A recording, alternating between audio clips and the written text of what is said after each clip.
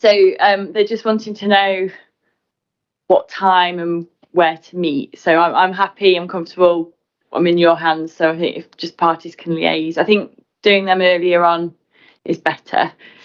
But we could start there. There at whatever time you were going to start. But if I can ask the parties just to liaise with them to organise that, outside the chapel, presumably. Yeah, I think. Yeah, we'll meet outside the listed gates for the day. Meet outside the gates. Okay. Yeah. So yeah, if the parties could just sort of liaise with them because they're asking what time and they'll make someone available. So okay. Any other housekeeping points this morning? No. Excellent. Okie dokie. Well, over to you then. And if you're ready, Mr. Goddard. But my wife has just dropped off. Oh right. Well, wait. Anyway, that's a recurring problem. Yeah. Oh, actually, I did have a point. CDA 12. Yeah. I thought I had a paper copy. I don't seem to. I've been looking, and I've got. Not lifted when we did change. I don't know.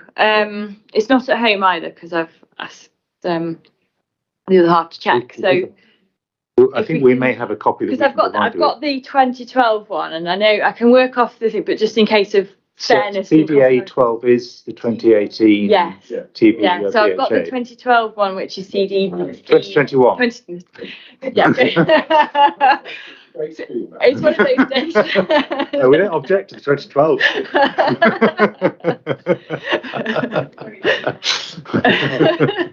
Yeah, I've got the 2021 CD B14 version. I just don't seem to have a paper copy of we can. I'm sure between us we can supply. I mean, for the purposes of any examination, I've only got Mr. Goddard now. It's fine on this, but I'm just, when I'm writing up.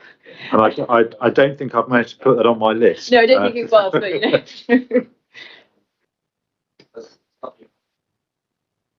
No, don't worry, it's fine. Yeah.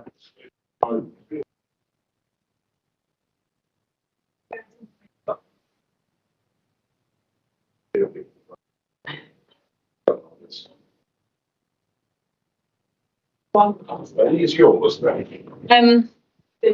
These, yes. I know there's a mixing at one point, but I imagine it.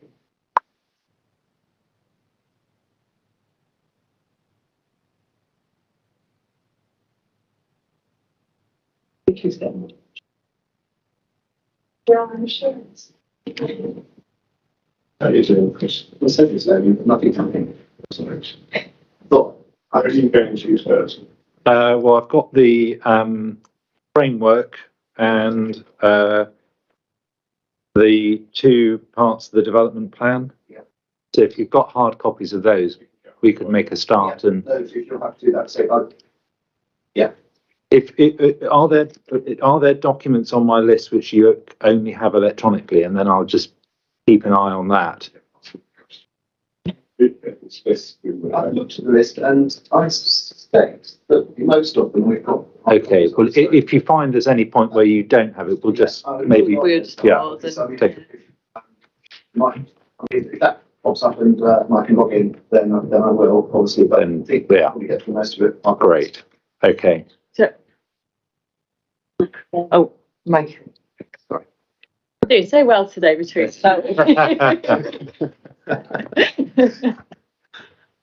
So I think we're ready to start. I'm ready, Mum. Thank you very much for bearing with me. Well, officially, good morning. Good morning, Mr. Philpott. Now, in the examination in chief, you went over a number of matters that I've asked other witnesses about, but I'm not going to traverse over those matters with you. I've asked my questions about that. So I'm going to deal with things which are sort of uniquely yours, as it were. And the first of those, logically, I think, is probably the development plan. And I want to start, please, with the framework. So that's CDD01. Yep. And some nice, easy points to start with. We go to page 7.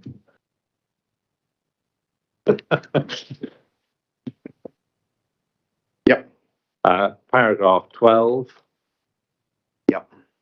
Second sentence, where a planning application conflicts with an up-to-date development plan, permission should not usually be granted. And so we see there a reflection of the statutory presumption in favour of the development plan. Yes.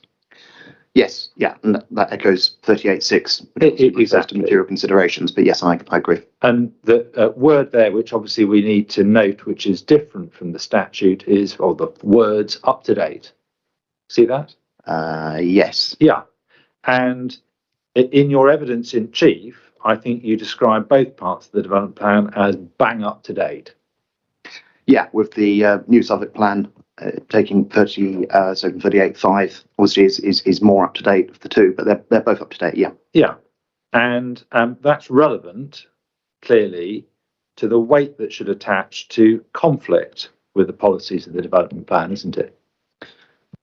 Yes, it is. But obviously, I've given evidence in relation to conflicts with the plan, as a whole, and the fact that most planning policies, create tensions, as we know. Yeah, but, and we're going to come to that. Absolutely. But just starting with the point of principle, that absolutely yeah. I agree.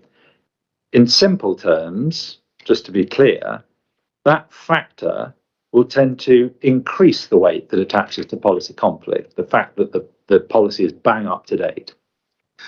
Well, yes, but in the same token that it would increase the weight to aspects of the proposal that are in accordance with the strategy. So, you could argue that the two, wherever the plan is at, clearly a more up-to-date plan is really helpful.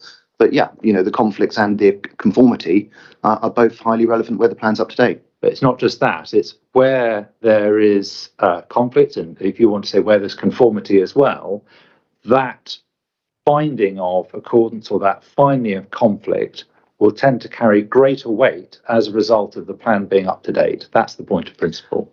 Well, I don't think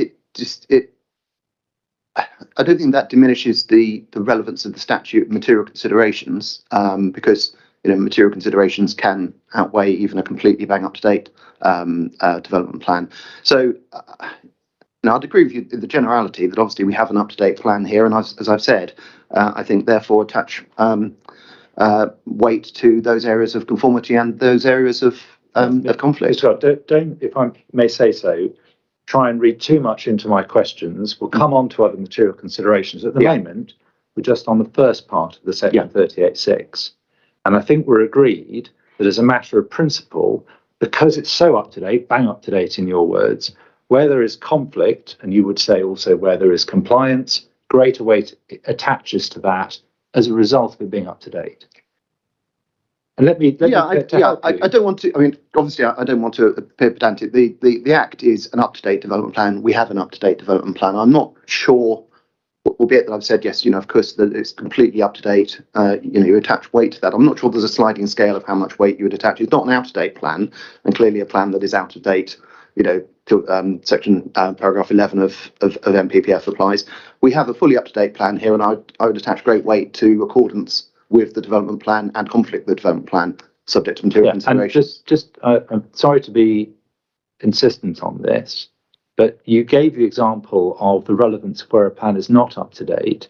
And of course, and you'll be familiar with the sort of case law that discusses these things at a general level. But one of the examples they give of where actually you might not follow the presumption of the development plan, you might attach less weight to conflict with the plan, is where its policies are not up to date. Yeah. And so correspondingly, it must follow as a matter of logic that where they're bang up to date, generally more weight will attach as a result of that, whether it's conflict or accordance. The weight, yes. I mean, full weight attaches to the development plan because it's up to date. What I'm saying is that I'm not sure I've seen a sliding scale of, is it up to date because it's adopted this year versus 2 years ago or 3 years ago. Not my question. No, it's up to date, and it is an up to date development plan. I agree with that. Where there is conflict with some policies and compliance with others, the inspector in due course, the Secretary of State, will need to form a judgment about whether or not the plan, whether there is compliance with the plan overall. And I think that's one of the themes you were discussing yesterday. And relevant factors in applying that judgment will include the importance of the policies that are complied with or infringed. Yes, the Cornwall case, the decision maker has to judge those policies that are most important if there's a conflict. Hence my point about the overall strategy of the plan as a whole is the point I was making yesterday. And that's what we're coming to, just establishing for the moment the principles. Another relevant factor will be the extent of compliance or breach. Yes, it's relevant. Yep. And finally, and I think this must flow from the evidence you were giving yesterday, the overall thrust of the development plan policies. Yes. They're also relevant. Thank you. So, against that agreed background, I want to go back to the MPPF, please. And this time, a couple of pages further back, page 5. Yeah.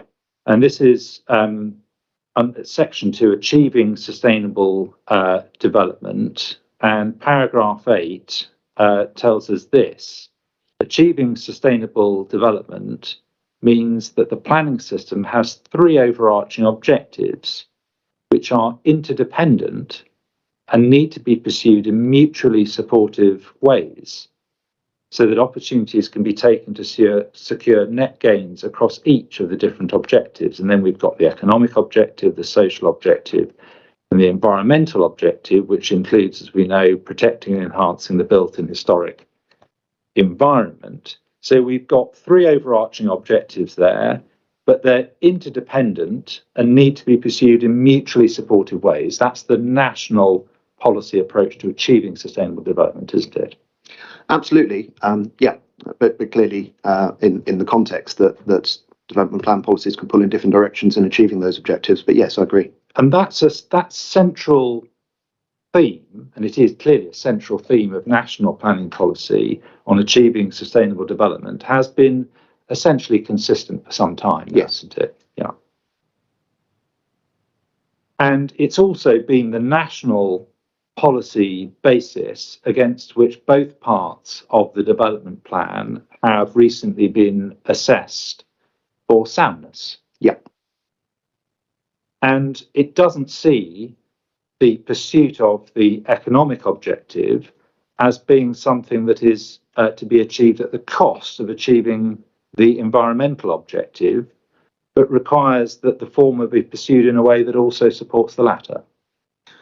I don't see it quite that way. It identifies a whole range of policy objectives, but as I've indicated, recognising that some of those policy objectives can be in tension, and I mean, obviously we'll come on to it, but that's recognised in policy P17 of the New Southwark Plan, that, for example, recognises that the growth of economic development in this area is likely to create tensions with heritage. So that's an integral part of the development plan, which is in accordance with the MPPF. So let's just see whether I've understood then, because I want to make sure I put this fairly. When you read paragraph 8, you read it as seeing the pursuit of the economic objective as being at the cost of achieving the environmental objective, because that would seem to flow from your answer. Because I asked you whether it doesn't see that, and you said, no, I don't think that's right. So do you read paragraph 8 as the economic objective and pursuit of that being at the cost of achieving the environmental objective? No, the point I'm making is that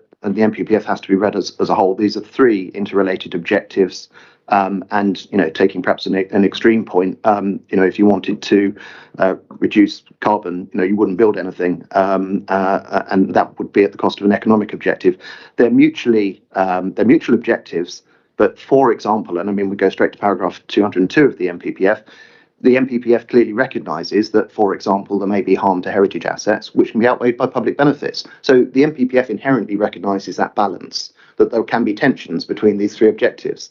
So the objective is to achieve all 3, but there are inherent tensions. I'm not saying it's always at the cost of, but in this case, the Southwark Plan expressly recognises that new development in this area, where there are heritage assets, could and is likely to cause harm to them, and there's a balance. Well, we'll come on to what the plan says. I'm not going to be tempted, though I am, to be drawn into the question of how we reduce carbon. That's for another case. That was a slightly extreme point, but I think you understand the point I'm making. Well, I do, but I'm going to resist going down there. That's another case. Let's look at the London plan. So we've got the themes from national policy. So CDD 21, please.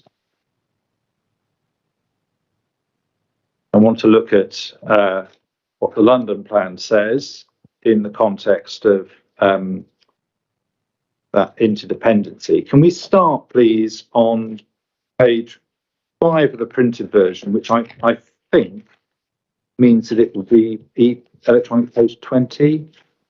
I think this is the one where it's 15 pages on. Grateful.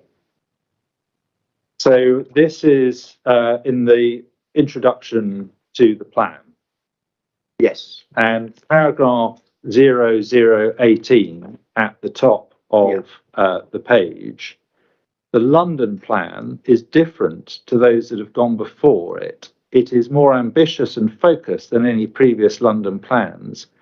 The concept of good growth, growth that is socially and economically inclusive and environmentally sustainable, underpins the London plan and ensures that it's focused on sustainable development. So that looks like it's clearly an important factor, that concept of good growth, in understanding the overall thrust of the policies, doesn't it?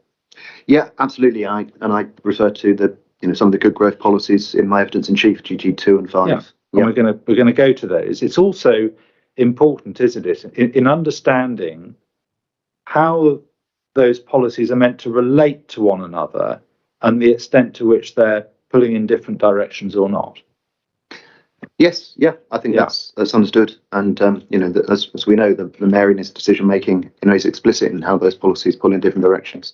Let's move through then to see how that manifests itself in the plan proper. So in chapter 1, we go to page 12 of the printed version, which I think is therefore page 27 of the electronic version. Yeah. So 1011 tells us that to ensure that London's growth is good growth, each of the policy areas in this plan is informed by six good growth objectives, and they are they're set out GG1 through to GG6. Yes, yeah. And if we turn through to page 16, which is on it's electronic page 31, paragraph 1.2.7. This is under the heading Making the Best Use of Land. We see this. London's distinctive character and heritage is why many people want to come to the city. London's heritage holds local and strategic significance for the city and for Londoners and will be conserved and enhanced. As new developments are designed, the special features that Londoners value about a place, such as cultural, historic or natural elements, should be used positively to guide and stimulate growth and create distinctive, attractive and cherished places. So we can see there that the conservation and enhancement of London's heritage is not therefore seen as a drag or constraint on its economic success, but as of strategic importance to ensuring its continued success. That's what that's telling us, isn't it? That paragraph is, and obviously it's in the context of other paragraphs that are pointing to economic growth and environmental. But yeah, I mean, these are all mutually important objectives. Yeah, and its distinctiveness in that respect is an important factor drawing people to live and work here. It's part of it, but obviously, for example, in this area, the Shard and the distinctiveness of that, as very much a non-heritage asset, has also driven the desire of people to live and work in this area and has been a catalyst for regeneration. So, it's that heritage piece, cheek by jowl with, new modern buildings. But that's a huge aspect of London skyline and what draws people to London. Taking the obvious example, far more people come to this site to look at the Shard than to look at St Thomas's Street heritage assets.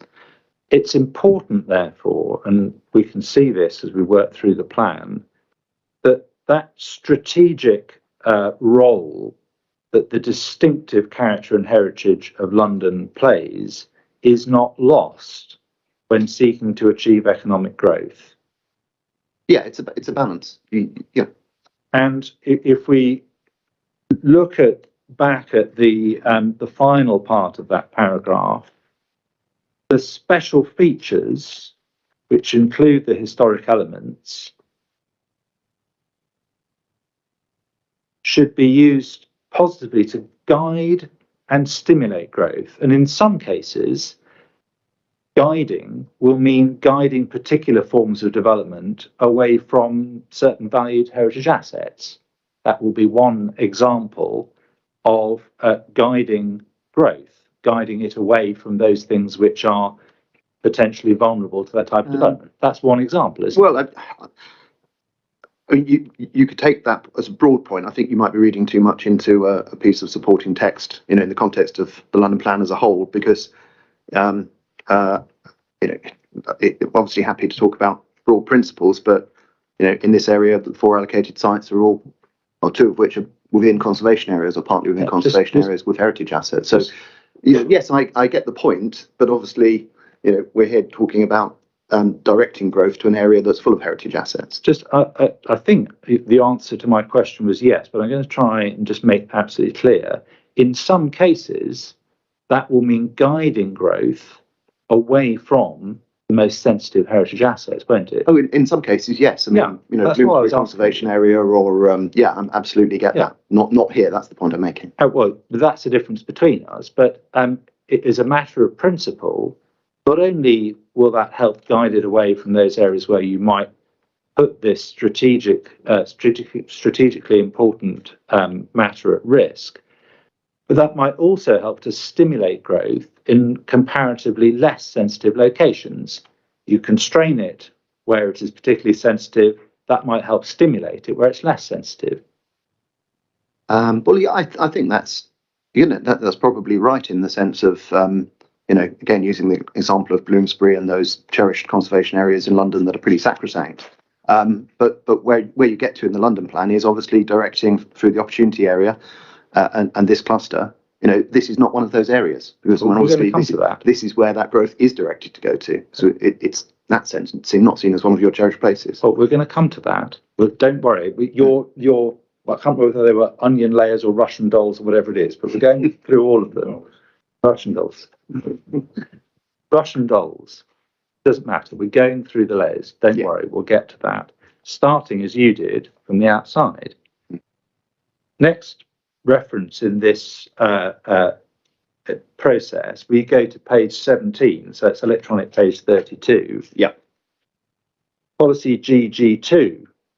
And we've got a policy here that is introduced by these words: to create successful, sustainable mixed-use places that make the best use of land. Those involved in planning and development must, and then a series of points. And we have got D, applying a design-led approach to determine the optimum development capacity of sites.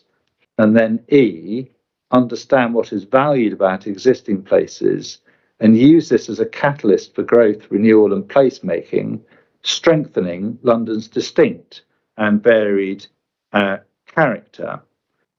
So taking D first, as Mr. Alford confirmed, making best use of land is not about maximising development capacity, but using a design-led approach to find out what the optimum capacity is. Yes, I agree. And that's only possible if you've properly understood and taken into account what is valued about the place and its existing condition.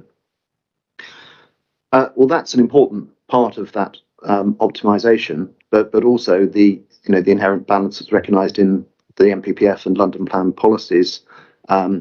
It can involve trade-offs. So, if, for example, it was said that optimizing a site means that thou shalt have no harmed heritage assets, for example, that it's not necessarily optimizing, that's constraining the opportunity, because the plan builds in a balance to recognise that all these objectives are to some extent in tension. But let's take those two. That's an interesting answer, but I'd like to just look at it in 2 stages. First of all, you accept, I think, that it's only possible to determine the optimum development capacity of a site if you've properly understood and taken account of what's valued about it in this existing condition. I don't think you quarrelled with that.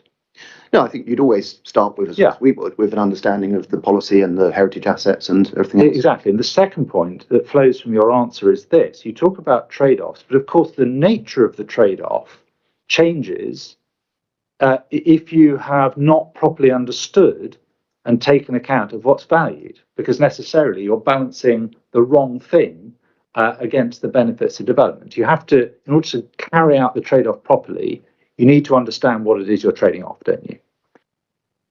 Well, you need to understand the characteristics of the site and the area, what's good and what's bad, and you need a balance between all of these objectives. So, in an area where you're seeking to actively promote change and new development, and where that growth is promoted in an area where there are heritage assets, and you look at the policy, for example, in E and London's distinct and varied character, all of this goes into the context, doesn't it? So it means not constraining an area where change is planned entirely based on the existing heritage. It's recognising the heritage, but it's recognising the overall policy objective, which is for change, new buildings. So all of that has to feed into. I mean, I'm not disagreeing with you that that's part of the process, but it all feeds into a process of coming up with the optimum development for the site. Very long answer. Do you recall the question? Yeah, you have to understand the significance of what makes the place special. Yeah, and the reason for that, and I've just explained it. The reason for that is part of the bigger process. Yeah, the reason for that is that unless you understand that, when you carry out that balancing exercise that you talked about, you're starting with one of the scales incorrectly weighted, aren't you? That was my point. You would be, agree. And as I say, I mean, clearly there's a proper understanding of this site. We know where the heritage assets and listed buildings are. So I don't disagree with you, but it's just that's one of the factors that feeds into that process of optimization. It's not that you build in a constraint and then work within that constraint. It's looking at all of those factors in the round. And if you haven't properly understood what is valued about the existing condition, and that is an issue between us, as you know, in terms of the heritage evidence, but if that isn't properly understood, the obvious risk is that that which is valued is lost or compromised through insensitive development. That's why it's important to understand that, isn't it, before you start putting a scheme forward? It's important to understand all the assets, all the aspects of the background to a proposal. But I mean, and I don't want to, as you said at the outset, trespass on evidence that's been well trodden. But you get to a point where here you have a proposal and you have a view about the impact that proposal has on the significance of heritage assets, and that's what we're here to discuss. Mr. Goddard, I need to drag you back, I'm afraid, to the question to make sure I've got a clear answer. The risk, which is what I was asking you about, if you don't properly understand it, is that which is valued is lost or compromised through insensitive development. There would be a risk. There would be a risk if you didn't understand that there were heritage assets and their significance in the area. I mean, clearly, but it's fairly obvious that we do understand that's the difference between us. But at the moment, that's why I'm asking things about which are peculiarly yours, rather than getting drawn into debate about things we've already gone through and where there are differences. Now, moving through then these parts of the plan to printed page 24, electronic page 39, we have GG5, growing a good economy. Yeah. And this is one of has identified 6 objectives, or 6 things that a development must achieve. So to conserve and enhance London's global economic competitiveness and ensure that economic success is shared amongst all Londoners, those involved in planning and development must. So we've got a series of obligatory requirements. And the one I just want to ask you about is F, which is that development must promote and support London's rich heritage and cultural assets and its role as a 24-hour city. We're not concerned with that here. So that's amongst a series of things expressed in obligatory terms, isn't it? Yeah. And there's clearly not seen to be any inconsistency between that objective and the concept of good growth, because it lies as one of those policies that define it. Well, as I say, taking each policy in turn, the policies stand alone and have to be read as a whole. I mean, that is a clear and understood policy, and it aligns with all the heritage policies of the London Plan. But as we've said, it's recognised that those policies can be in tension in certain cases. I mean, and even the role of a 24-hour city. I mean, the arches, the listed arches of London Bridge, which face onto Thomas Street, are all occupied by sort of restaurants and bars which are supporting the 24-hour city of London. Arguably, you could say there's some tension there between their listed status and putting cafes and restaurants in. So even in that single clause, there is a tension there between those two elements. But it's balanced out. It's clear, isn't it, Mr. Goddard? Be fair. We're looking here at those parts of the policy, parts of the plan, which essentially define the concept of good growth. And we saw the encapsulation of it. It's plain from the fact that this is obligatory, expressed as part of those policies, that the plan does not see the promotion and support of London's heritage as being inconsistent with the concept of good growth. Plainly lies within it, doesn't it? Yeah, I think I've said several times. It's one of a set of objectives, and they're all good overarching objectives. And when you get drilled down to individual decisions, there may involve trade-offs between those objectives, but they're not incompatible fundamentally. Yeah, and that is consistent, isn't it? That point you've just accepted with the recognition in the London Plan of the strategic importance of London's heritage assets to its economic success. That recognising the consistency between those things, it's consistent with the strategic importance of those assets to London's economic success. Yeah, I would say in broad terms, the strategic importance, for example, of St Paul's or the Tower of London as attractions to London, are really important as a visitor destination, as well as obviously as cultural heritage.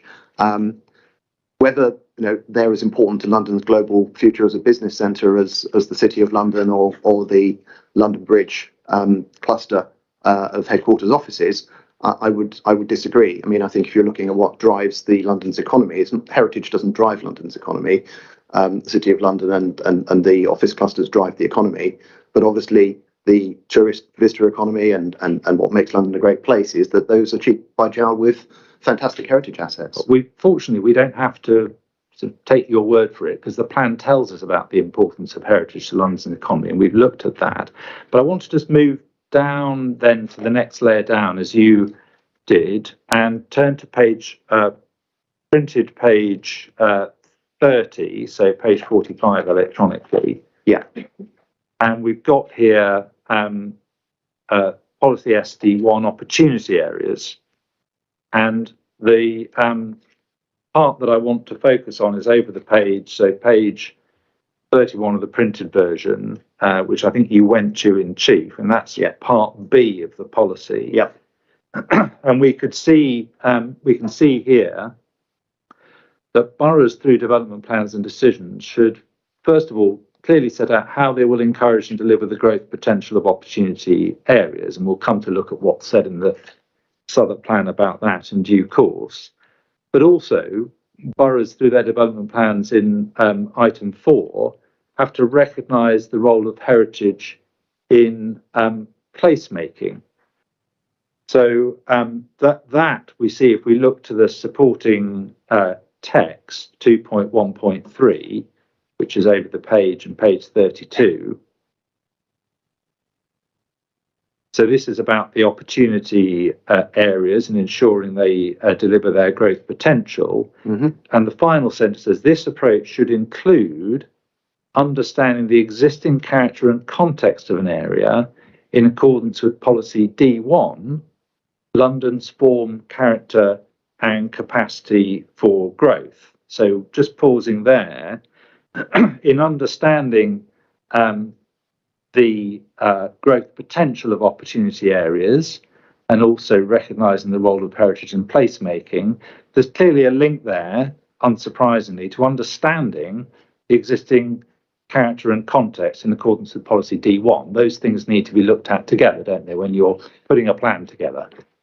Yeah, as I say, all these factors need to be understood. I mean, clearly, as you say, D4 highlights the role of heritage, supporting text 2.1.3, an understanding of character and context. I'm not sure I read that entirely about heritage, but character and context, scope for change in the London Bridge area is obviously of combination of heritage assets, but also striking new buildings and this huge capacity for growth. So, that's exactly that. It seems to be that's embodied in the planning vision for this area. And if we just go forward then to see what policy D1, which you've agreed needs to be read together with this, page 104, so 119 of the electronic version.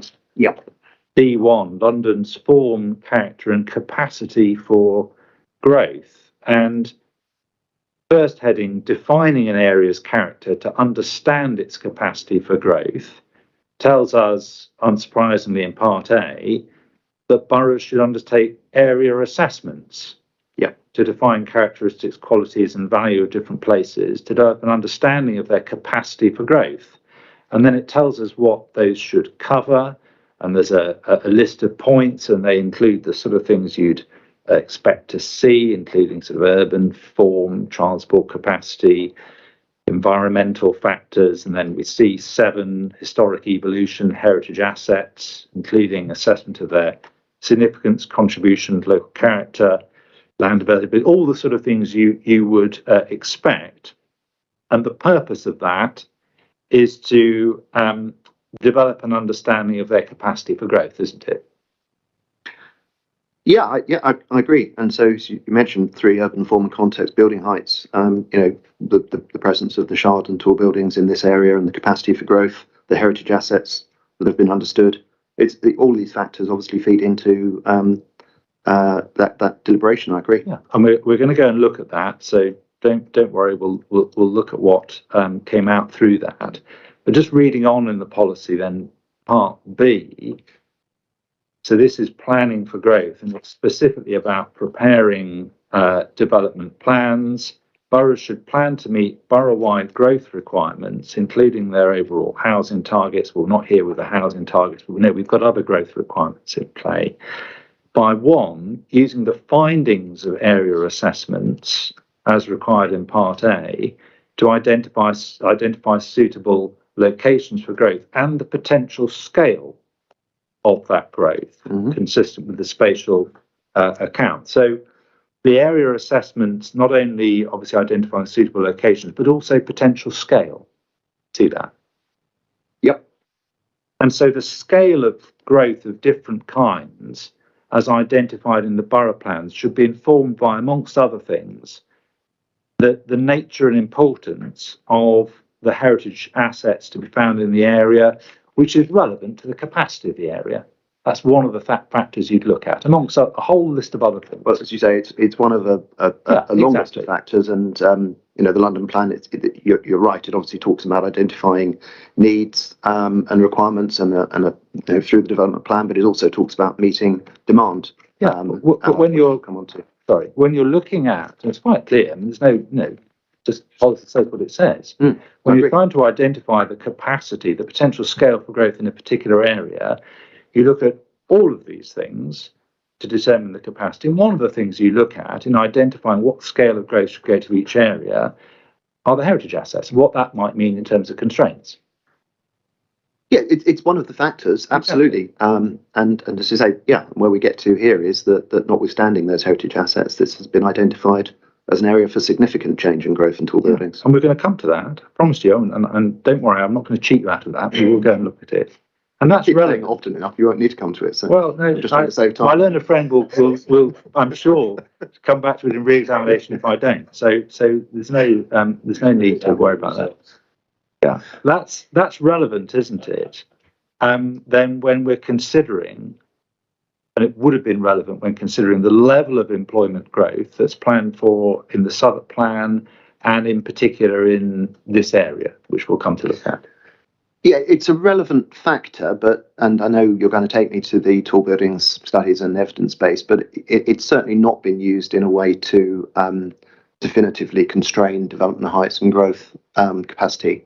When we look at the way it's actually followed through to the allocations, there's a broad consideration of where heritage assets are, for example, but actually the detailed consideration of heights and scale and form of development on, for example, the 4 allocations in London Bridge are not prescriptive in the plan. There's a huge amount of flexibility to be left to the planning application stage. Yeah, Mr. I promise you, we'll be going to look at the plan, and I don't mind you giving the sort of but answers, but just to be clear, there's no dispute that is relevant, was relevant when those. I said yes. Good. Yeah, I'm grateful. Yeah, and it's a level of growth, therefore, informed by consideration of opportunities and constraints through the assessments of the character of the area. Essentially, that's a fair encapsulation of how you get. It certainly should be. I've just caveated to say to preface that in this case, I'm not sure of the extent of that analysis that's been done. But I mean, it's a relevant consideration. Heritage constraints are a relevant consideration. I think I've agreed that a few times. Let's have a look at CDE 13. That's the Bankside Borough and London Bridge characterisation study.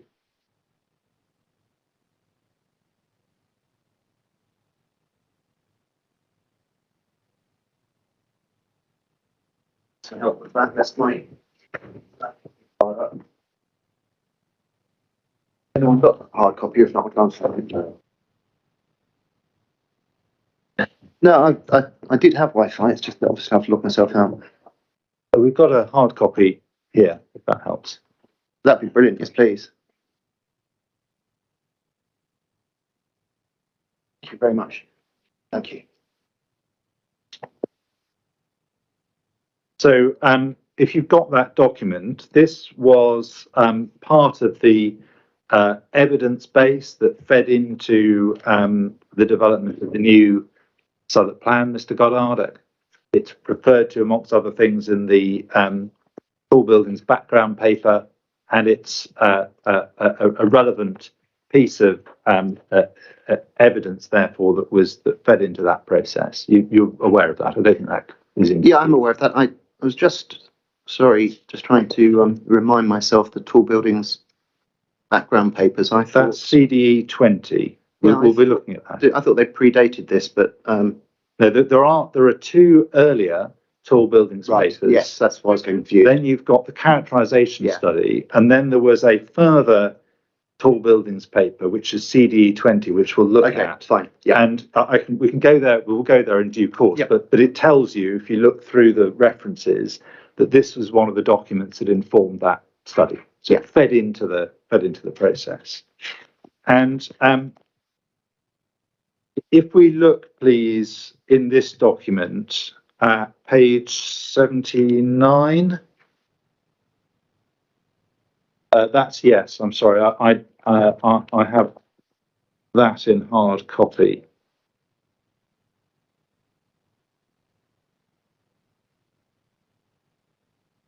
I'm grateful.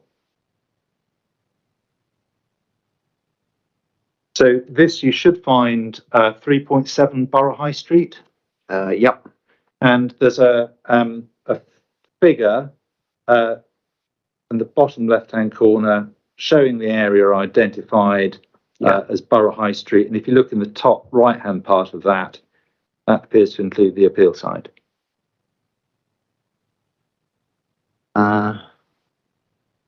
Yes. Yeah. So this is the area in which the appeal site is located. And if you then turn through to, it's got some sections on historical development, turn through to page 82, there's movement. Yeah. And we can see little photos in the bottom left-hand corner, including photo into King's Head Yard. And page 83 talks about the urban structure and built form. And if you just turn through then to page 87, we've got section 3.9, understanding quality issues and sensitivity. You see that? And we've got various subheadings, including qualities to be sustained, reinforced, or enhanced. Yeah. And if we look at the introductory text There are a number of positive aspects of character which should be sustained, reinforced, or enhanced. They're informed by historical development and cultural identity of the area and its role as a primary route between the south and central London as a retail centre. So this look like precisely the sorts of things that the London plan wants boroughs to identify in coming up with the capacity of different areas. Just the sort of thing that the London plan is wanting to inform the process, isn't it? Absolutely. This is say it's one of the branches of work that feeds in as characterisation studies. So it's very much focused on those issues, but rather than a broader base. But yes, so it's looking at those things which are valued, that should be sustained, reinforced, or enhanced. And so we see, for example, in the list of things here, we've obviously got the variety of historic buildings. We've got consistent, almost unbroken building line. Yeah. That's one of the things. The narrow, long plots derived from the medieval burgage plots. Yeah. And preserved historic alleyways leading east and west into courtyards. Yep. These are the yards, I think, which Mr. Alford dislikes so strongly, the places of misery, I think he put it. Yes. Miserable places. And also, obviously, views of key buildings.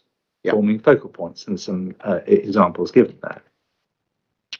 And there's a further subheading, sensitivity to change, and this is identifying some elements which are particularly sensitive to change, deriving from the patterns of historic development which fronts Borough High Street and the narrow alleyways which lead east and west from it. You see that. And those include the tightly enclosed narrow alleyways, which would clearly embrace King's Head Yard, wouldn't it? Second bullet point. Oh, yes, sorry. Yep. The tightly enclosed narrow alleyways. Well, yes, yeah. If you looked at that characteristic in isolation, there are often sort of broader issues of connectivity, permeability, quality public realm. But I mean, they're characterful. Lived in daylight. Sorry. And if we go on to, just to complete this, go on to page 89, we see there's a separate heading, London Bridge. Yeah.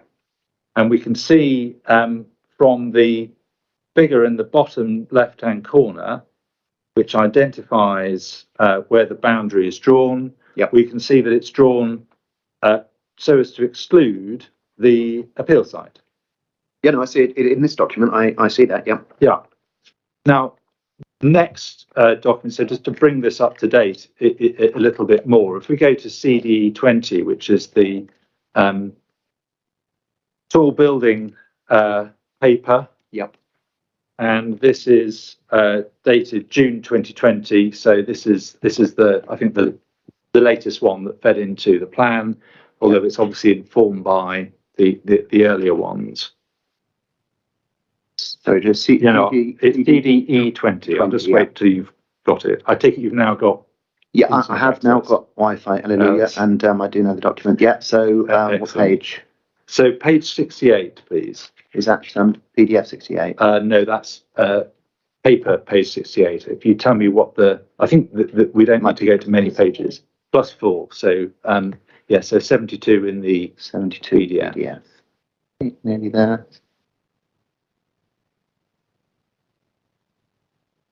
72 in PDF. Is that the last page? No, CDE 20. No, well, I wasn't. 72, 74, 72. Well, the last page is 69 in the printed version. Okay, so it's towards the end. I'll be getting there. So what 68? Okay, yep, fine, yep. Yes, sorry, got you. Yes, sorry about that. Yeah. No, that's fine. At the bottom of the page, London Borough Southwark Design, Heritage and Characterisation Studies. Yeah. Character studies, and then you've got the references which are set out at the end, telling you which one is which. On the opportunity areas of Bankside, Borough, and London Bridge, amongst others, identify those elements which combine to form each area's unique character, and strategically placing these areas in its wider context. These documents, that's the characterisation studies, set out principles for the future management of opportunity areas in response to the question, how change for elements such as tall buildings can be managed alongside each of the unique character settings within an area. So we see that as part of the document. And then if you look over the page, underneath, the last bullet point, conservation area appraisals have been prepared. They're being reviewed or will be prepared for most areas identified, and they're available to look at on the website. And then it says, in addition to this, the council has prepared conservation area appraisals for most of the 48 conservation areas and around 908 listed buildings and monuments currently have. Throughout the borough, there are many attractive and historic buildings, monuments and sites that reflect Southwark's rich history and add to the unique character and identity of places. All new development should preserve or enhance the historic character and appearance of buildings or areas of historical architectural significance. This will generally mean that tall buildings will not be acceptable in conservation areas. So that's part of the evidence base that fed into the consideration of the capacity of these various areas of Southwark to accommodate future development. That's part of the evidence base. Yeah, it's part of it. I mean, I was referring to the two specific tall building studies that obviously included this site within the Guy's Hospital character area, which was expressly identified as being suitable for tall buildings. So this, you're going back, are you, to the 2009 and 2010 documents. Yeah, well, let's do that. Sorry, and obviously then going forward to the adopted plan, which includes this site within the area as potentially suitable for tall buildings. So I appreciate the point you're making, which is that somewhere along the way, the characterisation study makes this point. But I was talking about the specific tall building studies. We can go to them if you want to. 2009, 2010, where this was identified as the site was identified as in the Guy's Hospital character area. Well, let's. I'm happy to do that. You have the reference, the CD reference to the 2010 tall building research paper, Bankside Borough London Bridge Opportunity Area. Yeah, it's happy to look at that.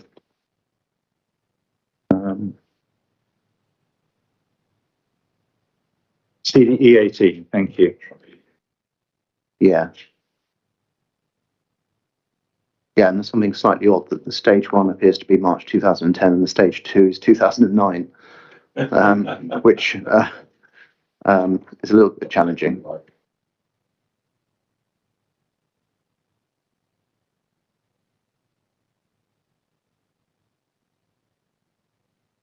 Probably a small point but I mean these talk about areas that are appropriate and not appropriate for tall buildings. Yeah, well, I'm happy to go there. And so if you've got the March 2010 version, got that?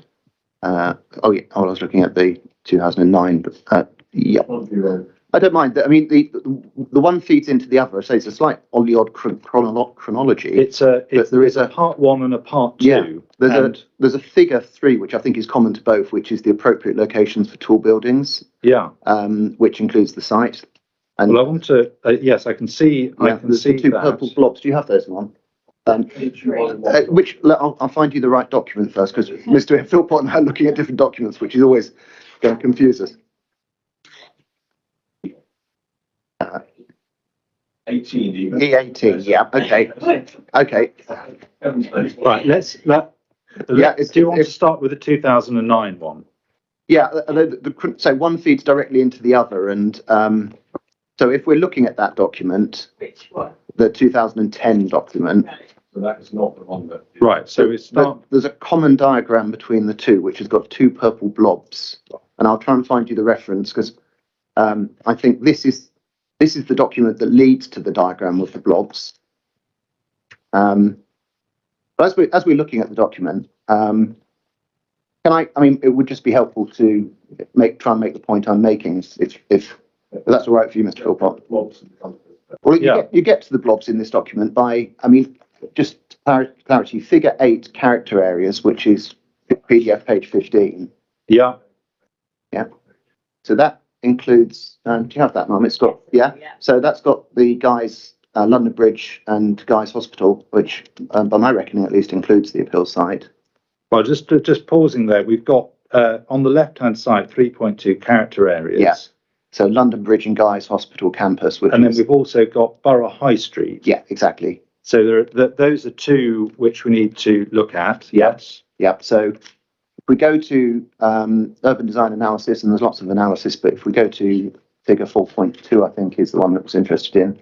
Figure 4.2. Summary of considerable. Which page? That's PDF page 19. Is that actual page 19 as well? It's actual page 19 as well, yeah. Yeah. So if we scroll down, this is a sort of tick box of the considerations that would support tall buildings. Yeah. And we go to the bottom, and that the London Bridge and Guy's Hospital campus is actually, so at the bottom of figure 2, so it's actually on the next page.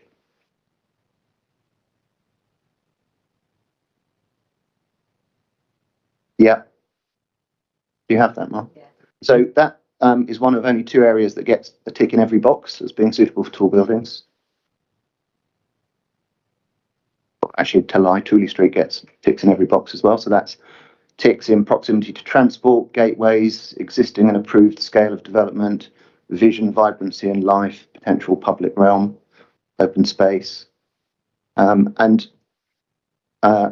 So it's all a journey, but the journey ends when my purple blobs. Well, you say that's where the journey ends. No, sorry, I said the journey ends in the blobs. So yeah, I'm not sure that's right. Yeah, there's. You're right. There's. I mean, 4.5.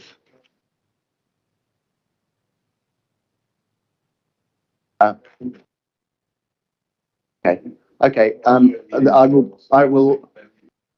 Yes, I will. There's no more suspense. It's PDF page 30. Figure 22. Mm-hmm. Purple blobs. Yep. Areas appropriate for tall buildings. And then areas that would not be appropriate. So again, I think we see the point that there's precisely Borough High Street's not in that area, but the site, by my reckoning, it's obviously a bit of a blobogram, if that's the word.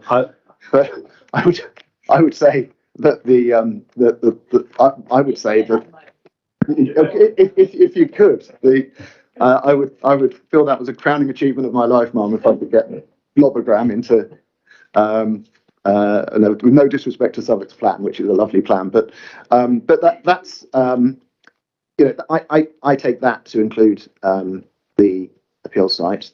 Think it's well. Let's see if that's right, because I think that one needs to be a bit careful about looking at broad blobs on maps like this. You need to look at the text. So let's do that in a bit more detail, seeing as you've invited us here. Let's go to page 25, please.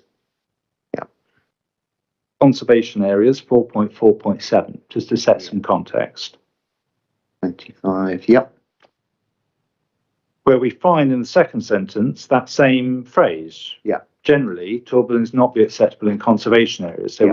we know it's got that in mind. Yep. Yes. And if we go then through to section 5, conclusions. Yeah. And it identifies in 5.1, just to understand what this diagram is telling us in the context of the document as a whole, the area that would not support tall building development, and therefore not be suitable for tall buildings, are, and then you've got a list of points, and they include Borough High Street, yes? Mm-hmm. So we then need to look at what's said about 5.2, London Bridge and Guy's Hospital campus, to understand the opportunities and constraints and see if that tells us anything about understanding the blob. So the opportunities are listed, and then there are constraints. Yep. And the constraints include, obviously, the St Paul's views, the views from the Tower of London World Heritage Site, consideration of relation of development to scale and character and local views, and then this, located within Bermondsey Street Conservation Area and adjacent to Borough High Street Conservation Area. Mm-hmm. So this is, when you understand what area 5.2, not looking at the blobs, but looking at the description, this is telling you that it's located adjacent to the High Street Conservation Area, not within it. It's within, in part, Bermondsey Street Conservation Area, but outside, but adjacent to the Borough High Street Conservation Area, isn't it? Well, that's certainly what it says, but I think looking at the area analysis that includes the site and that we've looked at earlier, the character areas. I mean, that clearly is based on a base plan that includes the site. So it's not just this vagaries of this blob. The actual area assessed clearly does include the site. Well, I have a different understanding of that from my reading of the document, because it seems to me pretty clear, not only from the general statement that that they will not generally be appropriate, but from the text that then makes it clear that the area that has been identified is adjacent to the conservation area and not within it. Now, just to then complete the picture, that there was a draft Bankside Borough and London Bridge supplementary planning document, wasn't there? Do you remember? That's also one of the core documents. Now, there's an easy way of getting to that. We can go to Miss Adams' figures, because there's a helpful extract from that in INQ 09. You take up INQ 09, please. Oh, yeah.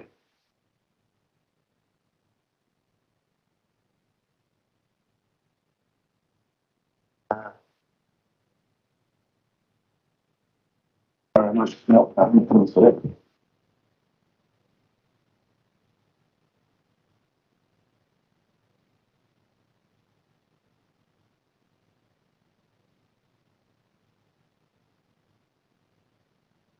Okay, INQ 09. Sorry, Mr. Phil.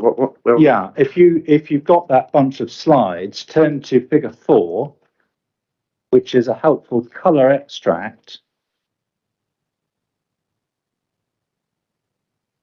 from the draft SPD, something that was only touched on briefly in examination in chief. But what you can see there, this is approach to tall buildings in London Bridge, and this came out of the study.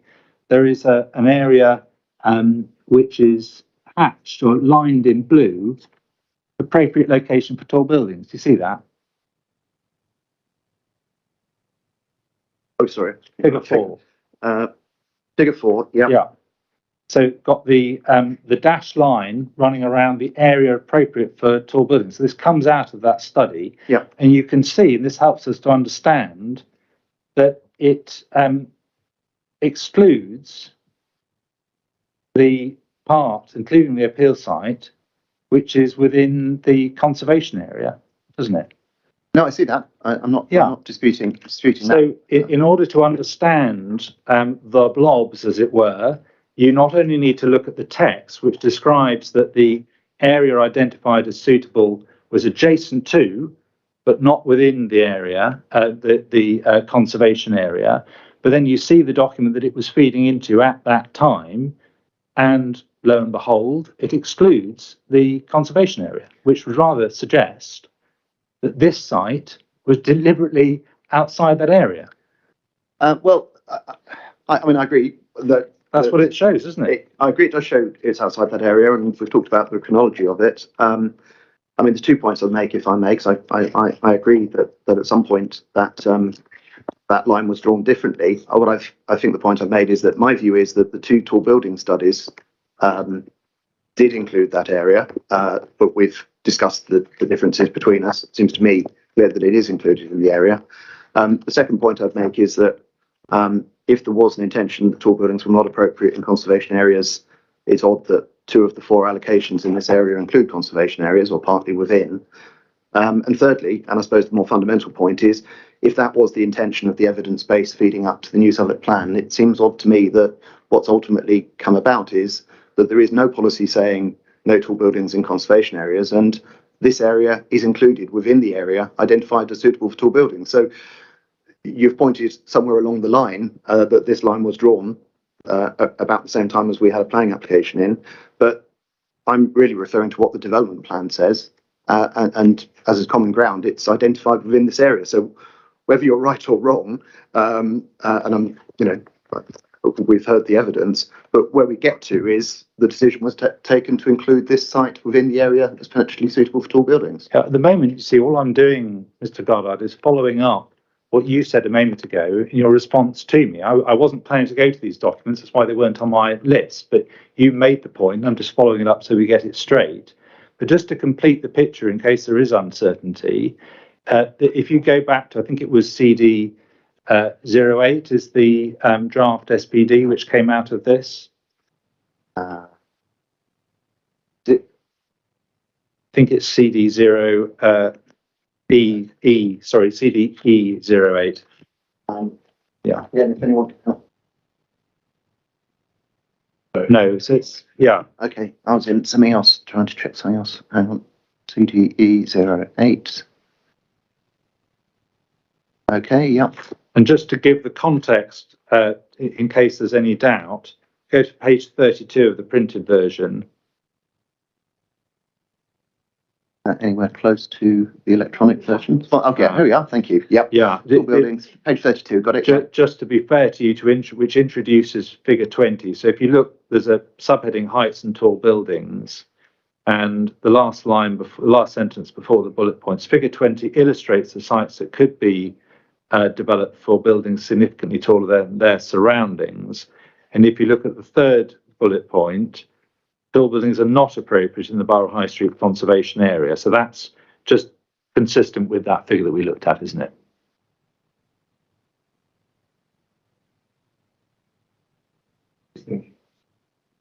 Page 32 of the printed version. I'm just reminding myself, this is the SPG. Yeah, this is a draft. Draft SPG. Yeah, page 32. Yeah, okay. So just to be fair, to introduce the figure that I took you to, yeah, that's the text. I understand. So it's a draft SPG. Yeah, the point I was making is that ultimately, where we get to following the process of adoption of the development plan is that the sites within the area are identified for tall buildings. Well, that's where we get to. We'll come to that. Yeah. Well, to be fair to me, I was following up on your response too. Yeah, no, thank you. That's really helpful. Yeah, thank you. Can I just clarify? Yes. This draft SPD, this was never adopted, No. so it's just been a draft. Yeah, it remained, and then it's subsequently overtaken by the preparation of the plan. Yeah, thank you. But it's when you're looking at the sequence of tall buildings background papers, it comes in then. Yeah. And then subsequently you have the 2020 tall buildings paper, which draws on those earlier background materials. So that's how it fits together. Thank you. And we'll come to the approach in the Southwark plan to tall buildings, but we've looked therefore just to remind ourselves where we were before we deviated off into the background papers. We've been looking at what the London plan says about identifying the capacitive areas, the importance of understanding their characters, what's to be valued, what the constraints might be, what the opportunities might be. We've looked at some of the particular characteristics, sensitivities, things that might be vulnerable in this particular area. And all of those matters are relevant when the plan making process was considering, for example, what level of office growth floor space should be planned for in the opportunity area. All of those matters feed into that equation. I'm not sure I go with you on the final point of that you just made. I mean, I think they're all relevant considerations. Whether those there's any direct connection between those assessments of capacity and then an assessment of how much floor space should be accommodated, I'm not sure I've seen the connection between those 2 points. I mean, I've seen there's allocations, and we've understood the allocations have a certain capacity, and we understand that the floor space need, 80% should be in the CAS and things we've talked about. But I'm not sure that I've seen any evidence to suggest that there was a sort of detailed capacity study of those sites to say this determines how much floor space this area can accommodate. I mean, I think if you read the allocations, the gist of it in all the 4 allocations is that there's a need for office floor space in the CAS, and that this should be, we're looking for, doesn't use the word maximising, but we're using, we're looking for securing the optimum amount of office floor space on those allocations. I don't see a figure or a sort of... Well, we do see figures, don't we, for the opportunity area? For the opportunity area, but I'm not sure, and I mean, please correct me if I'm wrong, but I'm not sure that I've seen an analysis that takes heritage constraints and says that's why the opportunity area can only accommodate this much space or should only accommodate this much space. That's the bit I don't think is correct. I mean, without wanting to traipse back through the process of the local plan, we know what the London plan expects boroughs to do, yes? Yeah. We know the relevance of those factors, so looking at character, looking at capacity, looking at opportunities, looking at sensitivities. We know all that is meant to be relevant to determining how much growth they should accommodate. We know that work was done, because we've looked at some of it, and we know that ultimately that produced a figure for the opportunity area. Yeah, that's the point. That's as far as we can go, I think, on the document. Yeah, I understand and I agree that the final document includes a figure. The only point I'm making, I'm sorry, I don't want to sound pedantic, is whether that there was an actual assessment that said, therefore, that's the right amount of floor space. I mean, bearing in mind the policy is at least, so the policy is not capped at this is what we want to achieve, where do we achieve it, and how do these sites meet that need? It's at least, and if we look at London Plan policy, I don't see that this is an exercise of saying, right, how do we secure X amount of floor space, or that indeed there's any exercise that's been undertaken that says these are the sites that will accommodate X floor space, therefore we don't need any more. I don't read any of these policies in that way. I'm sorry if that's what you do. We'll come on to what the policies say. We know that it identifies numbers. We know it was informed by those assessments. The quality or otherwise, the degree of detail or otherwise of the marrying up of those things, in other words, whether sufficient work was done to lead to that conclusion, is in a sense water under the bridge. What we know is those things fed into it, and that's what it came out with. Well, we know we are where we are. I mean, we agreed to that in the sense of we know that we've got now an up-to-date adopted plan that says what it says, and it clearly doesn't say that the needs are confined to allocated sites. It doesn't preclude development coming forward on unallocated sites in this area, and it doesn't say that development shouldn't happen in conservation and tall buildings are not appropriate in conservation areas. Let's just take this then to the Southwark plan. We keep saying we're going to go there. This one away in the You may, you can, please do. Well, you don't want it. Now, we'll look at in a moment at policy AV11. But before we do, I just want briefly to touch on a point that you alluded to earlier, which is policy P17 tall buildings. And we know we've got a broad area. If you go to page 137 of the plan, figure 4 tall buildings map. Yeah. And I think I'm right in understanding that it's the areas in mine, it's a sort of purple shading. Yeah. All shaded, and it's fair to describe that as a broad area. Yeah. Shaded. Yeah. And it includes, for example, Southwark Cathedral, doesn't it? Yeah. So, as you say, the decision could have been made to go very fine-grained and to cut areas out. Yeah. But the fact that it washes over Southwark Cathedral doesn't mean that, well, in principle, Southwark Cathedral might be a suitable site for a tall building. One has to apply a measure of common sense when applying the policy and understanding the significance of the area of shading with those sorts of points in mind. That's why we have the criteria. I mean, you read the plan as a legal document. The plan says what it says. So Southwark Cathedral would be in that area, but obviously you would then look at the heritage significance of Southwark Cathedral and the fact that it actually it's not a development site. Let's face it. But well, it might be a point of strategic significance, but I'm not going to ask you about that. But it might be that. But I think we can agree that it's not an employment site. But it doesn't detract from the fact that this is following this evidence base we've discussed. This does what London Plan D9 says Southwark should do. It identifies an area. It's a broad area. It is. And my simple point is this: when you're applying the policy and deciding what significance an individual site's location within this area does or doesn't have, the fact that it includes sites which are obviously inappropriate needs to be borne in mind when you're approaching that and when you're applying the policy. It's an obvious relevant It's factor, not, yes, when you're applying the policy on a top down as a matter of, well, with me to bandy words with a lawyer about as a matter of law, obviously the site is in the area identified. So in that sense, if you're following your tick box approach to policy, you tick the box that it's in an area identified as appropriate for, potentially appropriate for, in terms of D9. So it ticks that box. You then go to look at other considerations. So don't, Mr. God, this is not a tick box exercise. And this is not a legal point. It's not about the interpretation of the policy. I wouldn't ask you about the interpretation of it unless I thought that there was some difference. This is about application policy. So we could agree that not every site in that area is. It's not just that. Buildings. I mean, it's not just that. When you're applying the policy, when you're trying to apply the policy in practice, you need to understand that breadth in order to see what then it means for an individual site.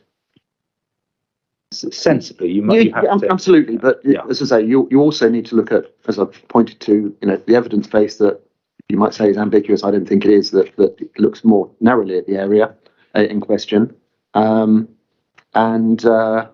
specifically excludes as inappropriate the Borough High Street Conservation Area. We looked at how that fed out into the SPG, but we're going the draft SPG not adopted, and this is the adopted plan. So we get to the same point, which is that I'm not suggesting that that's the end of the process. It's along the way that it's in an area potentially suitable for tall buildings in an up-to-date development plan. Okay. And there was the opportunity to exclude the site or to exclude conservation areas.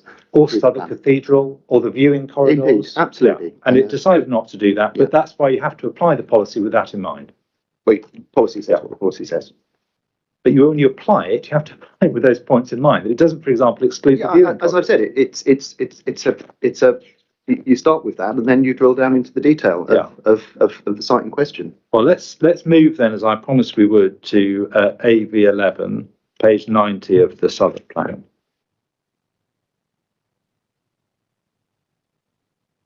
And we can see in the first part, London Bridge is, and you alluded to some aspects of this, and we can see that the identification of London Bridge as it exists includes, third bullet point, an area with a rich heritage preserved in historic monuments, buildings, yards. Those are the miserable yards that Mr. Alford disliked so much.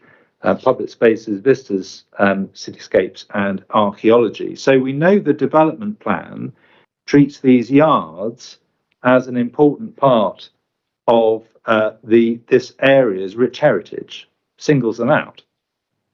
Well, when you say it singles them out, it singles them out amongst a list of things which includes international business headquarters. So, well, not as part of the rich heritage. Sorry, under subheading of heritage, they're part of the heritage. And as I say, but if you look at London Bridge as a whole, international business headquarters is also writ large there. Yeah, but coming back to where we started with this, and the requirement from a strategic level to identify in the plan those things that need to be preserved, those things which are important as part of what makes London distinctive.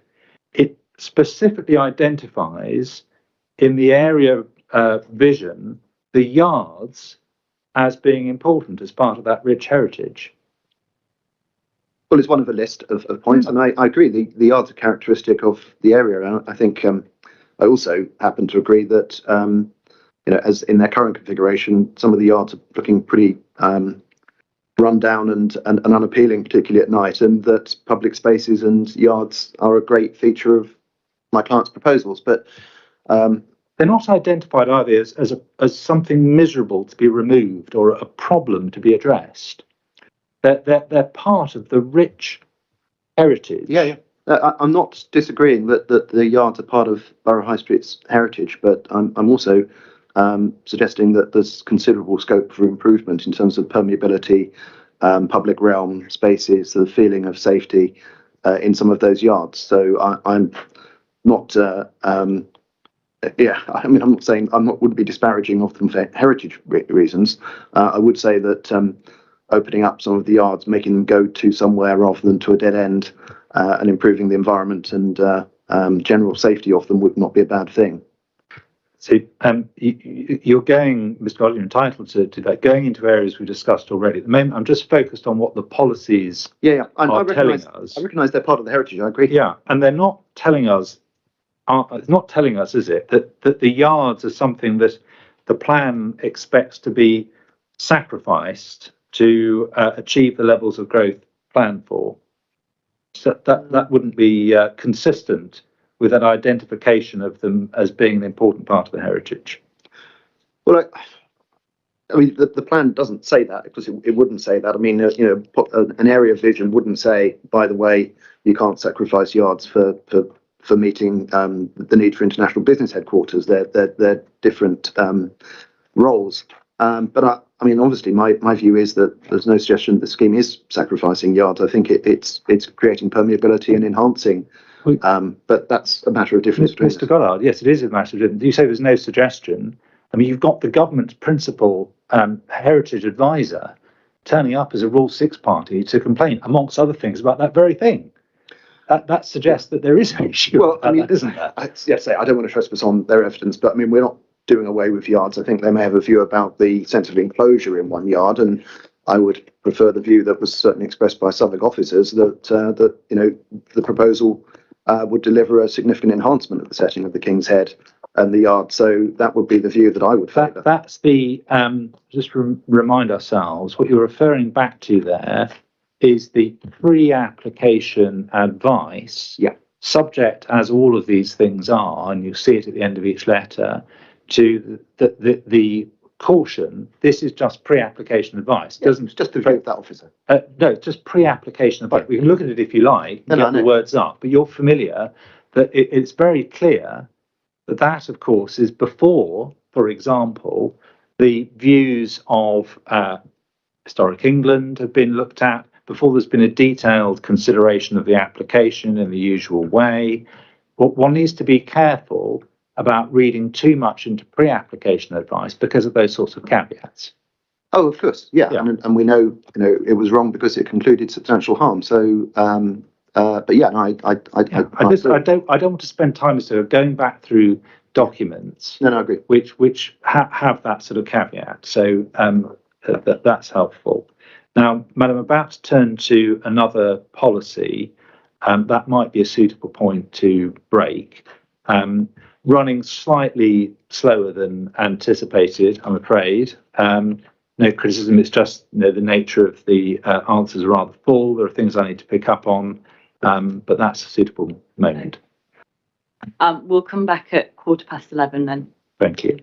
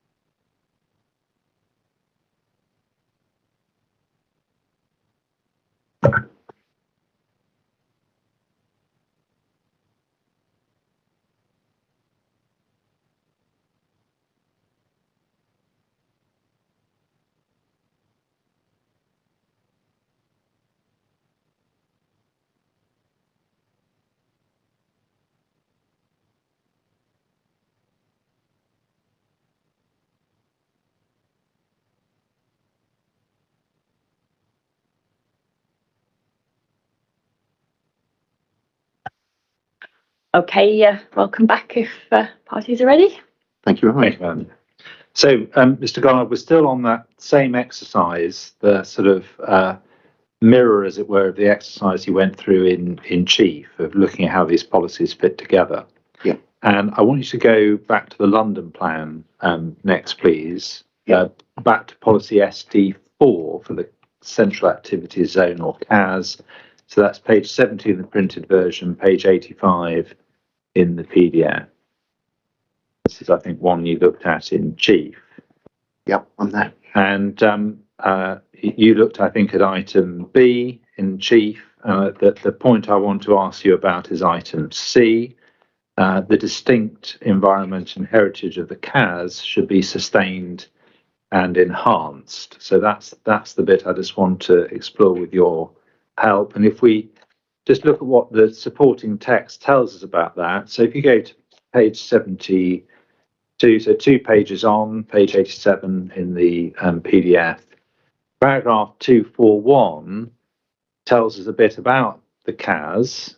And if you look at the third sentence, it says it contains seat of national government and is internationally renowned for, and then a list of things, including its heritage. So we can see that the CAS is internationally renowned for, amongst other things, its heritage. Yeah, I agree. And that, I mean, just stepping away from the text, I mean, I know, very familiar with planning in London. That's one of London's unique selling points, isn't it? As a place to live, work, invest. That unique character that it has, from amongst other things, its heritage. Well, as you say, it's one of many, and some of which are listed in that. Global business centre, shopping, tourism, nighttime economy. They're all. I wouldn't single out heritage as being necessarily more important than the others. There are a raft of things that make London special. Yeah, that's not what I asked you. Whether it's more. It's one of them. It's one of its unique selling points, isn't it? It's one of unique selling points. So your term's overused because it's clearly not a unique selling point. That's the point. It's one of 10 or 12. Unique as opposed to other places where people might want to invest. If they want to invest in Frankfurt or Dusseldorf or Leeds or wherever it might be. One of the unique things about the Central Activities Zone is that it's internationally renowned for its heritage. I don't mean to Dusseldorf. But I disagree. I'm afraid I would disagree with you as to whether London's heritage is a unique attribute attracting international investment. Right. I think the London's business centre, the availability of amazing modern buildings, transport links, communication, a legal system that's reliable. Those are the factors that determine, and London's geographical location determine its attractiveness as a business location. I don't think heritage it would be on anyone's list as to why you would globally invest in London. Well, you don't go with me that far. That's fine. That's the difference between us. We know it's internationally renowned for that, but let's look at its strategic functions. 244. So the strategic functions of the CAS for the purposes of the strategic level of the development plan, they include, but are not necessarily limited to. So it's an inclusive list, but for what it's worth, if you look over the page 73, item O, one of its strategic functions is its heritage and built environment. That's what it says. It's what it says. Last of a long list. It's a feature of it. It's a strategic function. Yeah. I mean, that's what it says. Yeah. I mean, I think it's a matter of fact that it has that heritage. Whether Mr. Goddard, if we're going to fine. disagree. I agree. Whether heritage can be a function, but I mean, a heritage is a feature, it seems to me. But I agree with you. It's on the list. Yeah, it's one of its strategic functions. This is not the point of in the planning process to debate the pros and cons of the London plan. It's bang up to date. Don't need to worry about that. That's one of its strategic functions, and it's not given a lesser status. These are not ranked in order. These are just. Well, in this list, they're not. But if you look at the overarching purpose of the CAS, it is to drive the commercial culture. It's Central Activity Zone. It's not fundamentally a heritage-driven policy. It's a policy driven about international investment and business and the office function. But part of the characteristics of the CAS is it has heritage. I'm sorry, I'm afraid I'm going to have to draw you back to this. You can't just talk around this, we've identified and we've agreed the development plan tells us it's a strategic function of the CAS. My question was very simple. It's not given any lesser status, is it, than the others? In that list, it comes last, but I'm sure that's not intentional. No, But that's exactly not the my point. policy. Just to be clear, you're referring me to 2.4.4. I'm talking about the policy SD4, and the way I would read the policy is it's not essentially a heritage policy. But I don't think I asked you whether it was a heritage policy. Yeah. We've seen that it includes, as item C, part of the policy that the distinct environment and heritage of the CAS should be sustained and enhanced. And we've also seen, that's unsurprising, now we know that one of the strategic functions of the CAS is its heritage. And at the moment, we're just looking at what the policy says. Approved, that's what it says. And if we go on, please, to page 74, so 89 in the PDF, 2.4.9, the distinct environment and heritage of the CAS should be sustained and enhanced through development decisions. And then it talks about some local plan matters. This should recognise both its strategic elements, which include the World Heritage Sites, designated views, and unique concentration of heritage assets. So these are strategic elements within the CAS, aren't they? Well, we've had that discussion. I agree what with it what 2.4.9 says. I mean, I agree it says that. And you'll recall in cross-examination, Mr. Alford agreed that the western end of St Thomas Street was one of Southwark's most significant historic streets, containing a cluster of nationally important historic buildings. Do you recall that? I genuinely don't, but that's because apologies, I missed the last part of Mr. Alford, so I'm not being evasive here. No, that's fine. Take a Friday afternoon off, I'm afraid. But I have a clear note that he agreed. I wouldn't agree with him. I mean, if you're asking me the question that it's, bear in mind the heritage in Southwark, I wouldn't necessarily agree that it's one of the richest streets, but I'm not a heritage witness. No, and he did agree that. Now, let's then just go to the Southwark plan again, just to get a sense of the overall vision and thrust of that document. We can, so this is CDEO1. Yeah.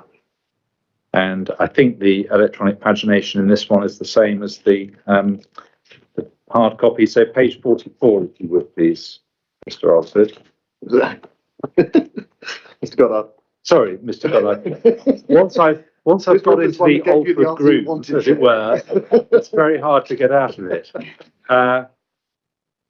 The Alford groove, yes. Very, very distinct place to be. If you could, madam. So I do apologise, Mr. Goddard. We're physically so alike, I can understand. Well, exactly. Exactly. And it's a... so let's return to the right name and the right subject matter. Mr. Goddard, Southwark Plan, CDEO1, page 44. What you've got there, hopefully, is Southwark Plan 2022 Strategic Vision. Yeah. Better than calling Mr. Alford Mr. Adams, which I did at one stage.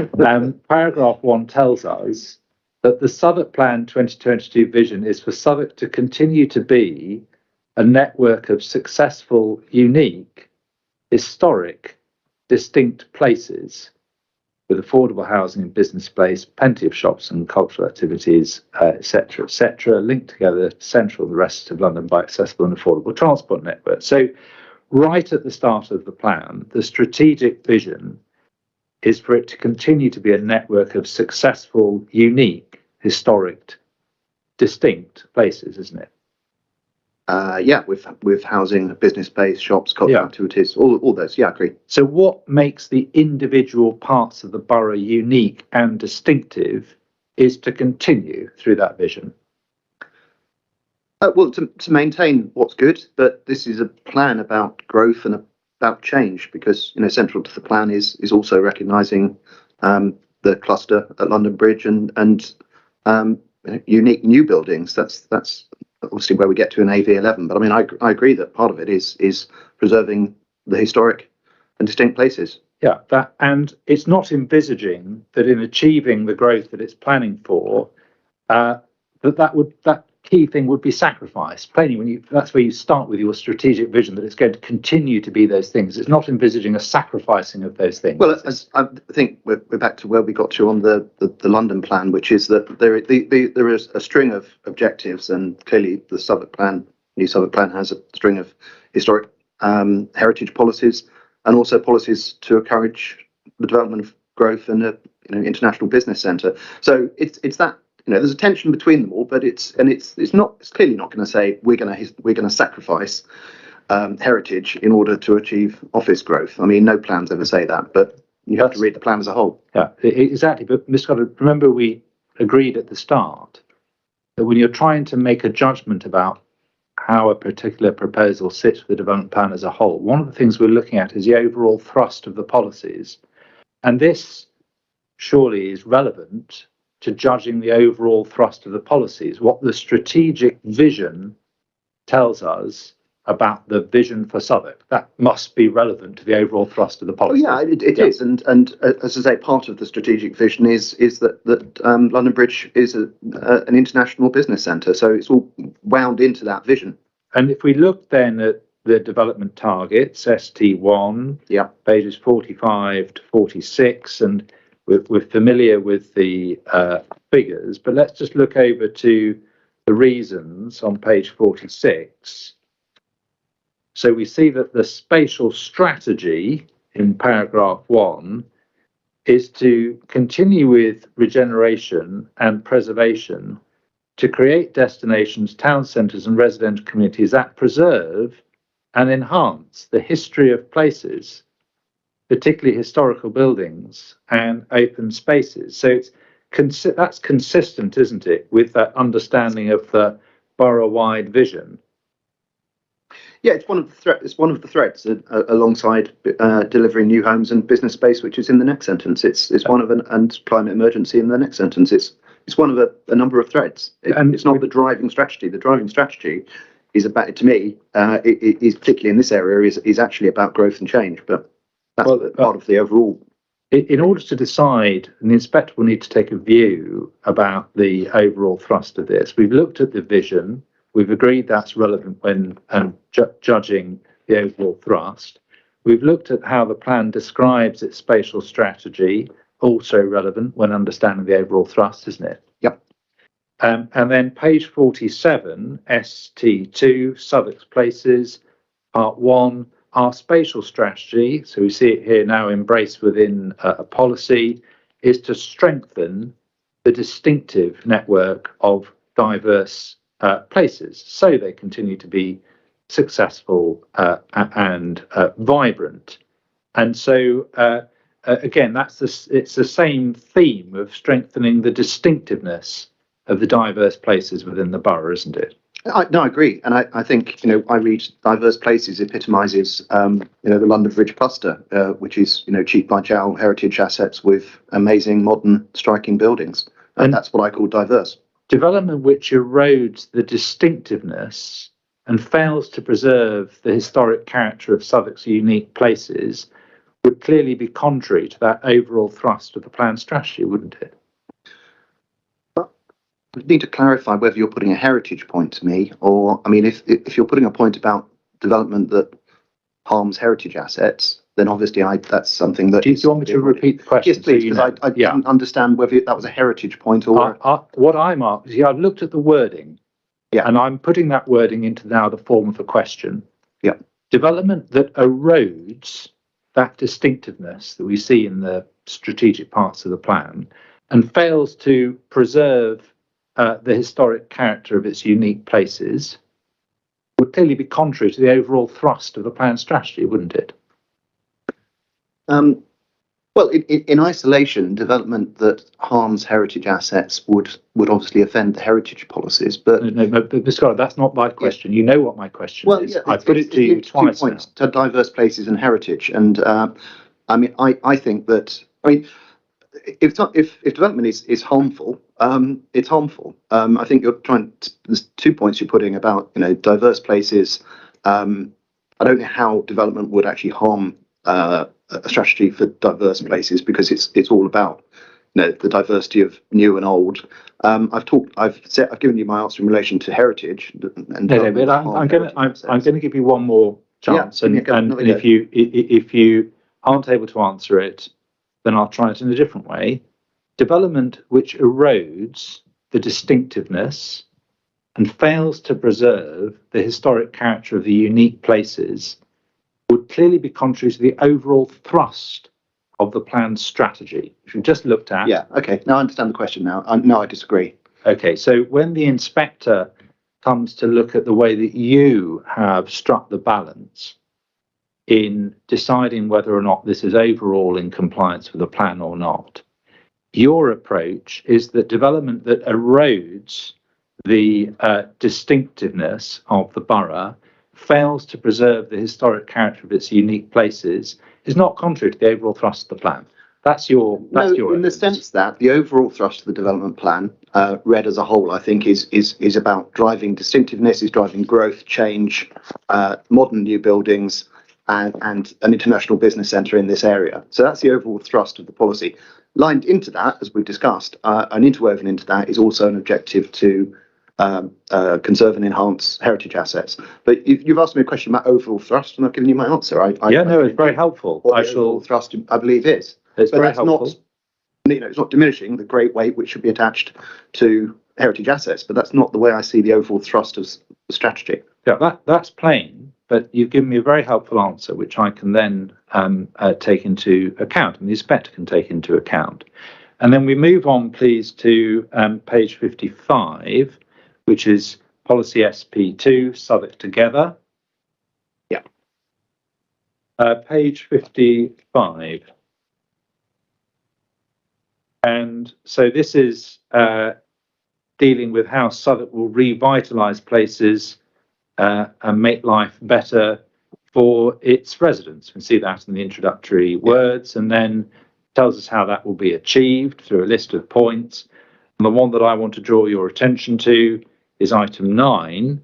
One of the ways it's going to do that is enhancing local distinctiveness and heritage-led regeneration by requiring the highest possible standards of design and then other matters that it identifies. It's the same theme now reflected in policy SP2, isn't it, that we've been looking at? Yeah, I mean it's one of a number of threads, but I agree it's one of a number of important threads. And one of the ways we know that the planning legislation can recognise and protect valuable local distinctiveness is through the designation of conservation areas, isn't it?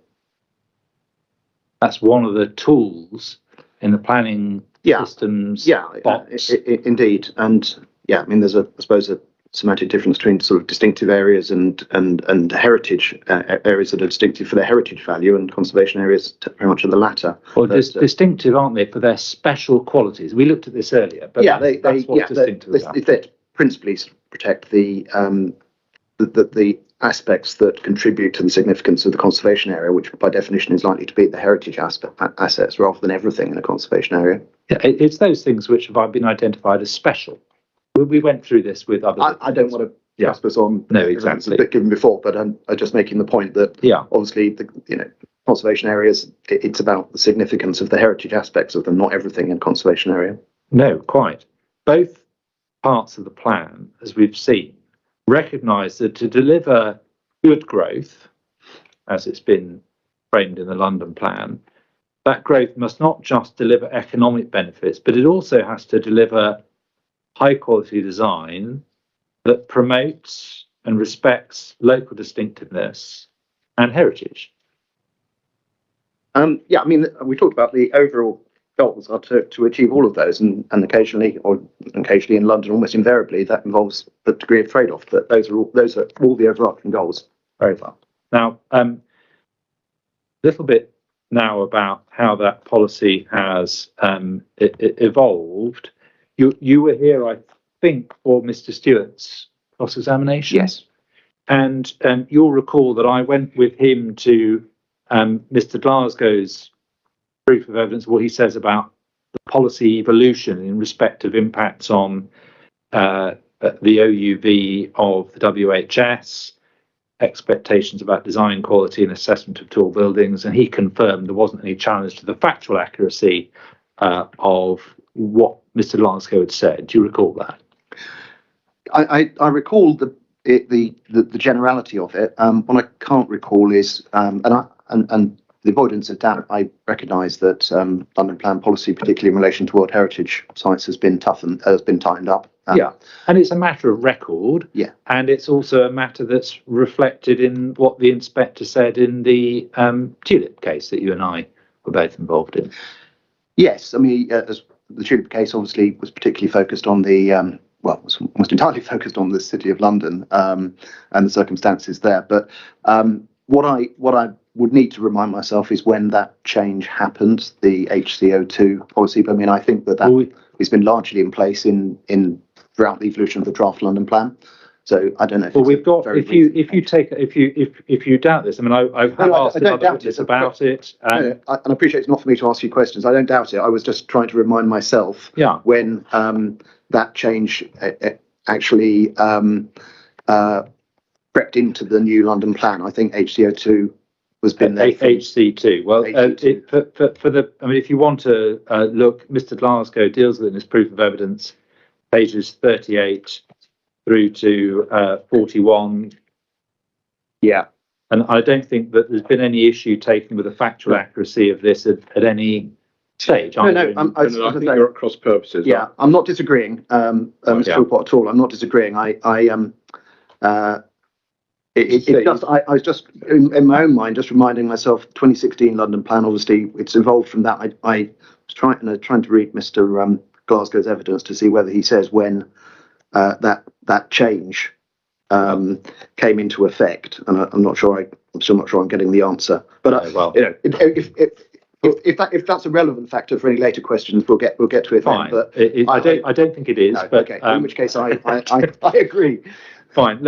All I really wanted to do was to sort of look at then what we've ended up with, because in a sense that's where we are. That's the policy context against us, which this falls to be determined. Can we go back to the London plan just briefly on this, please? So this is CDD 21 and policy D9, which is page 139 in the printed version. I need to look at, but page I think 154 of the starts at 138 in the printed that I've got. But yeah, it starts at 138. The bit I want to look at is 139. Okay, got you. Yeah, and you will recall I asked. Yeah, that's what I said. Yeah. No, it's helpful because I don't always remember. And we looked at this with Mr. Stewart. Mr. Stewart agreed that in relation to item E, we've got D. I asked him about item E. I asked him about which doesn't include the caveat about clear and convincing justification, exploring alternatives, balance of benefits and harm, which we find in D.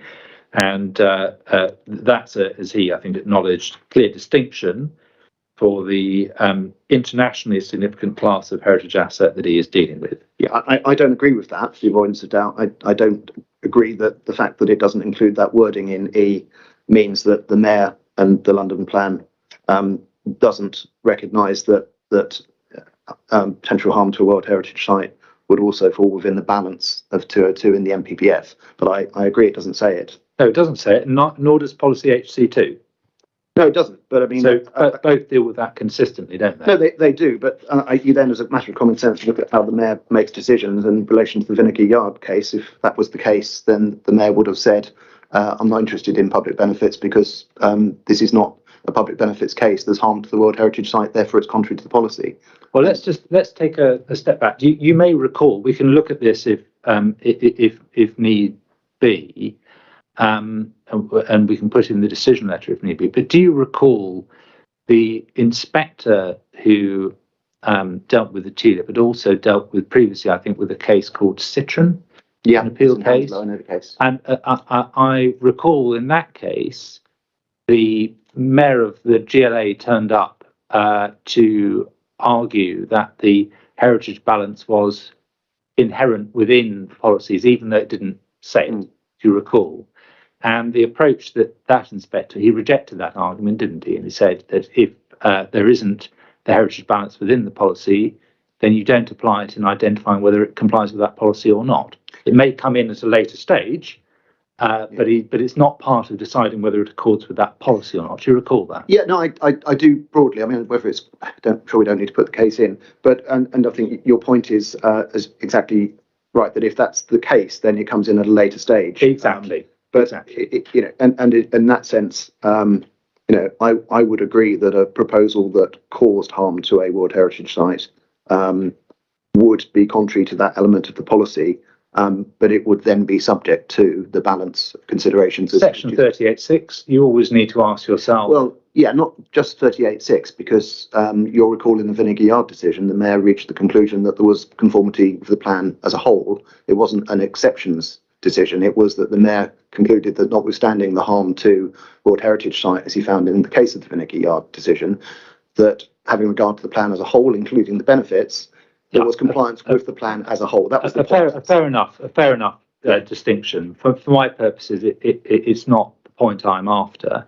The point I'm after is that the way the policies are framed, so far as World Heritage Sites are concerned, by taking out, you can see by clear contrast between D and E in terms of the fact that one includes that balance, the other one doesn't. The practical effect of that is wherever you cause harm to the OUP of the World Heritage Site, you always trigger a conflict with policy. In the case of a tall buildings proposal, it would be both B9 and HC2. Yeah. Otherwise, it would be HC2. You always trigger a conflict with policy, and then you have to go into that separate exercise. Yeah, no, I agree. The way it's written, it would trigger a conflict with that policy. But then, as you say, go into the plan as a whole, and I think. And then, so I didn't think this would be in dispute between us. It's relatively, I think, well-trodden territory. And can I ask you to then go forward to policy HC2, which is 288 and I think 303 in the PDF? Yeah.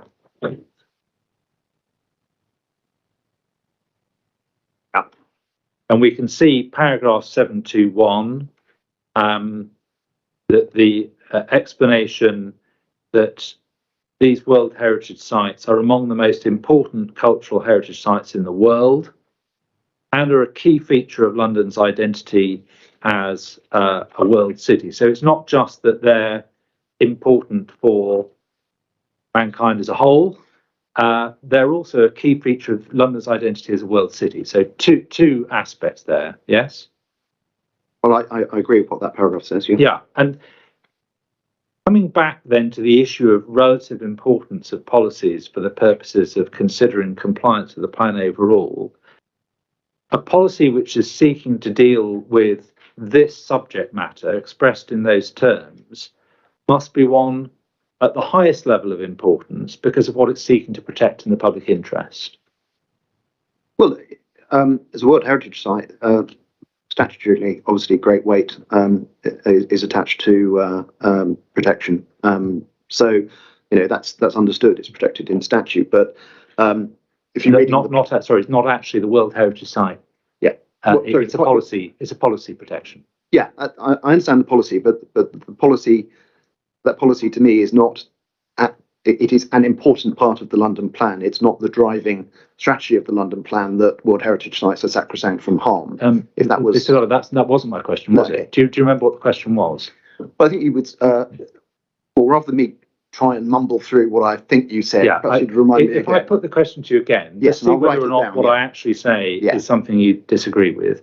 So we're looking at the issue of relative importance of policies for the purposes of this compliance of the plan overall issue. This is a policy that, because of what it's seeking to protect in the public interest, is a policy at the highest level of importance. You'll have various policies that are of different levels of importance. But when you look at what this is trying to protect in the public interest, one of the most important cultural heritage sites in the world, a key feature of London's identity as a world city, must be one of the most important, mustn't it?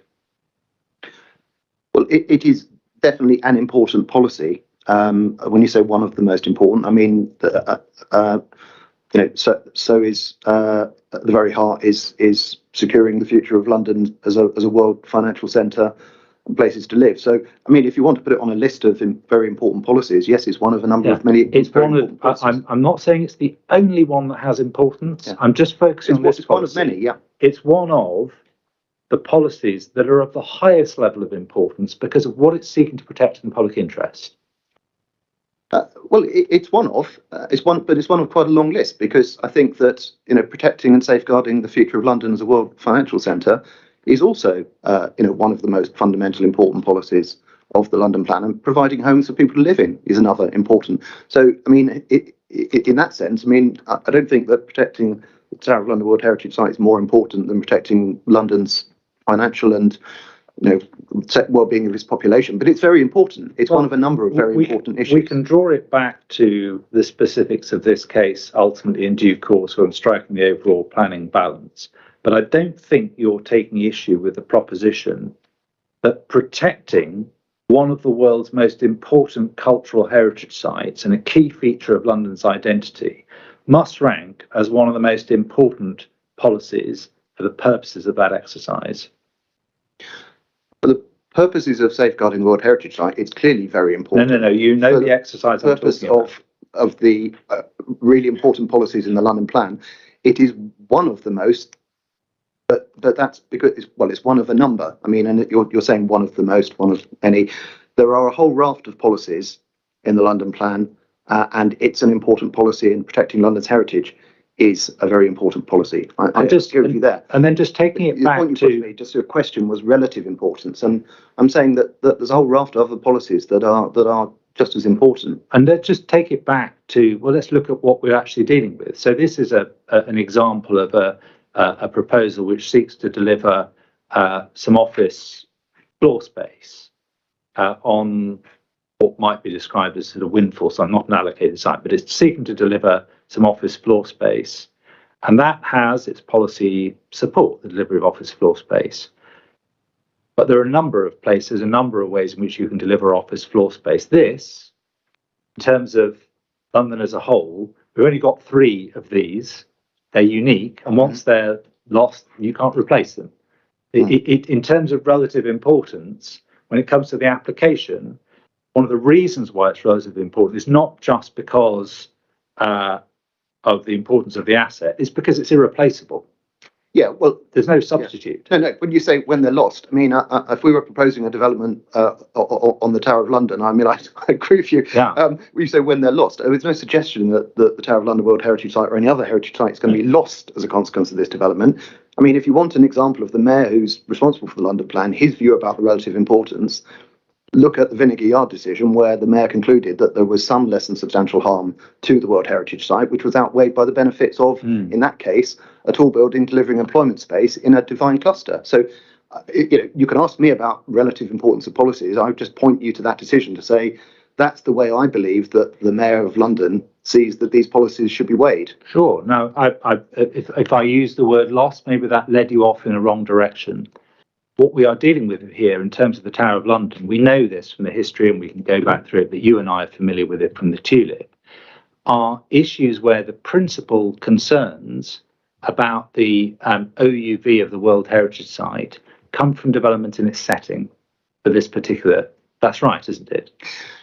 They do, but I would, for fear of rerunning the Tulip inquiry, which obviously will be a painful experience for us both. Well, I don't know, but I don't propose to do it. But I'm right in my point. The point that, as you will be aware, obviously you're aware, is a huge part of the focus of the Tulip inquiry was about the setting of the White Tower and the juxtaposition of the Tulip in a strategic gap, closing a gap between the separation of the White Tower and the city cluster. That's what the Tulip decision was largely about. It looking at the South Bastion panoramic view where the Shard will be on the left.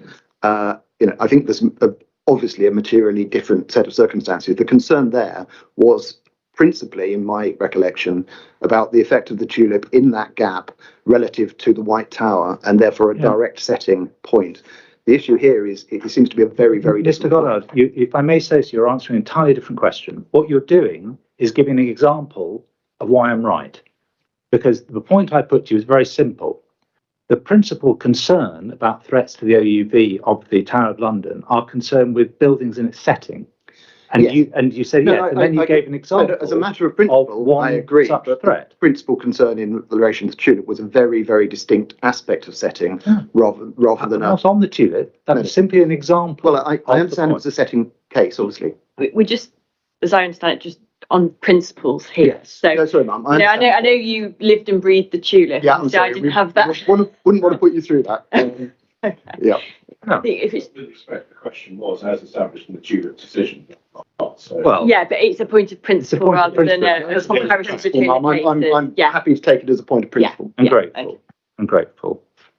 And again, we've seen, because of that same approach, that not only would a proposal that causes harm to the OUV always result in a conflict with HC2, if it's a tall building, it will always also result in a conflict with that part of DE9.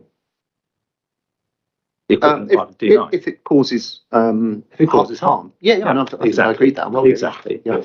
And D9, of course, in any tall building case, again, when you're looking at relative importance of policies for deciding whether or not you're in accordance overall, D9, key policy, one of the more important policies, most important policies for overall judgment in a tall building case. Yeah, I mean, D9 sets out a pretty comprehensive set of criteria, and obviously heritage is one of them. But Sure. yes, Yeah. At the moment, I'm just at D9. Clearly, when you're saying overall for a tall building proposal, is it in accordance with the plan or not? If it accords with D9 or not, clearly one of the most important policies. it's an important policy. I mean, again, for fear of repeating myself, I mean, you have to look at all the policies in the round, and the decision maker has to judge the important policies in every individual case. It is an important policy. It certainly is the principal policy relating to tall buildings. Thank you. And so far as D9 is concerned, we can go back to it if you like, just to remind yourself of its terms. But as a generality, what I would ask you is this: clear from D9 that the design bar, in design terms, the bar's set higher for tall buildings than for buildings as a whole. The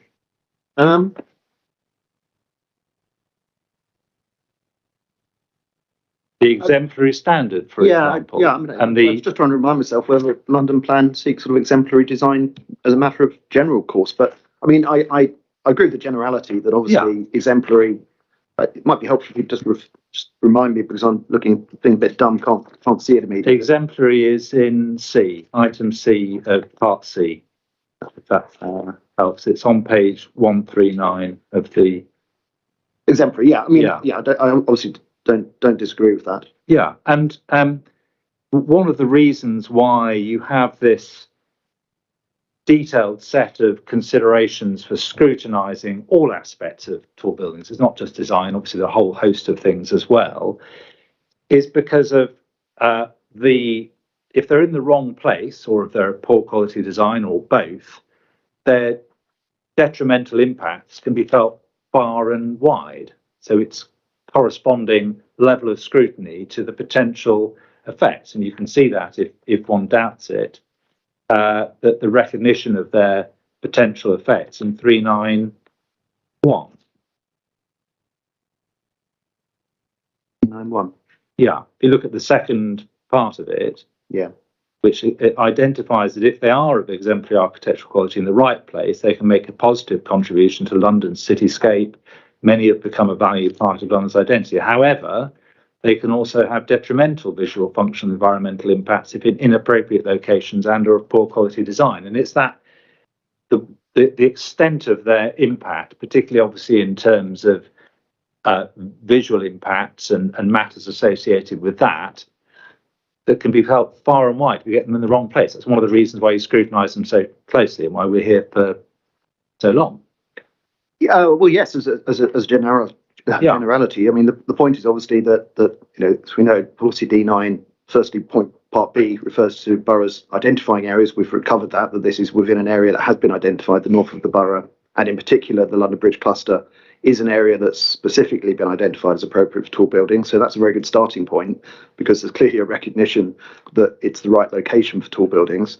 But then, as I say in my evidence, and has been proven by the courts, that even if you're not in one of those areas, you have a series of criteria. But we've got a good starting point here, which is that we're in one of the areas where tall buildings. Mr. Goddard, I appreciate that you seem to want to make your case in a nutshell in response to every single point of principle, which is just dealing with the point of principle. Now, we can do that. I'm not going to stop you doing it, because you can give the answer you wish.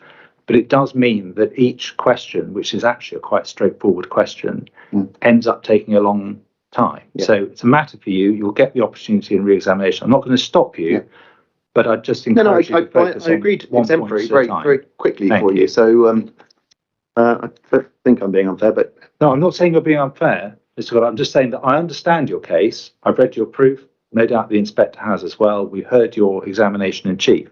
What I'm saying is that don't feel that you need, in response to every point of principle, to articulate your case as a whole in a nutshell in order to ensure it's got across. I understand, and it clearly putting points of principle inevitably apply to this case. I'm really trying to focus on this case. Yeah. Well, anyway, I'm trying to keep this proportionate. Now, so far as design is concerned, you touched on this question of the CABE design process and whether it had been gone through for the 2021 scheme in the context of the requirements of policy D4 of the plan. Do you recall doing that? Yes, I do, yep. And in that, you drew attention to the GLA Stage 1 report for the 2021 scheme. Do you recall that? Yes. And I'd like to go there with you, please. That's CDG03.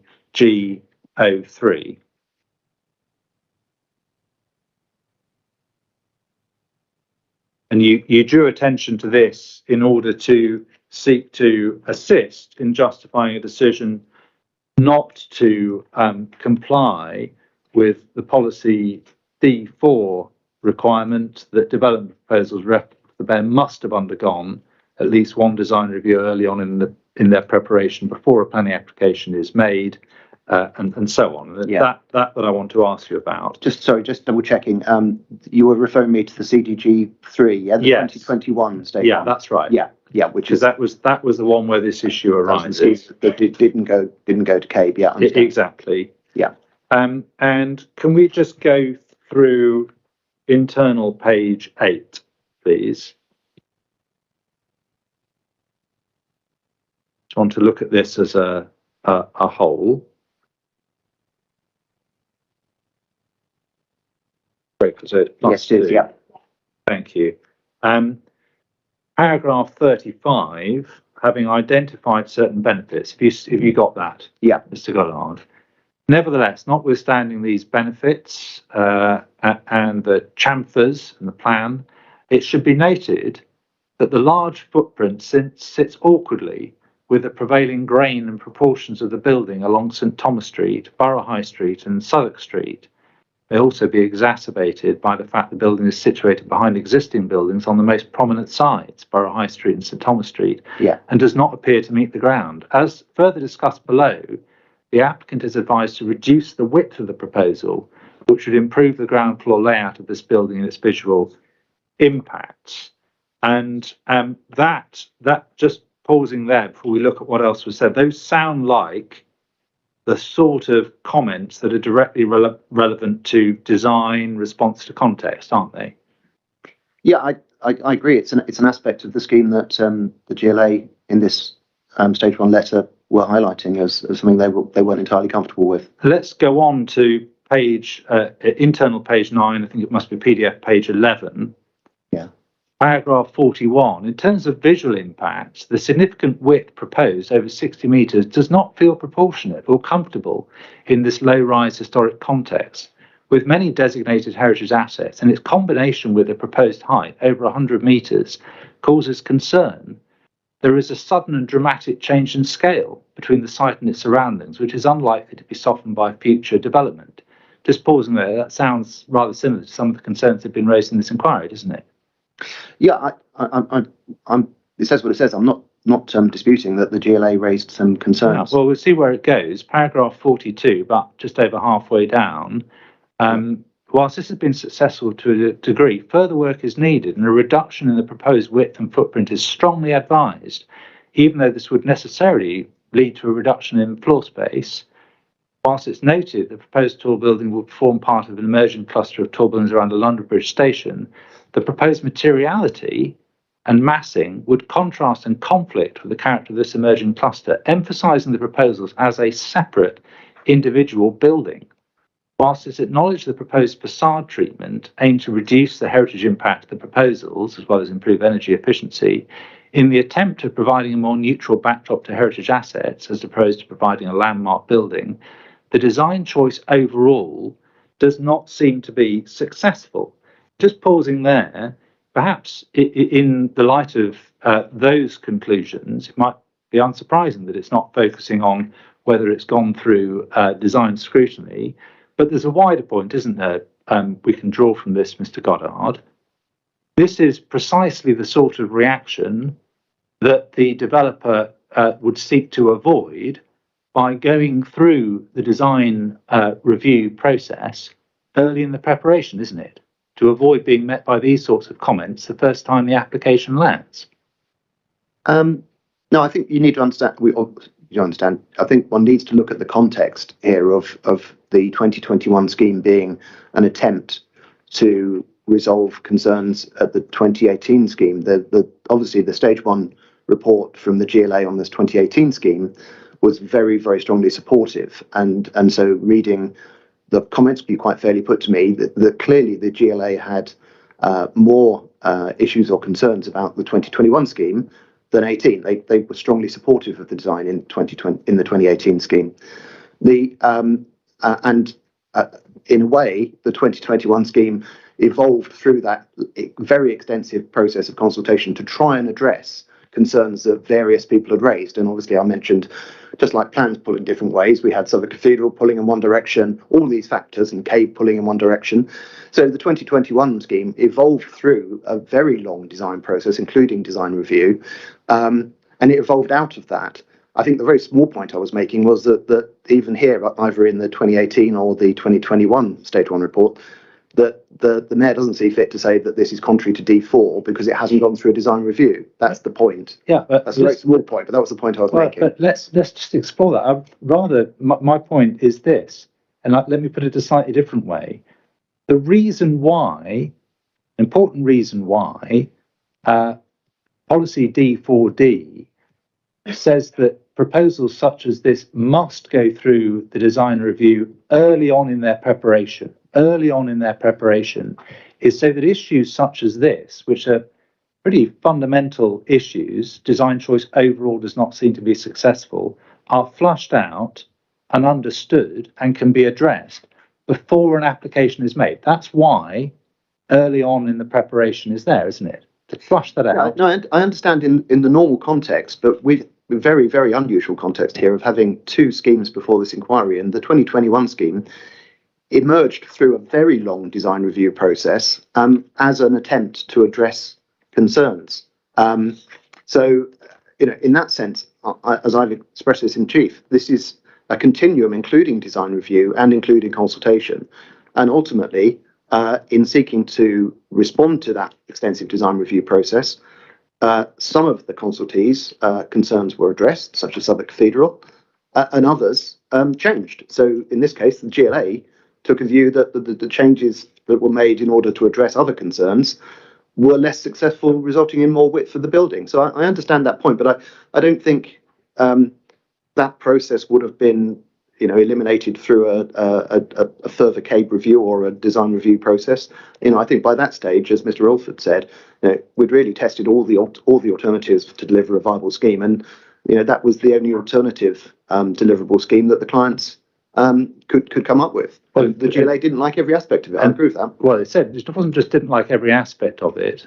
Very significant choice of words. Design choice overall does not seem to be successful. But the the reason why, as I understand Mr. Alford's evidence, and you've just pointed it out now, that in order to reduce the height, you then had to create this particular problem, is because of the need to maintain the overall floor space for financial reasons.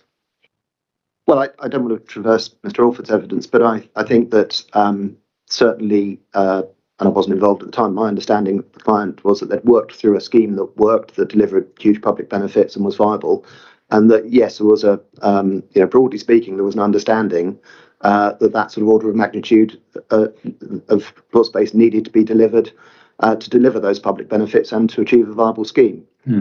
But that's it's not purely financially driven. It's a design review process that, from the from our view, results in a hugely successful exemplary building. But I understand that the GLA raised concerns about it. Yeah. Now, page 15 of this document, so page 17 of the PDF, there's a subheading Borough High Street Conservation Area in Keats House. See that?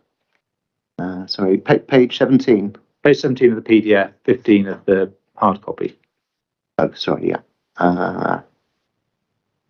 Yeah. Paragraph 90, as mentioned in the urban design section above, the large footprint sits awkwardly with the prevailing grain and proportions of the building along St Thomas Street, Borough High Street and Southwark Street. The proposed width and height would result in a sharp contrast of the fine grain of the historic buildings of the conservation area and would therefore cause harm to its heritage significance, should be less than substantial, and identifies where that's particularly evident. So you recall when I was cross-examining Mr. Stewart, we identified a number of bodies who had identified harm to the conservation area, and we can add to that list for the 2021 scheme the GLA. Yeah, I agree. They clearly didn't feel that this solution was as successful as the 2018 scheme, which they were very strongly supportive of. Yeah. Okay. Put that to one side. Moving on to a new topic, which is local plan representations. And for this, you need INQ 19, please. Yeah, that was our representation. That's exactly right. Yep. And this is a letter, hopefully dated 26th of February 2018. Yep. DP9. Now, in the way of these things, the name of the author is redacted. Or I can clarify it wasn't me. Well, that's what I was going to ask. I assumed it wasn't, No. But was this written by a colleague? I don't need to know the name, but written by a colleague of yours, I assume. Yeah. Was that colleague of yours also involved in the 2018 application? Yeah, I'm sure. I can't remember. I don't know who wrote this, but it would have been one of the people involved in that application. Sure. And I don't need to know their name for my purposes. I just need to know that they were involved with both. Yeah. If you look at the point at which the letter was written, the point in time, so this is early 2018, February 2018. This is at a point where we know the design process for the 2018 scheme was far advanced. Yeah. And there'd been extensive pre-application engagement with the council about it, hadn't there? Yeah, they had, yeah.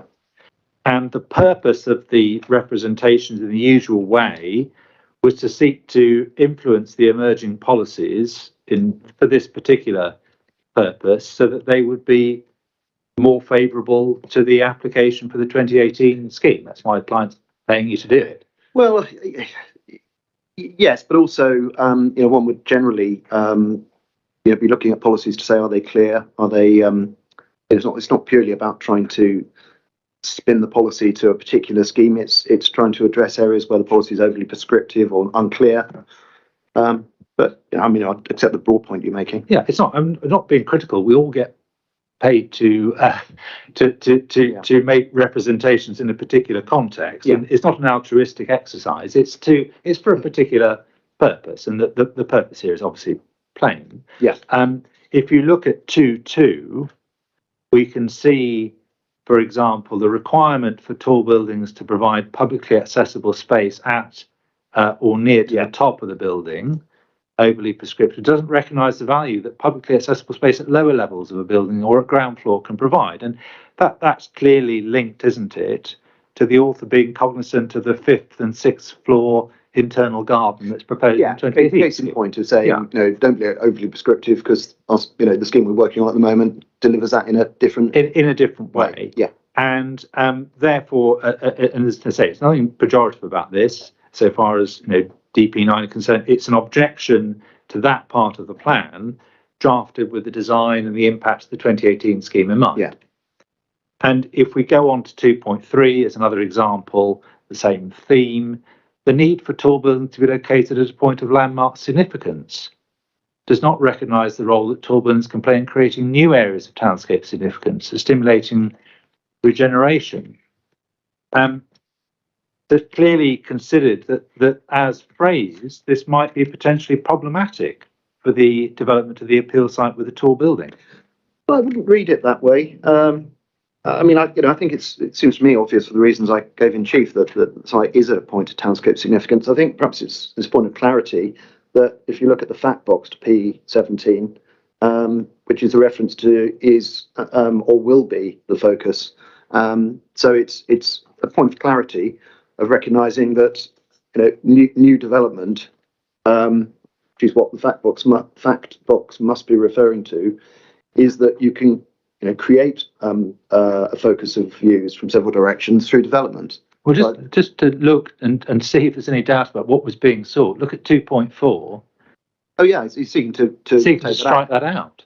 Yeah, but it's the 2 points there. I mean, one is about the landscape significance. The other is something that I think the author felt was overly prescriptive, which was this point about linking height to size of site. So yes, it's a broader point that I think this is regarded as overly prescriptive because the policies, the other criteria and all the combination of policies are more than adequate to address suitability of developments. But if the point you're putting to me is that this is a sort of concession or the recognition that the site's not a point of landscape significance, I don't agree. I mean, I didn't write it, but I certainly don't agree. That wasn't the point I put to you with respect. I put to you that it was clearly identified as potentially problematic for the development. Otherwise, there would be no financial incentive for the client to get you to write in and seek to have it struck out. No, I disagree that there's a recognition as is problematic. I think it's overly prescriptive. What one would seek is a degree of flexibility, and the policies are not overly prescriptive, and it would be absolutely commonplace. I mean, if you look at the contents of this letter, there's plenty of aspects of this letter where we're saying, well, yeah, we agree, we support that. Well, arguably, there's no financial benefit from saying, we support this or we support that. Mr. Guard, to be fair, all parts of the policy are potentially up for grabs, and there will be representations made from various quarters. Representations in support of proposed wording are also relevant and potentially valuable, aren't they? Well, I suppose in that sense, yes. But all I'm saying is that that's a fair point. But really, the point I'm making is that there is a world of difference between trying to change a policy because the policy stands its face against what you're proposing, or making a representation to say, look, this seems to be overly prescriptive. And my reading of this is that's what it was. That's the basis of the representation. I see. Well, the inspector can make of this what she will, but she can see, as you point out, that there was also a submission to strike out the requirement that the height of the tall building must be proportionate to the significance of the proposed location and the size of the site. That was also part of the wording that, for whatever reason, was sought to be struck out. And if you carry on, we'll just see what else was there. If you go on to now in mine, pagination is slightly odd here, but it's paragraph 7.3. Yeah. Page 5. Yeah, I'm grateful. The requirement for development to make sure the shard remains significantly taller and more visible than surrounding buildings as the station's landmark, also thought to be overly prescriptive. And all three of those policy requirements have been included in the plans policies governing the development of tall buildings in this area, haven't they? ultimately. Sorry, all All three. three of those elements we've just looked at have ultimately found their way into the plan. So the tall buildings Yeah, policy, those bits, and the bit of the London Bridge, which talks about significantly taller and more visible, all find their way into the plan. Yeah, but and to be fair, all points that obviously we're addressing in our evidence, but there's clearly never at the time or since any suggestion that we're suggesting that a development in this location would challenge the primacy of the Shard. So that's again is a case in point where this is simply saying it's overly prescriptive, but not because we're suggesting that it's appropriate to propose a building that's challenging the Shard. Well, we'll come to that. Those representations didn't succeed in persuading the inspector conducting the examination that the policies should be changed in the way that was sought, did they? Whether because they're overly prescriptive or any other reason. No, I'm assuming. Well, take as a given that this was that it was taken into account. Well, it was certainly there. And it didn't persuade the inspector that those policies should be changed in that way. No. And all three of those elements which we've just looked at have become issues in the determination of these applications and appeals. They're issues of contention here, aren't they? With the council's case being that all three are breached. When you say all three, can I just clarify? So we've got what landscape significance? Yeah, that one is an issue. Landscape significance is an issue. Whether the height is proportionate to significance, suppose location and size of the site. Yeah. And whether or not the effect of the building. Okay. Yeah. All three are points of contention in these appeals. Yeah, I'd hoped that it was understood that we're not challenging the primacy of the Shard. That's your case. You recall when I cross-examined Mr. Robb, we went through this and we talked about the importance of visibility, and I cross-examined him about a number of views where that matter comes into play, and you'll have read Miss Adams' evidence where that point is raised. They're all clearly points of contention. Next heading is heritage. Hopefully we can deal with this briefly because we've had extensive evidence on the matter. I'm just looking at matters in terms of. Oh, are we still on our representation? No, move on from that. You put that to one side. No, I don't think you. I don't think you attempted to influence those policies. Yes, good luck with that. So two aspects I just want your help with: heritage harm and heritage benefit. So we're now moving into some of the issues in contention. So starting with harm, easy question to start with. Any harm to a designated heritage asset triggers a strong statutory presumption against a grant of planning permission. Yes. Yeah. And even on Mr. Stewart's analysis, I don't think it's strong. It's a statutory. Well, have you just look? This is important. Have you struck the planning balance on the understanding that there is a strong statutory presumption? I have. I can't recall whether the statute uses the word strong, but I've certainly. The case law uses the word strong. I'll be corrected. I mean, I think you'll find in my proof that I clearly recognise that. I thought this would be an easy question. Yeah. I was surprised by your caveat, but there we are. No, I just like to get things right that I understand. Well, so do I. Yeah. Even on Mr. Stewart's analysis, that strong statutory presumption against the granting planning permission is engaged here. On the basis that he acknowledges harm. Indeed, he does. Yeah, I agree. Yeah. And it's also necessarily common ground between us in terms of approach that the fact that harm is identified as less than substantial harm doesn't mean that the resulting objection is less than substantial. That's also No, I agree. It's not serious, as I understand it, the definition, but it doesn't mean it's less than substantial. It doesn't mean that it's a less than substantial objection. And many schemes are rejected on the basis of less than substantial harm to designated heritage assets. We've been involved in one ourselves. Well, we have, absolutely. And so we certainly agree that some are. I can't quantify many. I mean, I don't know what proportion. Well, let's approach it for sure. Let's approach it this way. Substantial harm will rarely be found. Yeah. It's not rare to find a scheme turned away because of harm to designated heritage assets. No, it's not rare. No, it's not. That's as far as we need to go. Yeah. and therefore it's common ground, again, that great weight should attach to any harm that the decision maker identifies to designated heritage assets in this case. To the significance of designated heritage assets, yeah. And so far as the Tower of London is concerned, because it obviously has a particular status here, could you take up Mr. Glasgow's proof, please, Yeah. not your proof, page 47.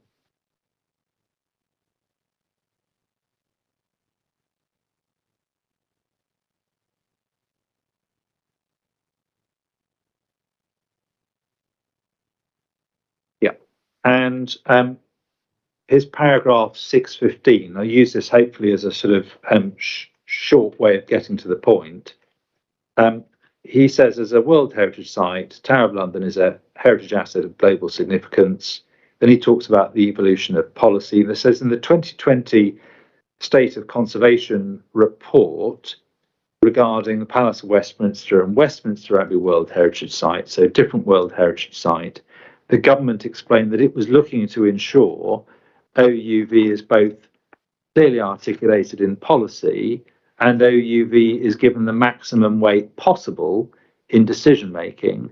And then he refers also to the same point being made in the Albert Embankment appeal decision, and also then the same point being reflected in the Tulip appeal decision. So although the first of those related obviously to a different World Heritage Site, the principle is the same for the three World Heritage I understand Sites. the principle, yeah. Yeah, and that's not controversial between us, is it? No, I don't think the principle is controversial. So if, contrary, as I understand it, of course, to Mr. Stewart's evidence, if the decision maker here finds that there is less than substantial harm to the OUV of the Tower of London, it would be appropriate to attach the maximum possible weight to that harm. Well, you'd attach great weight. I wouldn't use the word maximum possible. You'd attach great weight to that harm, in the way that the Mayor of London attached great weight to that harm in the Vinegar Yard decision. We'll just go back, please, to 615, which you agreed to a moment ago. Yeah.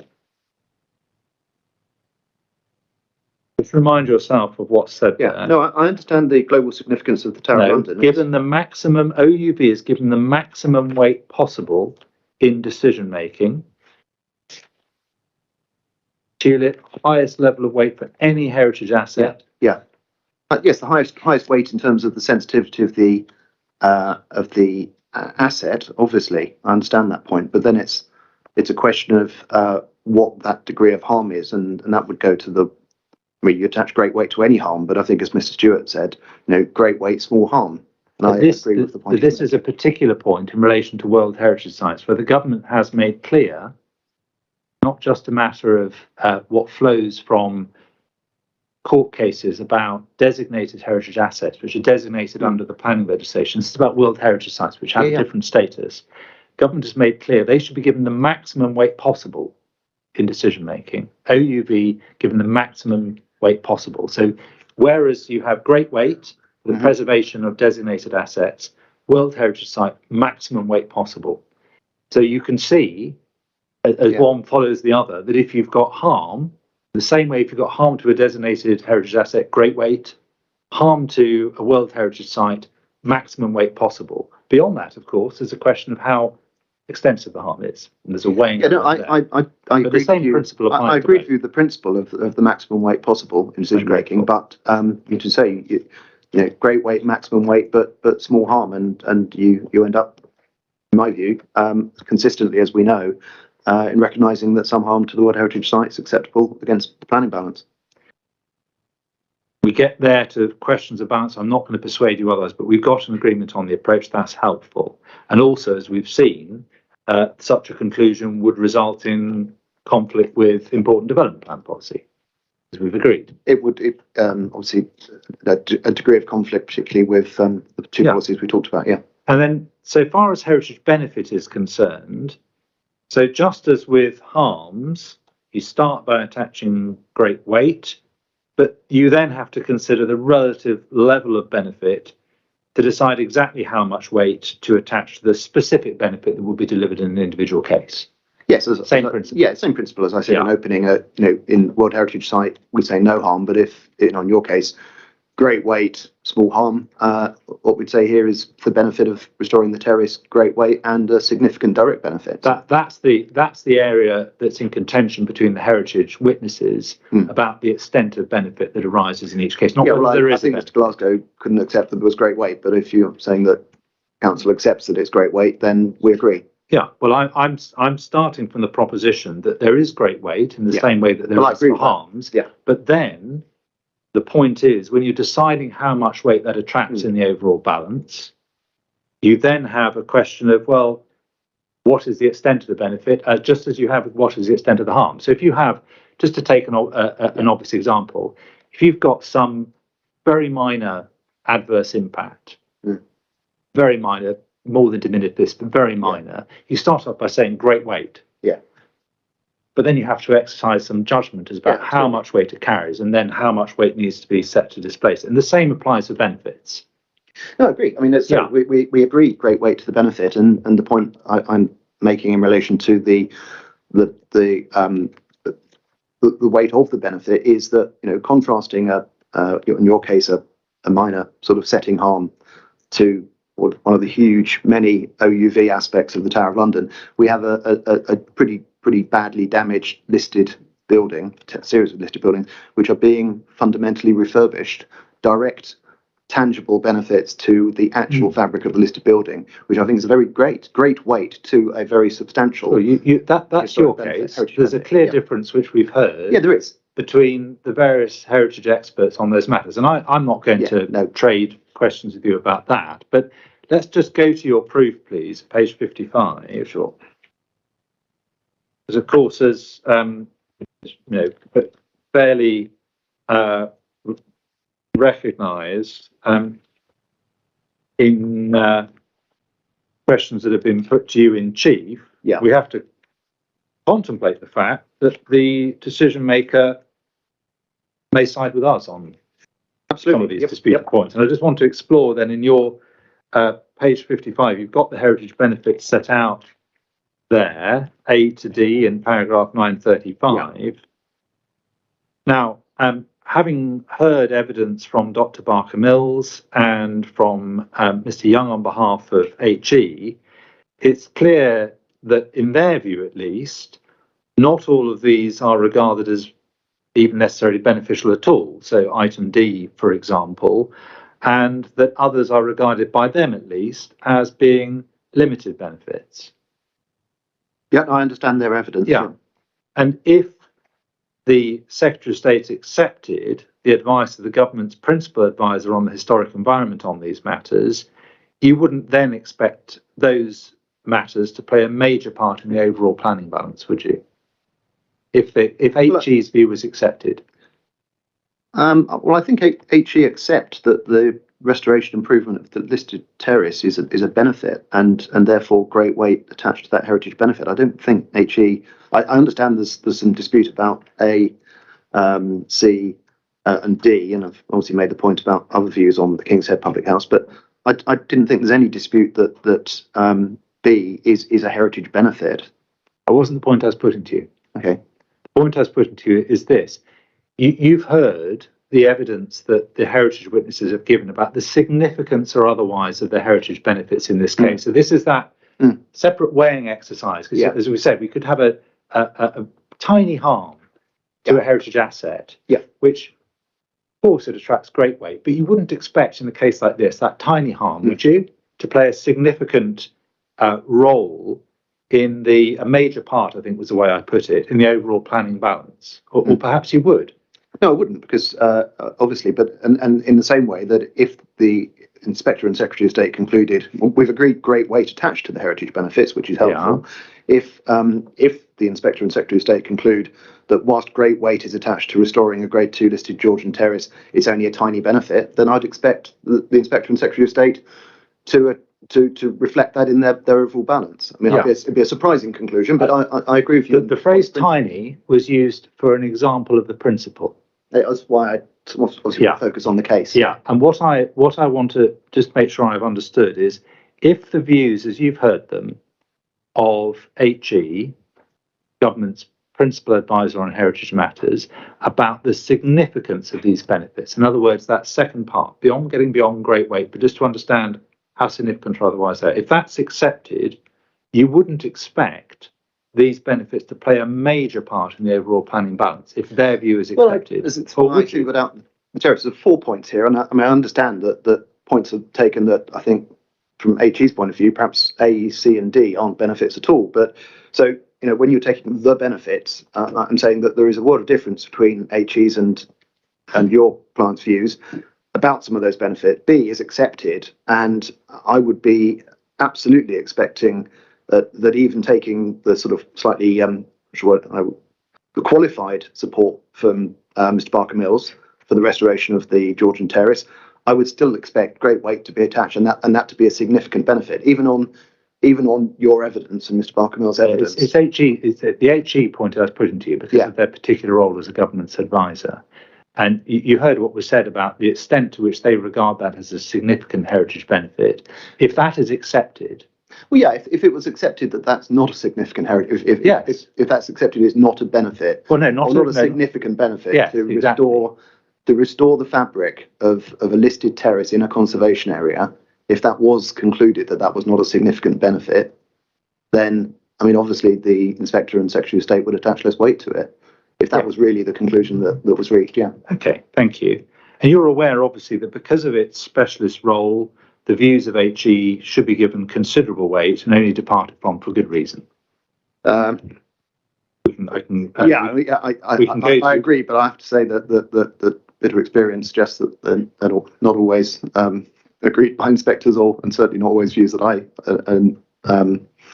share. But I understand the point you've made. Yeah, and if you go, please, to your 936 in your proof, where you draw on Mr. Stewart's evidence about this.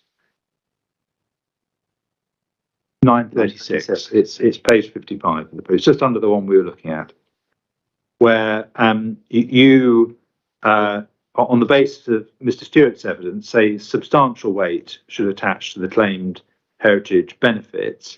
That includes, as I understand it, it must include his claim that the conservation area is enhanced. That's one of his conclusions, yeah. Yeah.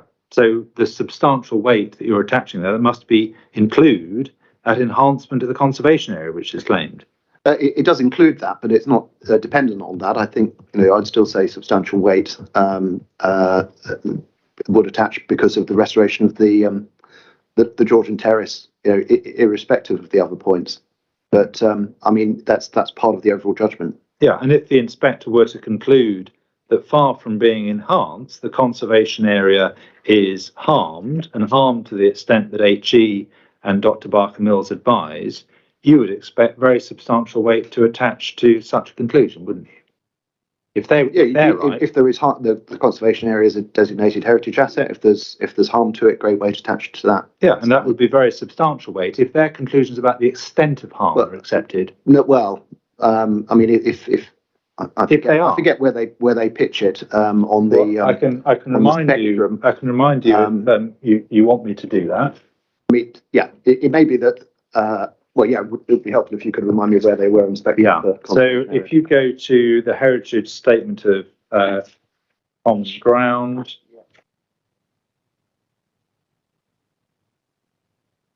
Page 29, when you've got that. So I think it's the same for both, but look at page 29. HE is high, level of less than substantial harm. Dr. Barker Mills above the middle and towards the upper end of the range. So if those conclusions were accepted, it's the same you can see on page 31 for the 2021 scheme, you would expect very substantial weight to attach to that harm in this case, wouldn't you? Yeah, if it was close to substantial, which is I think what's being suggested, I find that incomprehensible. But if that was the conclusion, well, you're not the heritage expert. I've had a chance to ask Mr. Stewart about that. Next heading is weight to the office floor space and retail. The first one to ask you about the position of your client. Can you take up your rebuttal, please? Yeah.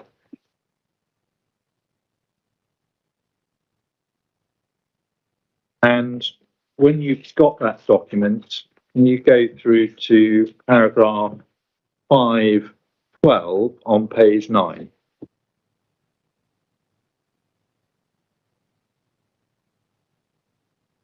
Yeah. Where you tell the inspector that given the appellant's track record and ability and commitment to deliver either appeal scheme if permitted within a short timescale, you attach additional weight to these benefits. Additional weight because of the position of the appellant, GP Estates. See that? Yeah. And that seems to be inviting the decision maker to treat the identity of the applicant for planning permission as not only a material consideration in the balance, but something that should lend additional weight to these benefits. Well, yes, just to clarify, the ability and commitment to deliver. So I'm not saying that, whether it's GPE or another leading office developer, the weight is to that this is a site that is wholly owned and in the hands of a developer with proven ability and a commitment and the ability to deliver this scheme. So it's a deliverability point, not a GPE specific point. But it so happens that, given the appellant's track record, this is, and ability and commitment, these are very much in terms. But I'm GPE specific. I'm not saying that.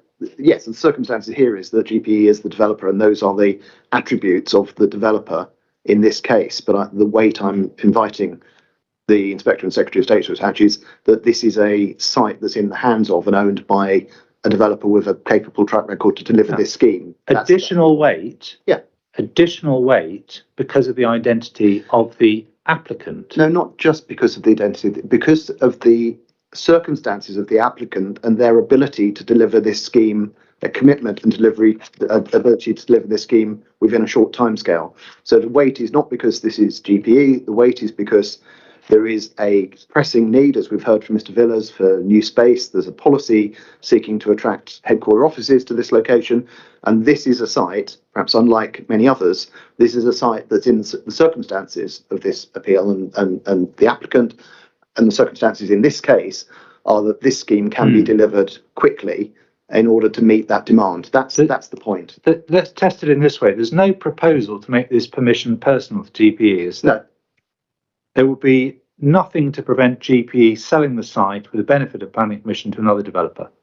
There's nothing to prevent them other than that, again, it is, in my view, relevant to look at the circumstances and the track record and to say it seems pretty clear to me that there's a major PLC that's committed publicly to delivering this scheme. It would be a very surprising, it's nothing to stop, in answer to your question, there's nothing to stop them other than the extreme lack of likelihood that they would do that. Well, let's look at this. There's nothing to stop them either deciding for perfectly good commercial reasons to change their approach to this site or to their investment approach generally in the lifetime of the permission. Nothing to stop them doing that for what might be perfectly sensible commercial reasons, is there? There's nothing through this planning process that would stop them from doing that, but I think I have to say, I think it's extremely unlikely in the circumstances. Well, you say that, but we are necessarily in uncertain economic times, and it's not unusual, is it, for an applicant to obtain planning permission and then for commercial reasons decide either not to deliver it themselves or to come back with a different scheme or whatever, for maybe a whole host of reasons why an individual applicant might not ultimately develop something.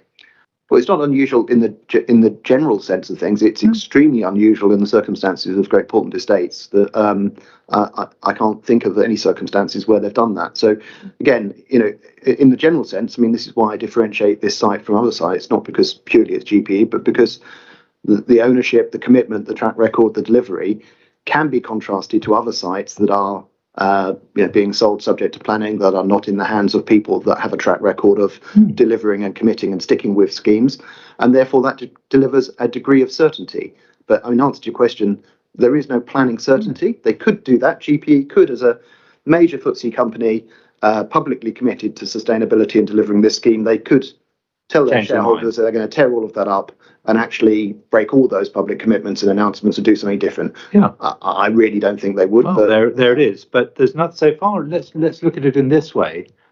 Let's say planning permission is granted, and part of that material weight is given to the opponent's track record, and then they do choose not to develop it. Maybe they choose to sell it on. Maybe they want to do something different. There's no comeback in those circumstances, is there? There's no the permission is still there, even if that factor has not turned out to be right. There's no comeback in those circumstances. Leaving aside what I've said is the extremely unlikely extreme. That's what I'm looking for. It's extremely unlikely that would happen. In fact, I think it's almost inconceivable. But it is, in my experience, perfectly normal and relevant for the decision maker to consider the circumstances of a site being in single ownership, being ready and able to come forward in terms of reaching a judgment about how the proposal will contribute to meeting a pressing current demand and need. Now, let me differentiate.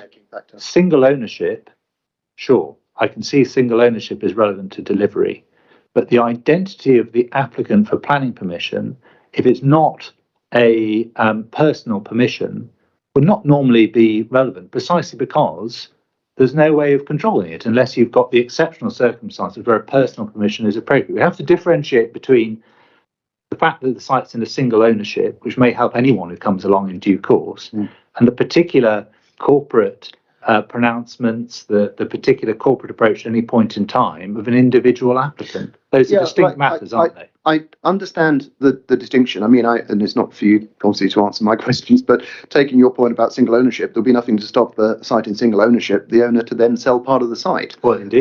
But I mean, that might be another reason why it's extremely unlikely. But as you said, you would attach weight to the fact that the site's in single ownership, and so would anyone sensibly. And I think I'm not suggesting this is a personal consent or this is something that is unique to GPE, but I'm saying in the circumstances of this case, the ownership, the ability, and the commitment to deliver the site of the applicant in order to meet a pressing need is a relevant consideration. And apart from the standard condition on implementation period, so to do enough works to implement within the statutory period, there's nothing proposed that would secure timing of delivery, is there?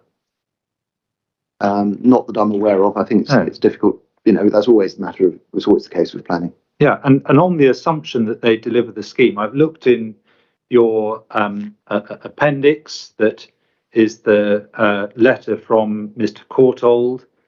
Let me just take that up. That's your appendix, so it's at 3B, and I think it's the first document in there, document 1, the letter dated 20th of June 2022. Yeah.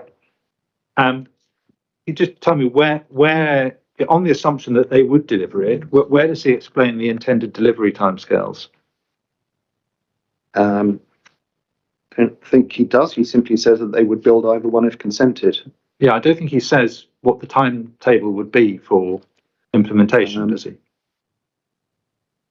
I mean, I'm knowing your attention to detail, Mr. Philpott. I'm sure if you read this, I'm not going to waste inquiry time trying to find it. And okay, well, if I'm wrong, Mr. Katkowski finding it. My assistant will look into that matter. Yes, the glamorous assistant will help.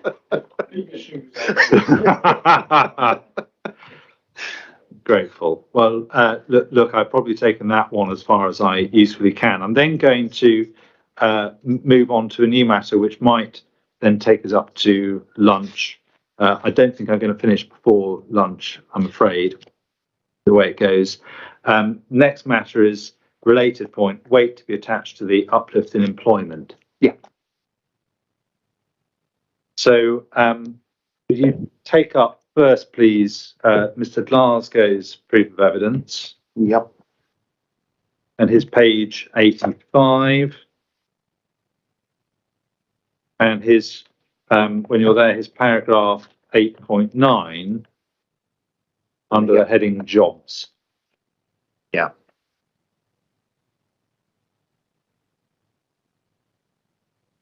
And if you just remind yourself of what he says there, what he's identifying, there are certain considerations that he believes to be relevant when determining the weight to be attached to the delivery of employment here. And the 2 points that he seems to identify are comparison to the jobs created here to other comparable office-led development in Southwark, and secondly, the overall targets expressed in the development plan. So he's trying to put them into context, the figures into context by reference to those 2 factors. You can see that.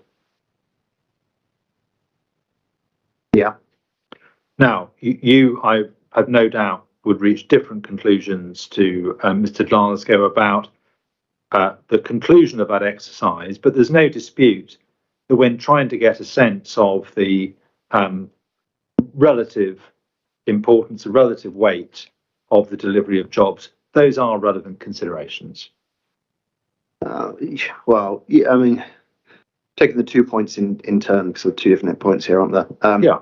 I mean, he says the number of jobs relative to comparable office-led developments in Southwark. So, I mean, stating the obvious, if you compare this against other comparable schemes that deliver 2,000 jobs, it's going to be comparable. That's a sort of oxymoron, isn't it?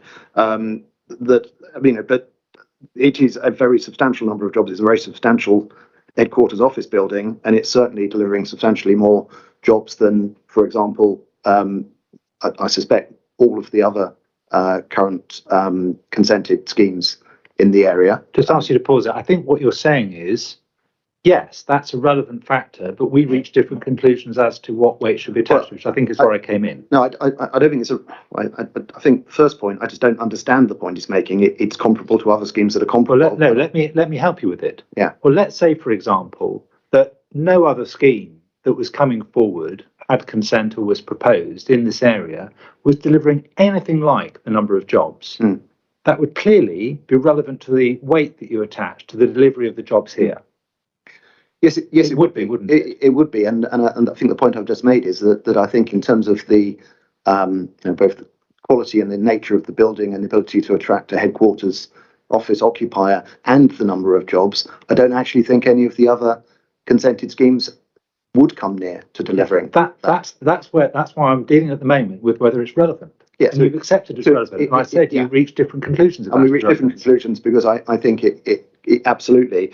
And the second point, I mean, is this point about context of the wider London area, and this is an issue that often comes up in inquiries.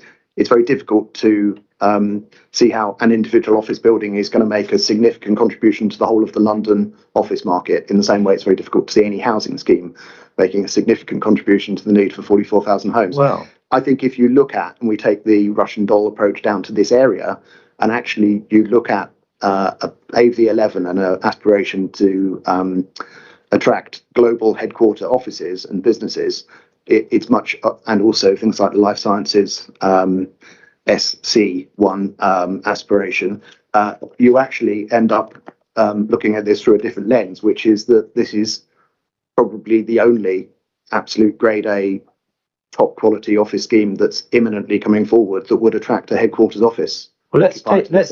So the first point we seem to have agreed as a matter of principle, but as I said, I recognise the 2 of you reached different conclusions. So I just want to look at this second point, see if there is really an issue of whether this is relevant in principle. What he's drawing attention to there, in the second part of that paragraph, is the scoping report.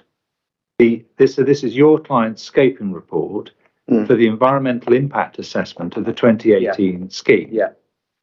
And what that tells us is that whilst the job creation is large in number and will contribute towards job creation targets, it's clearly an economic benefit, these jobs are unlikely to be materially significant in the context of the wider London area. So that's what it tells us. We can see. Can we go? I think this may be the first time we need to go to the tulip inspector's report for these purposes. Could you go, please, to page 106 of the inspector's report?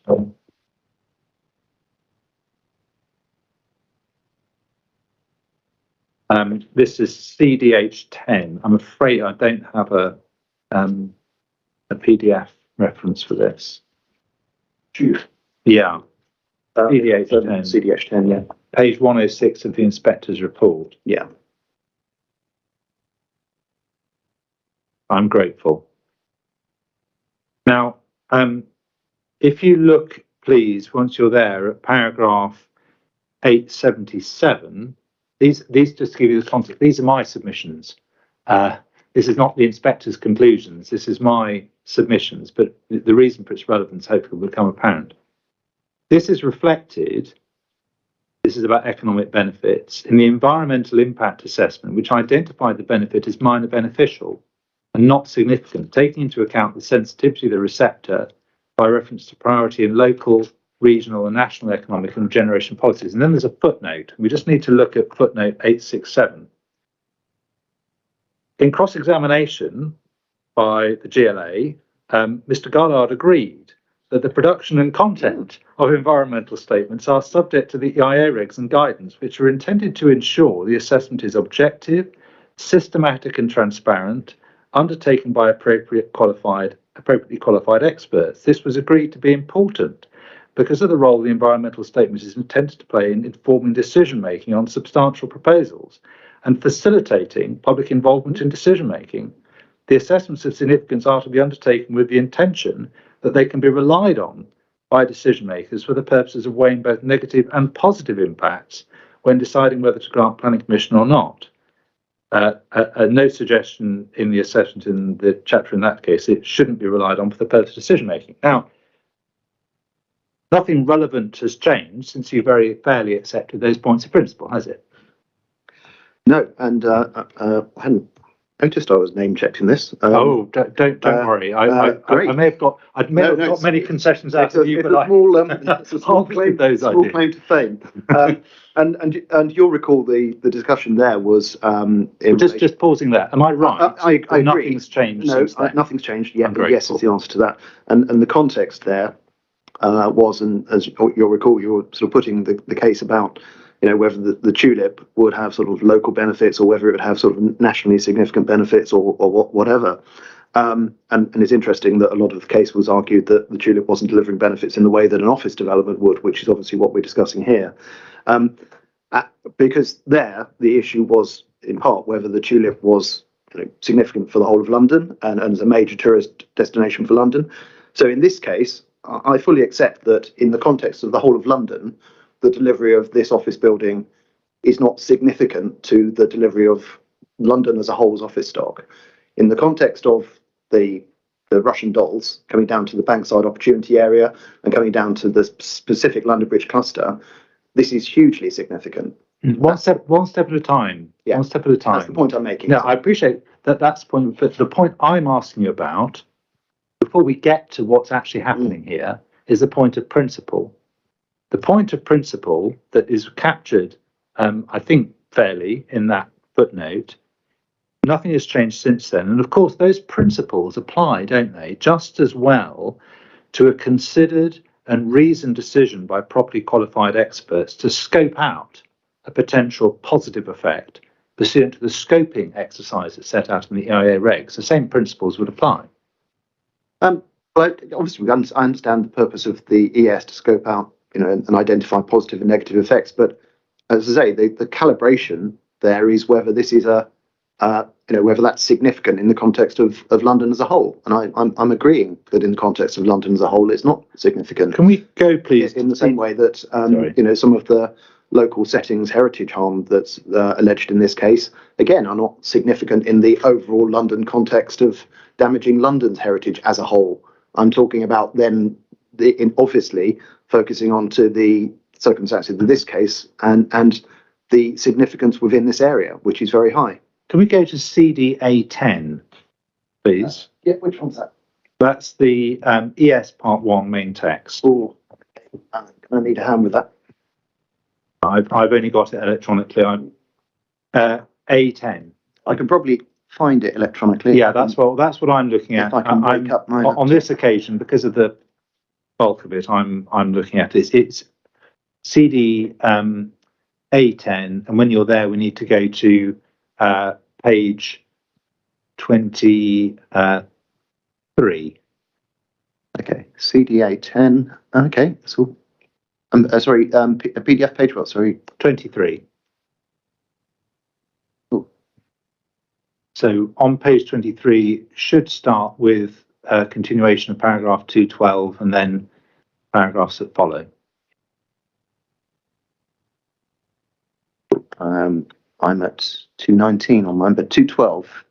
Yeah, so it's the first numbered paragraph on page 23 on the electronic version. It's So that's 213. is 213. Yeah, I'm there.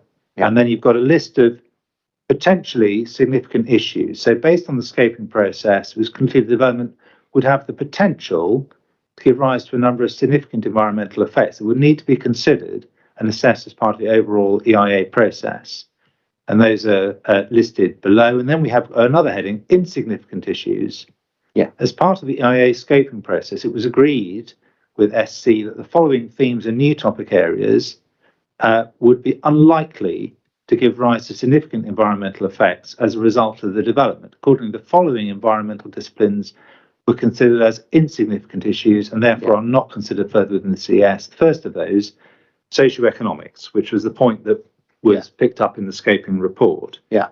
So for those reasons, that was included in the list of insignificant issues for the purposes of determination of what was in the ES, yes? As unlikely to give rise to significant environmental effects. Well, which include, as we've seen from the scoping report, the consideration of the level of job growth as a potential positive socio-economic benefit. Yes? That was, we can go back to have that open alongside Mr. Glasgow's proof. And we can go to the original if you want to see it, but I think Mr. Glasgow has dealt with it fairly. Okay. Well, I can understand Mr. Glasgow refers to it as significance in the context of London. No, this is the scoping report. The scoping report identifies it. So can you just take back to Mr. Glasgow's reference then? Yeah. So if you go to his proof of evidence at page 85.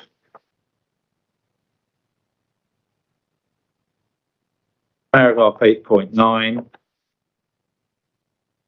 And we can turn up the original if you like, but this is under the heading of socioeconomics.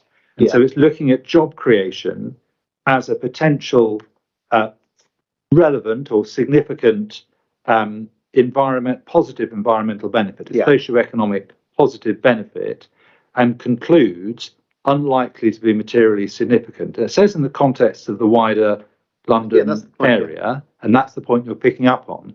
So we can see that then means that for EIA purposes, it comes under the heading of insignificant issues within the ES itself. Yes. Yeah, this is the point. Taking Mr. Glasgow's reference. I mean, in stages, large in number. Yes, I agree. Will contribute towards job creation targets. Clearly, an economic benefit. Obviously, all agreed, and that's the point I'm making. Unlikely to be materially significant in the context of the wider London area. I agree, and I don't think if that's the point that's put, I don't think it would have a significant environmental effect if you take the wider London area. But that's not saying it's not a significant economic benefit in the local area, or that that's not a large number of jobs. The simple point is this, and it comes back to what you very fairly conceded applies here, just as it did in relation to an ES. The purpose of the environmental statement is to inform decision making on substantial proposals, facilitate public involvement in decision making so that the public can understand what matters and what doesn't in terms of, for example, potential socioeconomic benefits, and be relied on for the decision maker when weighing those positive and negative factors and deciding whether to grant planning permission. So it matters if the social, and that is an assessment made by relevant experts, isn't it? Whether it's an environmental assessment, yeah. But I mean, if it says that as a socioeconomic benefit, the development of 2,500 additional jobs in this area is not a socioeconomic benefit, then I don't agree with it. That's not what it says, is it? It says it's not significant. Well, if it's not significant in the London-wide context. And that's the point I want to just finally ask you about. Because, of course, for all environmental topics, the expert has to decide what is the appropriate scale against which to compare the impacts to decide whether they're significant. And they have to judge for whether it's, I don't know, human health or whether it's air quality, whatever it is. They have to decide, well, how do I, using my expert judgment, decide on the significance or otherwise of these benefits or adverse effects for the purpose of decision making? The expert here has decided that that's the appropriate level, informed by policy as all this must be, and that's what the appellant put forward to inform decision making, isn't it? Well, that's clearly part of the environmental assessment, is part of the overall submission. There will undoubtedly also be evidence of employment generation and public benefits in the application submission that puts it in the proper context that it has to be put in. You know, the author of the ES, whoever he or she was, a waterman, may have taken a view that the relevant consideration was whether that was significant in the London-wide context. If they did, that may be a relevant consideration, but I would say that applying policy, as you said, as we must, you also would have to go down the sort of Russian doll approach and say it is clearly very significant and material in the local context, because it patently is. I mean, whatever this says, I'm sorry, but 2,500 additional jobs in the Bankside opportunity area is obviously a very significant benefit. I mean, really, to be fair. That's an appropriate place to break. I'm afraid we're doing well enough to make me think that we'll finish with another maybe sort of 45 minutes. At the pace we're going, I think it's about another 45 minutes to go. So I would suggest that might be an appropriate point to break. Okay, that's fine. I mean, and you've had about 3 hours. I'm And still broad. yeah, I know we said extra anyway yesterday, just because there was longer examination. So if we reconvene at 2:00, then thank you. Thank you, ma'am.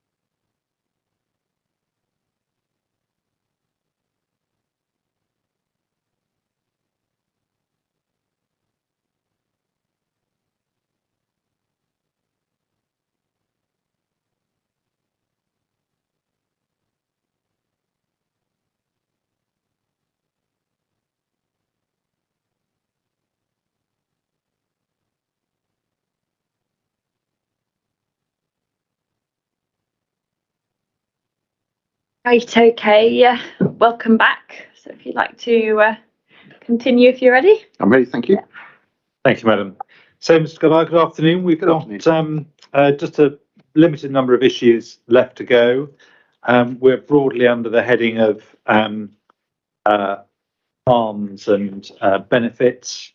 And the next issue I've got is the new underground station entrance exit. Yeah, that's the next topic. No dispute between us. It's a material benefit issue as planning judgment as to weight, as I understand it. Yeah. And I'm not aware, you'll tell me if I'm wrong, that there's evidence that this additional point of entrance exit was previously identified by LUL as needing to be changed or enhanced, so the existing entrance exit.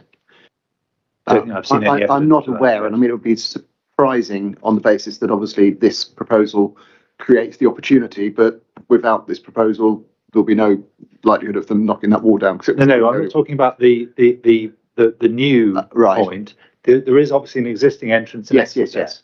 I'm not aware of any evidence that they had previously identified that entrance and exit needed to be changed or enhanced. No, nor am I. And obviously I do understand the point about pedestrian congestion on the street there. So I mean, clearly there is an issue. Yeah, and they've got a proposal which we know is being consulted on about pedestrian congestion, but that entrance exit not previously identified by LUL as something that they needed to address. Not that I'm aware of. No. And if you look at, can you take up please CDC 24, which is the LUL written statement of the 16th of March 2022.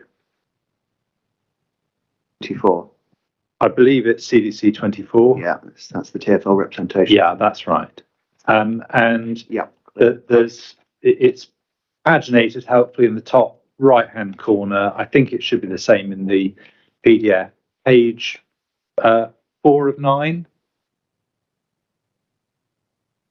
Okay. The public benefits of the entrance. Yeah, so you've got the paragraph 23, which begins with the new additional entrance will have the following public and development benefits. And I think this is something which we've looked at in the evidence before, and there's a list of bullet points. If you look at the top of page 5, they say is required to meet an acceptable pedestrian comfort level on footways surrounding the site, as concluded in the respective transport assessments. You see that? Yeah. So and we can look at it if necessary in some of the documents I think they append, but they regard it as something that is required to address what would otherwise be a problem in terms of pedestrian comfort level. That's what they say, and obviously, yeah, this list is what TfL regards as the benefits. They obviously don't talk about sort of wider permeability and linkages that I would say perhaps TfL don't necessarily see as benefits, but which I would in planning terms see as additional benefits. Yeah, it's not the point I'm on. I mean, I understand your point. That they regard it as necessary. They regard it as necessary. Yeah, exactly. And the figures for use of the exits and entrances for London Bridge, London Underground Station, we've got helpfully in Mr. Alford's brief. If you could just take that up. Yeah. And turn to his page 41. This, I think, is something that Mr. Glasgow went to in his oral evidence. Yeah. And if we look at the top left-hand corner, figure 143, this is the average existing movement in and out of the station in terms of people per hour. And I think that reflects the point made by Mr. Glasgow that this is fairly characterised as a secondary entrance and exit compared to the busier ones at exit 3 and exit 4. Yeah, I think at present, relatively, but I mean that is relative to one of the busiest stations in London. So I mean it's 2,000 people an hour. Yeah, weekday AM peak. So it's a lot of people. But I agree, it's not as busy at the moment as exit 4 and exit 3. It's fairly described as a secondary entrance and exit, and its use I think is about 12% Yeah, as I say, it's 12% of a huge number. So, 2,000 people an hour by most, by most standards is an awful lot of people. And there's already obviously an entrance and exit for those who wish to come out and go one way or another, as it were, along the east side of Borough High Street. So there's already obviously an entrance exit which is available for people who want to make those movements, isn't there?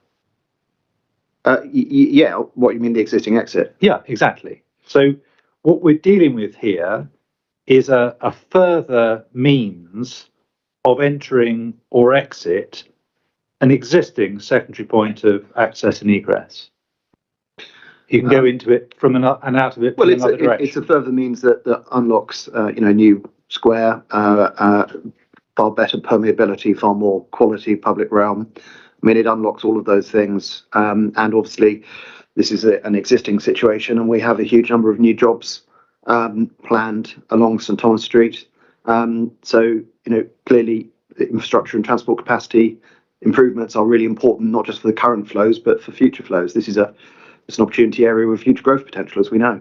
Well, you've made all those points many times, but I just think, as a matter of fact, I don't think you're demurring from my description that this is a further means of entering and exit an existing secondary point of access and egress. Well, subject to the qualifications I've given you. Sure. And if you look at his figure 146, so bottom right hand figure, you can see that most of the existing pedestrian traffic coming out of the tube station at this point, and it's the same, I think, in either peak, is heading either north or south or west. Ultimately, there's about 21 or perhaps up to 25% heading east along either St Thomas Street or King's Head Yard, depending on which peak you're looking at. But up to 75% is heading either north or south or west. Yeah, at present, and partly, a very small number, for example, going around the corner into King's Head Yard. But that's because at present this is not a very attractive exit, particularly if you work along St Thomas Street. I think with the new entrance and the ability to, because you have the choice obviously at London Bridge as to which exit you choose to come out of, and at the moment, looking at how relatively unattractive it is and the congestion on the pedestrian footway on Borough High Street, as we all have during this inquiry, I've faced that choice many times, and you make a decision based on the current situation. But if you worked in St Thomas Street and you had the option of coming out into a really nice new square and public realm and percolating through, it may prove to be a lot more attractive for people working along St Thomas Street. Okay, well, we've got the numbers, we've got the existing numbers, we've got the position in terms of LUL, and we're in due course we'll have some note about the space syntax material, but that's not a matter I'm going to take up with you. We'll be dealing with that would be a short question, because I haven't got a clue either. Neither have I. So I'm not going to go into that with you. But well, I understand I understand discussions are continuing. I'm not close to them, but I understand they're going on. So I'm not trying to subvert that process by taking it up here. Next issue, 2018 scheme servicing. Am I done with Mr. Alford's proof? Let me just check. Yes, don't put it too far away. I don't think I'll need to go back to it, but just in case. Okay. Yep. If we go to your proof of evidence next under this new heading, so 2018 scheme servicing. If we go to your section 9 on page 48. Yep. This is your list of public benefits and other material considerations. Yeah. I think, but correct me if I'm wrong, I don't think you claim the servicing arrangements for either scheme as a freestanding public benefit.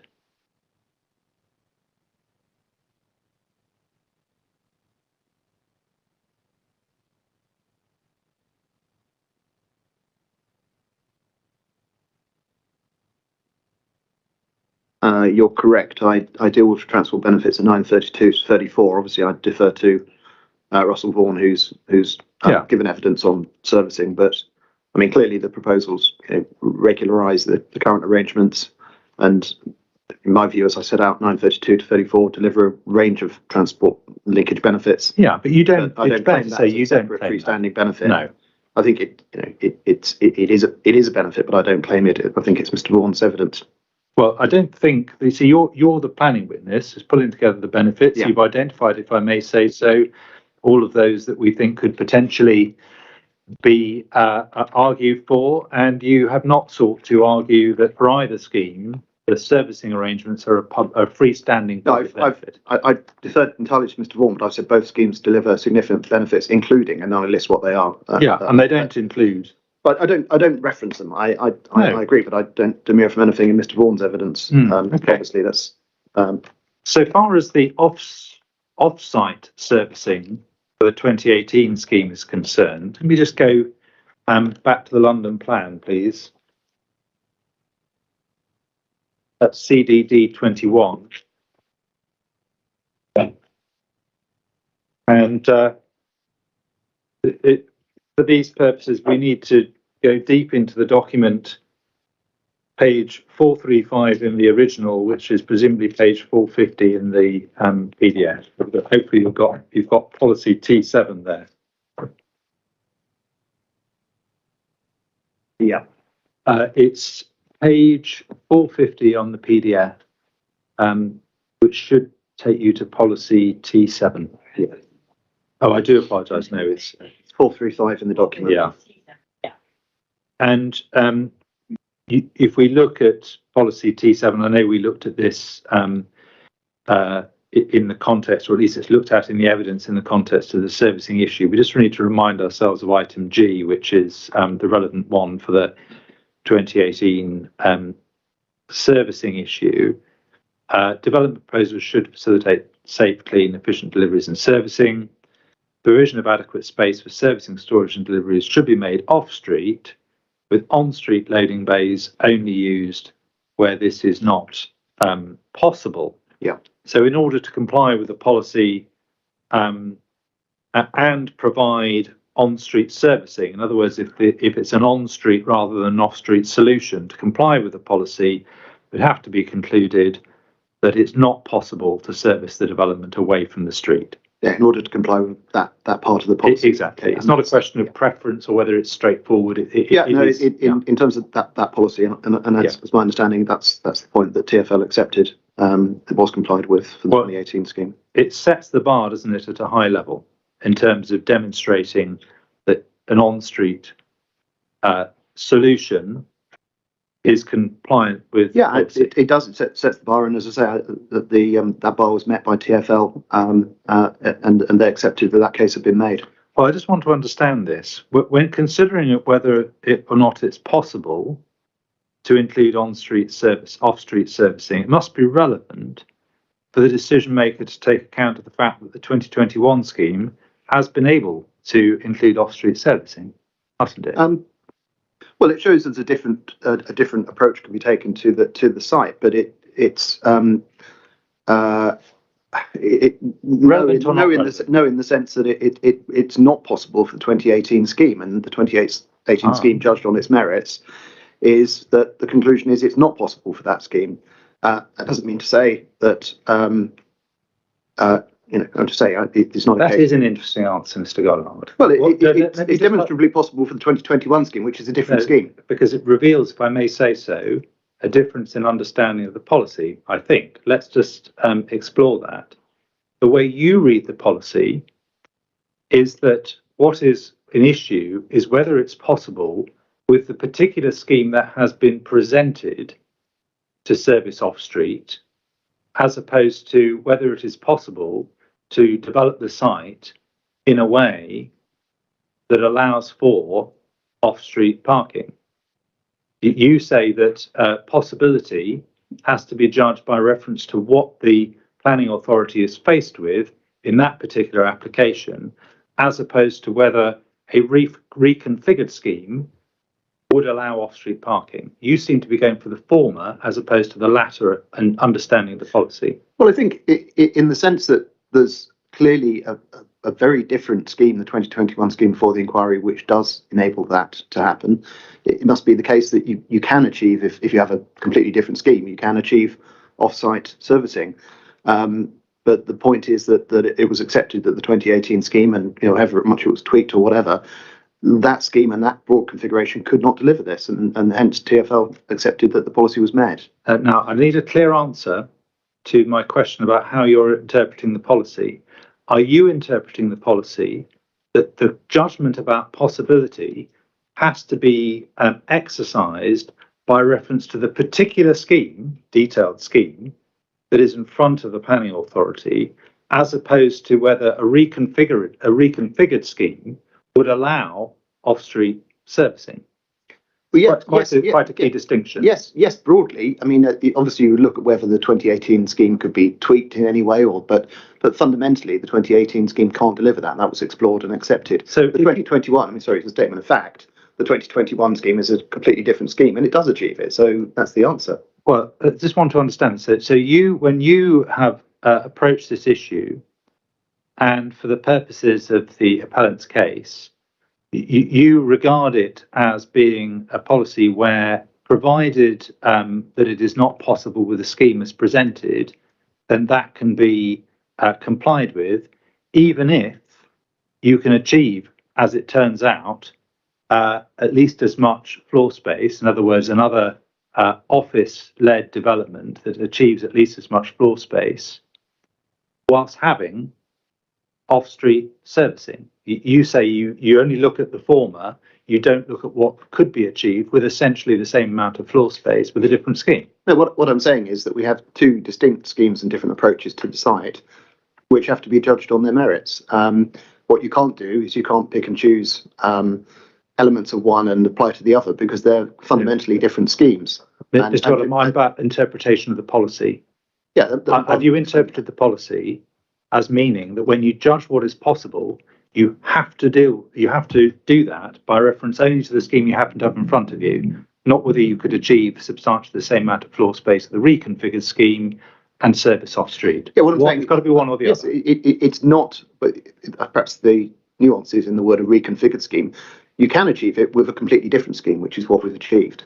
You can't achieve it with a slightly reconfigured 2018 scheme. It's a completely different scheme. Yes, I think I answered your question, but so if it's possible with a different scheme, completely different scheme, that delivers the same amount of floor space, you say that that's not possible for the purposes of the policy. That's another way of putting the point you've just expressed. Yeah, I mean, it's in that sense. But you have to judge this in the round and say, well, you look at the benefits and the operation of the 2018 scheme. The consequence of that enables other advantages that we've discussed in relation to that scheme, perhaps that are advantages over the 2021 scheme. They're two completely different schemes. Yeah, and that leads me on to my next question. Do you say that the downsides of accommodating servicing off-street, in terms of what can then be achieved on site, outweigh the benefits of accommodating the servicing on street when looked at as a whole? Reach of view, I think they're very different solutions that are both acceptable. So you have no view as to whether or not the downsides of accommodating servicing off street, in terms of what can then be achieved on site, outweigh the benefits of doing so. You simply have no view. You've not. I think each scheme is. But start with the yes or no. Have you considered it? No, I haven't considered that trade-off. I think there are pros and cons. I haven't addressed a trade-off to compare the two schemes. I've looked at each scheme in the round, and I think that to the extent that if you judged in the 2018 scheme that there was any, I think it's demonstrated that scheme cannot accommodate entirely off-street servicing. But if you look at that scheme, you have to look at the benefits of the scheme in the round and make a judgment on that scheme. The 2021 scheme is a different scheme. Very well. Well, if you haven't considered it, I can't ask you about it. Next point, affordable workspace, affordable retail. Again, both accepted as benefits. I just want to clarify the position on this, please? Couple of questions. Hopefully straightforward. Take up your proof, please. Page 51. Yeah. So you deal with these on pages 50 and 51, paragraphs 915 to 920. Yeah. And you say in 915, both appeal schemes would secure circa 10% affordable workspace. We'll come back to that. To be leased at 75% of local market rent, which, given the amount of floor space proposed, makes a significant contribution to identified local needs. Both appeal schemes would also secure affordable retail space. Is that right? Does the 2021 scheme? No, I don't. I don't think that is right on the basis that obviously that I'll stand corrected. I'm not sure that is. We haven't seen the 106, but I don't think it is. No, I suspect that it's the 2018, which is of the retail content. I'll stand corrected. We'll see when the That's a section fair 106 comes out. I don't think it's intended that that would form part of if 21. I'm wrong on that, then yeah. Both schemes would secure affordable retail space. Yeah, and I think it's only the 2018 scheme. Yeah. But as I understand it, what you're doing here, and I think from what I'm told, this is reflected in the draft table that's being drawn up, is you're looking at the affordable workspace and you're looking at the affordable retail as two sort of headings of benefit. They each get sort of a benefit as separate, because they're separate spaces treated differently in policy, separate benefits to which you attach weight. Yes, but the focus of my point is the affordable workspace. I mean, that's really what I'm talking about here. Yeah, I'm not seeking to diminish one or the other. Yeah. All I'm seeking to establish at the moment is that you're treating them as two headings of benefit. Although you deal with them under the one heading, you've got the provision for affordable workspace, and then you've got provision for affordable retail, at least in the 2018 scheme. Yes, but yes, I mean they're encapsulated in that, and I stand corrected on the point at 9:16, but 15. But if you look thereafter, all the points I'm really making relate to the affordable workspace. I'm really attaching very modest weight to the retail space in isolation. Yeah, you say at the end you take them together. I'm not sure whether you deal with them then separately, but that's not my point. No, yeah, Mr. Philpott, that probably explains. This is probably my inability to write, because that's not, just for the avoidance of doubt, that's not taken together the retail and affordable workspace.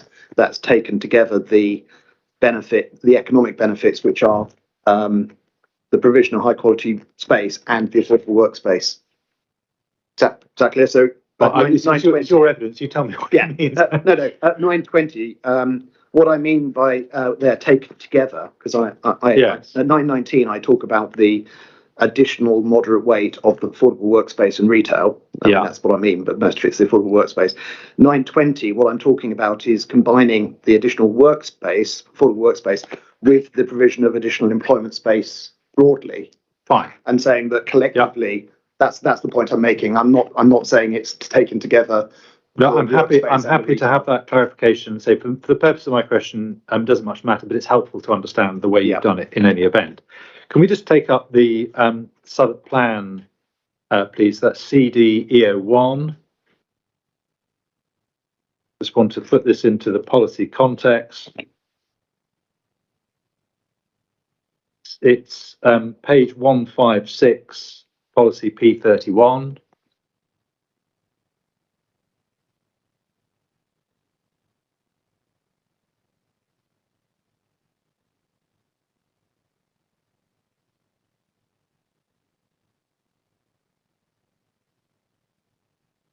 Yep.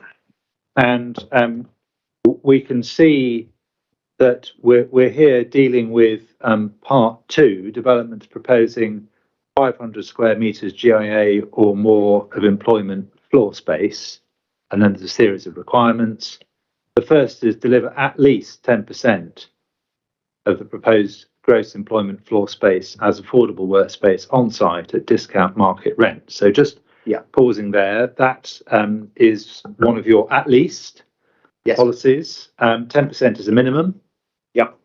And 2018, I think it's there's 9.7%. There's a small shortfall. Yeah, recognise that. And 2021, that proposal provides the 10%, the minimum needed to comply with the policy. Yeah, and I hope quite fairly say that it's circa 10%. I mean, I recognise that when I refer to both schemes achieving circa 10%, one is 9.7 below.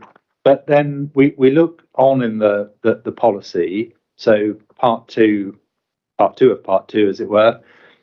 Secure the affordable workspace for at least 30 years. So that needs to be identified, and then there's the type and specification and so on. And so it explains how it has to be delivered.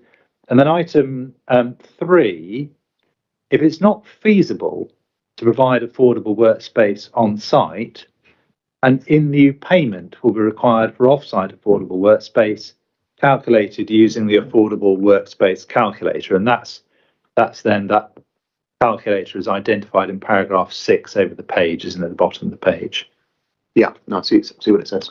And then if you go back to page 156, see paragraph 5. Well, page 156, part 5 of the policy rather than paragraph 5, sorry. We've got an exceptional circumstances provision where affordable retail, amongst other things, which provides a range of affordable access options for local residents, may be provided as an alternative to affordable workspace, but that's only acceptable if there's a demonstrated need for the affordable use proposed and with a named occupier. And I don't think there's anything in the evidence suggesting that we're in those exceptional circumstances here. I'm not suggesting that. No, thank you. Okay, that's helpful. Put that to one side. We'll go back to the Southwark local plan in due course, so don't put it too far away. Next issue is sunlight, daylight overshadowing. And for this, we need your proof of evidence, please. Paragraph 8.23. Yep. So that's on page 46.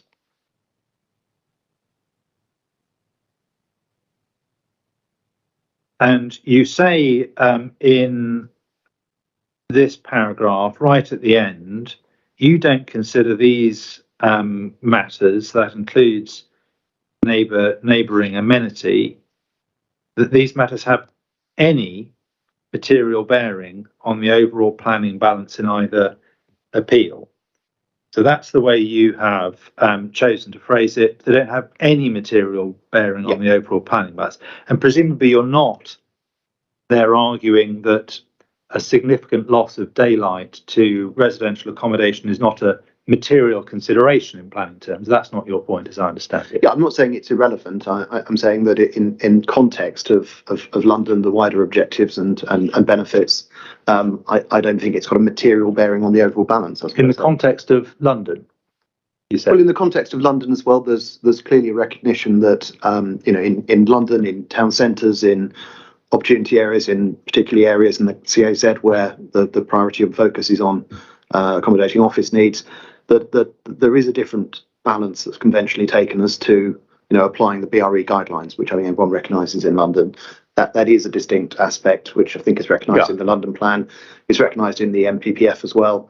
That in areas like this, particularly historic context where there are these cherished narrow alleyways, that by its nature makes it very difficult to achieve BRE guidelines. Yeah, and so I think that's the context you have to take into account. And what you'll recognise from Mr. Glasgow's evidence that he recognises that contextual point, but presumably you recognise in acknowledging that it is a material consideration that an impact on the amount of daylight and sunlight reaching student accommodation, a material reduction in that, is a negative impact of the scheme. Taking it to the highest level, it's a negative impact of the scheme. Yeah, no, I'm not disputing that. I'm saying, well, the points I'm making here is I don't think it diminishes the weight of the benefits. In other words, harms and the benefits are what they are.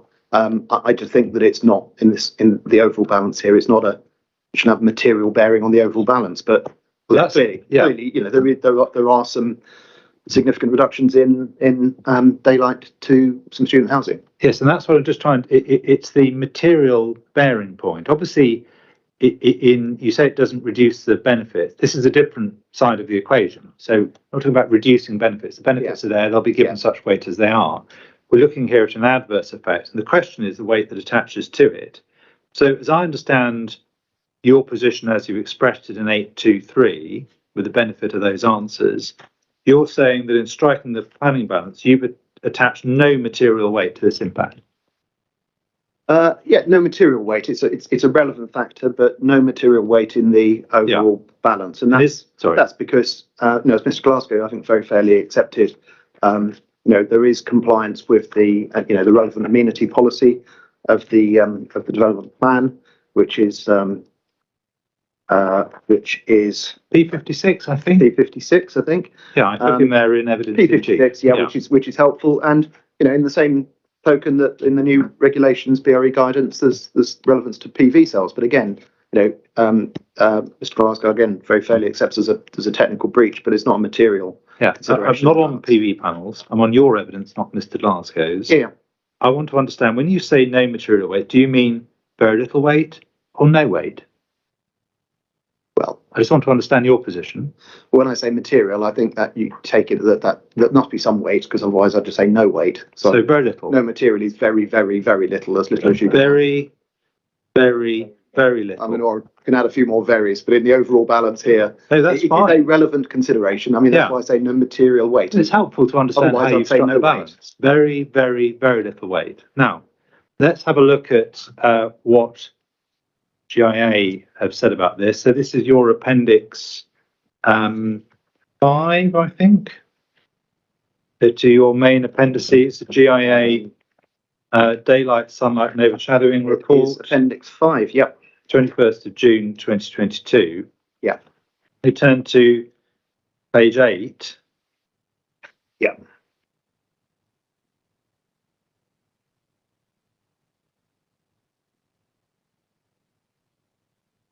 So it's heading student accommodation. You see that? Yep. It's acknowledged that the 2018 and 2021 schemes will cause a noticeable reduction to the daylight amenity within the student housing blocks located to the south of the appeal site. Yep. So just at the highest level, recognition, noticeable reduction into the daylight amenity. Yep. And I believe Mr. Glasgow has set the figures out in his evidence, and they're not points of contention because they're the appellant's figures. Agree. Yep. We don't need to turn those up. But so in assessing this matter and deciding whether it should attract very, very, very little weight or something else, the inspector will need to consider both the nature, i.e. what's the magnitude of the reduction, and the extent, how much of the student accommodation is affected, when assessing the impact on the housing blocks. Both of those matters will need to be considered. Yes, they're both relevant. Yep. Yeah. And so if you take up, please, Mr. Glasgow's proof of evidence and turn to his page 72, if you would. Yep.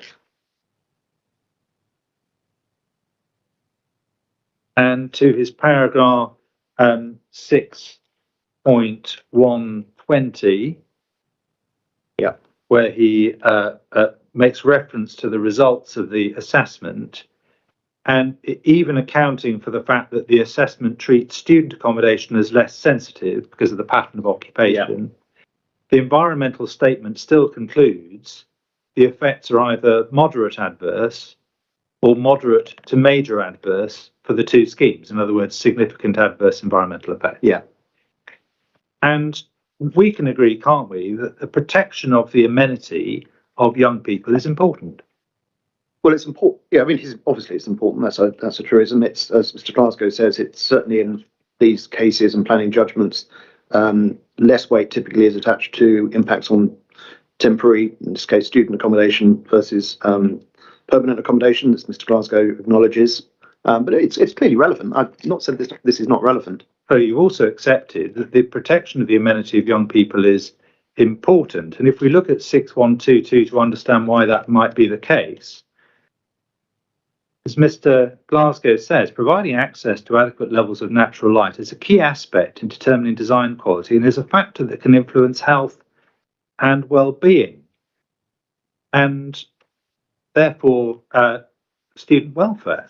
Presumably that's not in dispute, is it? That those are relevant? No, absolutely, factors? that's a relevant factor, and Yeah. obviously, creating great quality new public realm that they can enjoy is also a relevant factor. I'm sure they'll be delighted, but a significant loss of daylight to such accommodation is an important consideration for that reason, isn't it? Well, it's a relevant consideration, and if you're looking specifically at the impact on some of the blocks and some of the units, they're quite significant levels of impact. But as I say, in the overall context of this planning balance, I don't think it's a significant consideration. So, just want to get a clear answer to my question. I asked you whether significant loss of daylight to such accommodation is an important consideration. Are you saying no, it's not important? It's a relevant consideration. I don't think it's an important consideration in the overall balance of this case. Thank you. It's also relevant, isn't it? Because, as Mr. Glasgow points out, the loss of that natural light means more energy consumption is needed to ensure rooms are adequately lit, which is not obviously relevant just to sustainability, but also cost. Well, again, it's a relevant factor on one side of the equation. The replacement of an outdated, poor quality building with a highly sustainable, efficient building that exceeds all energy consumption standards is another side of the equation, with PVs and all the other aspects that this scheme delivers. Thank you very much, Mr. Glasgow. Those are my questions. Thank you. You didn't mean Mr. Glasgow, did you? I had to do that. I had to get one more error. Well, at least I look more like him. I do apologise, Mr. Gard. than Mr. All. Do you know what? Each time I get an equivalence, I write at the top the surname of the person trying to avoid that. But I always get it wrong. Anyway, Thank you, Mr. Goddard. Thank you very much. I'm going to write my appearances list quick. With alternatives. The many names of Dr. Parker Mills may. Did you want to say something, Mr. Yes, I know I said I wasn't going to ask any questions. I've just got one, just sort of follow up point on one thing, if I may. And it's just, good afternoon. Oh, you're too many people. Oh, yeah. Thank you. Good afternoon. Good afternoon, Mr. Goddard. That's it. Good afternoon, Miss Philpott. I mean, sorry. It's just that on you asked some questions on policy D1. Yeah. And that specifically the part of that policy that referred to using the findings of various assessments to identify suitable locations for growth. And we looked at the characterisation study CDE 13, if you recall. Yes. Is it somewhere reasonably close to hand? I know it was quite a while ago that we looked at it. Is it CDE 13? E13, Yeah, that's the one. Yeah. And we looked at pages 79 and 87 already. I just wondered if we could just turn up page 88 and pick up a few points from that. Page 88, Borough High Street. Yeah, I've got it. Thanks. Sorry, I'm just waiting for my computer to do something, which is taking its time. I think I can probably do it for my notes anyway while it's loading up. There are a few sections on that page. First section is heritage. In fact, I am going to need the documents. I must wait for my computer. Yeah, this is sort of the concluding section of the Borough High Street part of this document. Yeah. And there's a heading heritage. And we can see underneath that heading, development proposals within the Borough High Street conservation area should have regard for the rhythm and scale of the existing historic buildings. The scale and proportions of the many narrow alleyways should be sustained, and new development should enhance the appreciation of their historical context. That, it's fair to say, isn't it, is essentially reflecting messages from the conservation area appraisal that we looked at yesterday in terms of scale and proportions being an important aspects of the conservation area, and yards needing to be sustained, appreciation of that context to be enhanced. Yeah, I don't disagree with this is part of the the overall policy matrix. I mean, I'd certainly say the conservation area appraisal, is now rather dated in the sense of the character of the area has changed quite dramatically since then. But I mean, I certainly am not disputing that these are relevant considerations.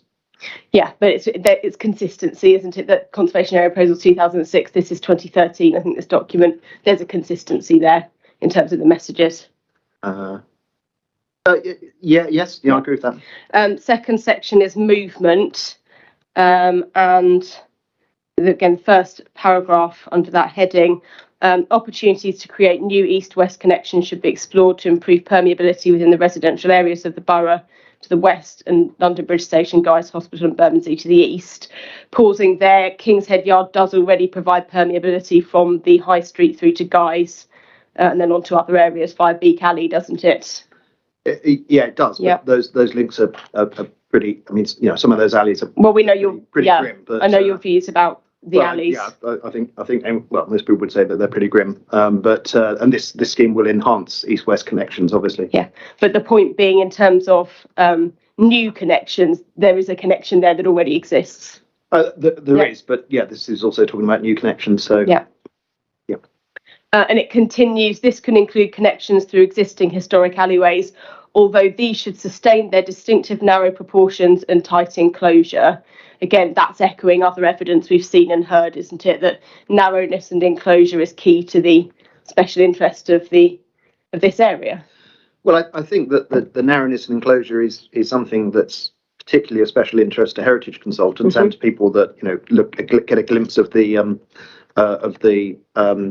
medieval past, but I don't think it's very conducive to people enjoying walking through those alleys, particularly as evidenced by the footfall. I mean, they're very, very poorly used because they're pretty unattractive as locations to walk through. They're definitely something that if you're a heritage consultant, they're fascinating, but they're not attractive to walk through. Yeah, and yet this document, not just dealing with heritage, is still saying that the narrowness and enclosure ought to be sustained. Well, it does. I get that, but as I say, it's one of those nuances. I totally understand why as a characterisation, but they're not well used because they're generally not attractive to walk through at the moment. And then just finally, the third section is headed Urban Structure and Built Form. About halfway down the first paragraph, we see building heights should respect the prevailing context and should ensure that new buildings do not overwhelm heritage assets. Again, that's precisely the message we got from the guidelines in the conservation area appraisal, isn't it? About respecting the lower heights of the conservation area buildings. Well, I think that's right. That's what it says. But I mean, as I say, again, if you have to look in context at decisions made by the local authority, that quite clearly, for example, in Fielden House, a clear recognition that there are circumstances where quite dramatically different heights of modern buildings that are very distinct and have been found to be appropriate in the conservation area. So that might be a general statement, but quite clearly it doesn't preclude high quality new buildings in the conservation area. Thank you. Those are my questions. Thank you very much. Thank you. Okay, re-examination. Yes. Good idea. Do you have a guesstimate?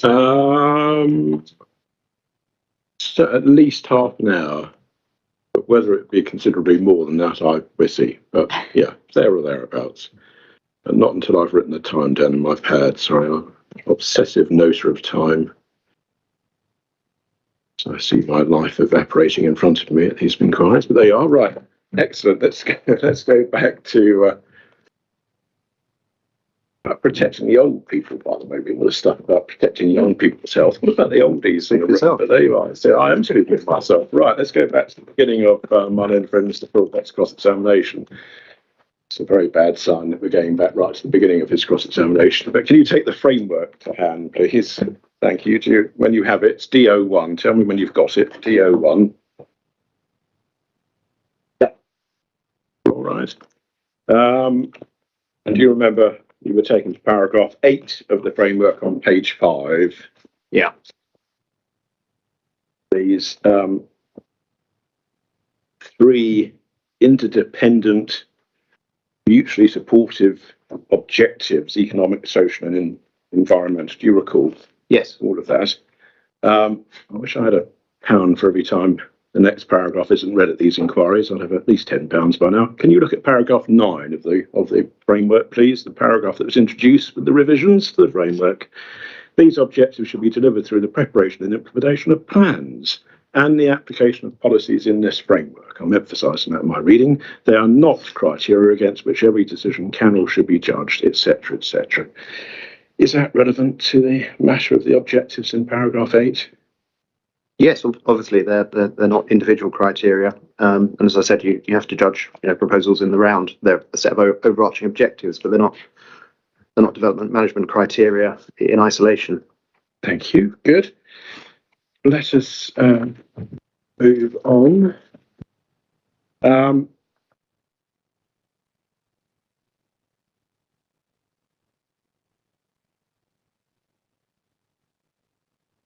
To a later point.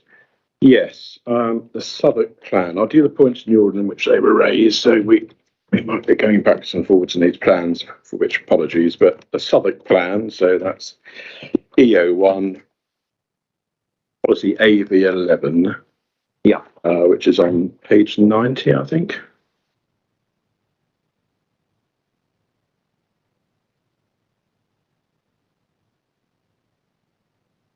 Yep.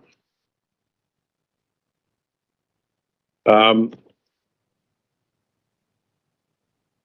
you will recall you were taken to the passage at the beginning of AV11 in relation to the London Bridge area vision, which tells us that London Bridge is a number of things. And one of the number of things that you were taken to is the third, an area with a rich heritage preserved in historic monuments, buildings, yards, public spaces, vistas, cityscapes and archaeology. Right, so that's one of the things which we're told, sure quite rightly, London Bridge manifests itself in, if you like, a rich heritage. Yeah. Right. Now, let us then look together, please, at how that's carried through into the development management part of the policy, in particular, which is the next section of the policy, development in London Bridge should. Do you see? Yeah.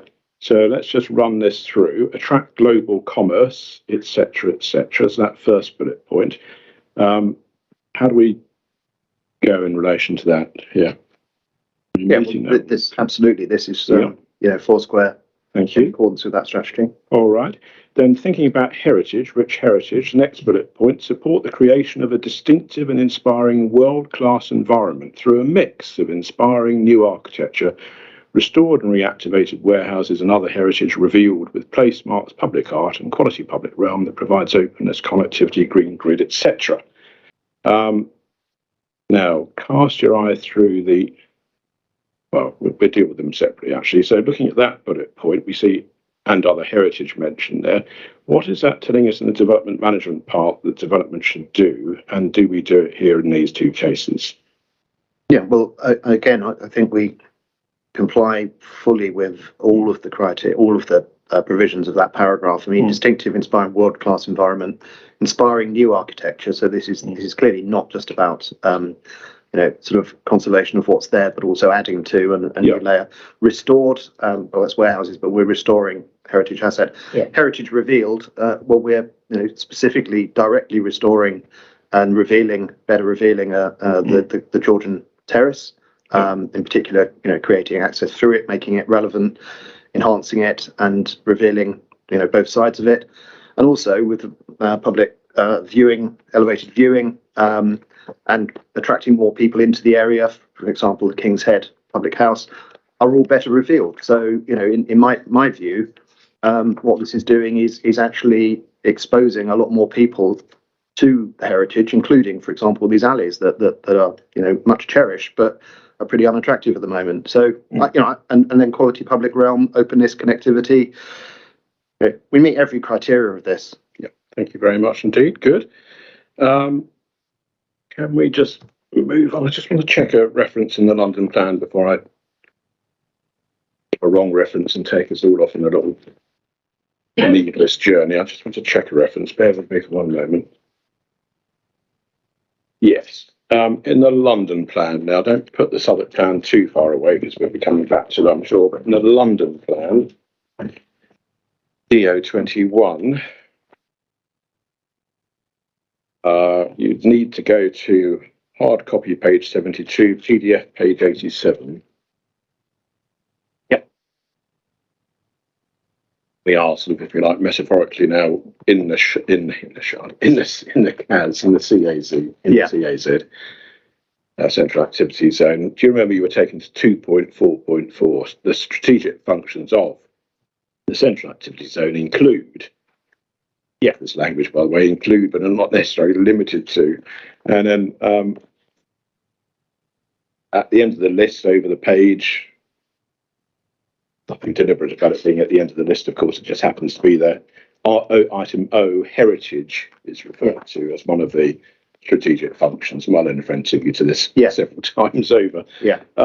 Can we, if we are at original page 73 and PDF page 88, where we've got item O, which is in that list of strategic functions, can we just look at the next paragraph and see whether that sheds any light on what one's meant to do with these things? What does it?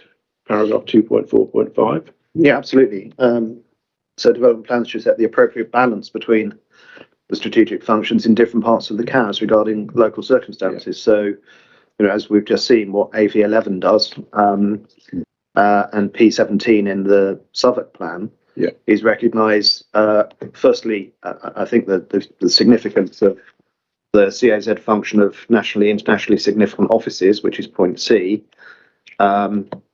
and also obviously the tourism and other attributes, for example, centres of medical excellence, associated specialist facilities, which is highly relevant. And what it does is it specifically identifies this area for substantial change, growth, tall buildings, to accommodate those in a context that recognisably also includes heritage. But clearly the plan recognises that it strikes the balance between those and decisions that have been taken and continue to be taken recognise that in that balance there may be some harm to some of those heritage assets, but that harm in the cases that have been determined to date is outweighed by in particular meeting the CAS need for office floor space. Thank you very much indeed. Good. We're going to jump back to the Southwark plan. You were taken to the strategic vision, which is on page 44 of the document EO1, page 44. The strategic vision. Southwark plan 2022 strategic vision. You remember you were taken to item 1. I think we might have not strayed beyond item 1, but let's just have a look at it. The Southwark plan vision is for Southwark to continue to be a network of successful, unique, historic, distinct places, etc., etc. Right, so you remember that. Unique, historic, distinct places. If we read on in the strategic vision to item 3, do we find those distinct places described to an extent? Southwark contains central London destinations such as London Bridge, ... These historic and unique destinations are residential areas woven in with attractions for millions of visitors, national and international headquarters, office space, etc. So do we get in the vision some understanding of the unique, historic and distinct place that the appeal site falls within, as in item number 3? Well, it falls within, the London Bridge area, which is one of the many functions, but is accommodating national and international headquarter office space. Thank you very much indeed. In the same plan, in relation to policy ST2, which is on page 47, you were taken to this, page 47, ST2, Southwark's places.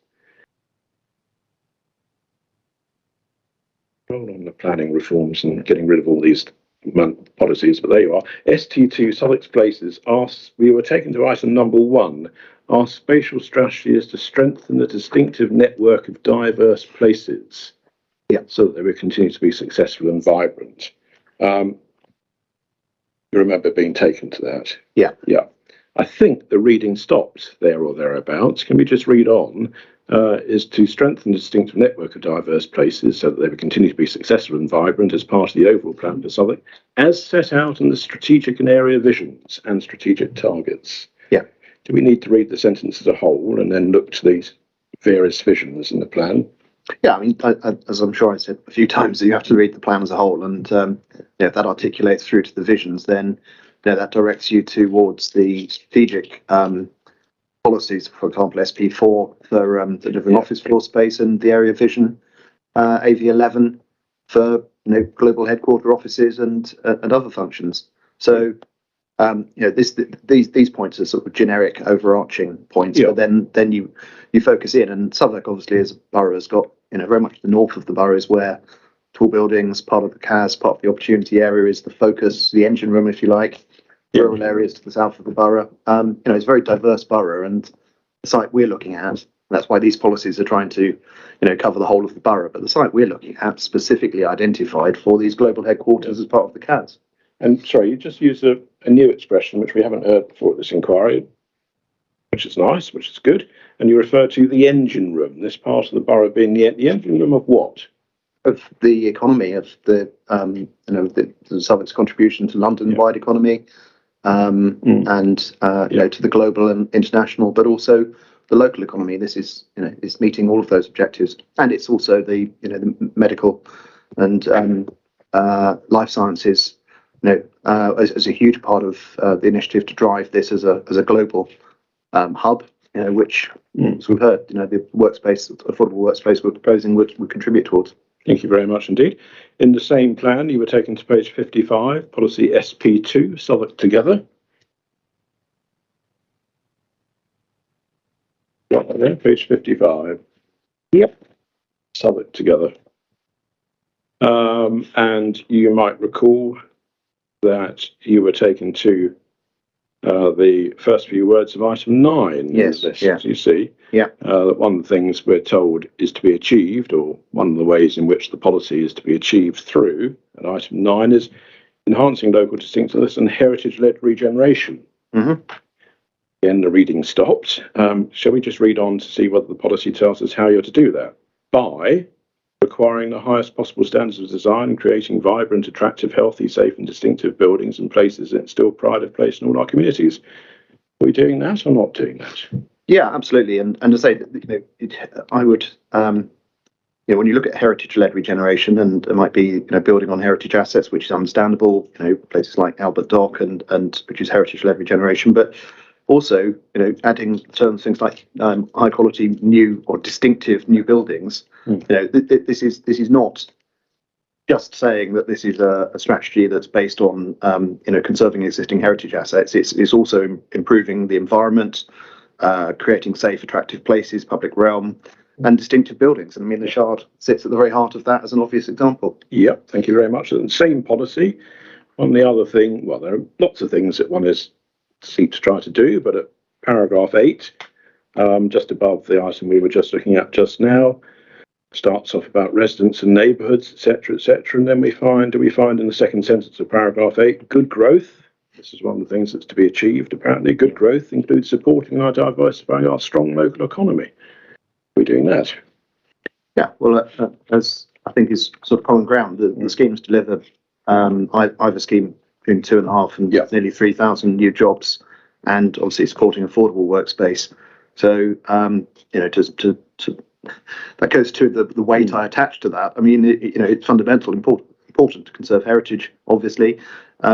Pretty important to have local jobs and support the economy, which also, as the point Mr. Stewart made, is that strengthening the economy drives and supports heritage as well, because obviously active uses drives the viability of heritage areas. Thank you very much indeed. I'm just going to move to rather different points.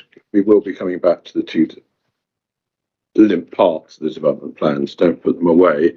Do you recall there was a passage of cross-examination about the way in which the World Heritage Site protective policies have been strengthened in the London plan, as documented by Mr. Glasgow and as recognised in the blessed tulip decision, etc., etc. Fine.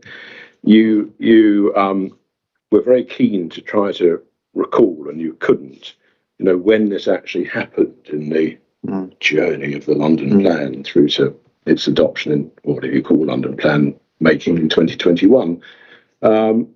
And just in case it helps, if you take Dr. Barker Mill's appendices to hand. Something I don't have, but I'll.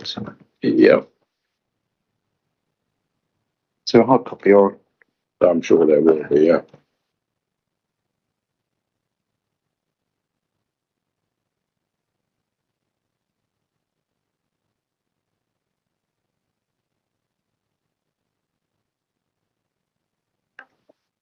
yes, please.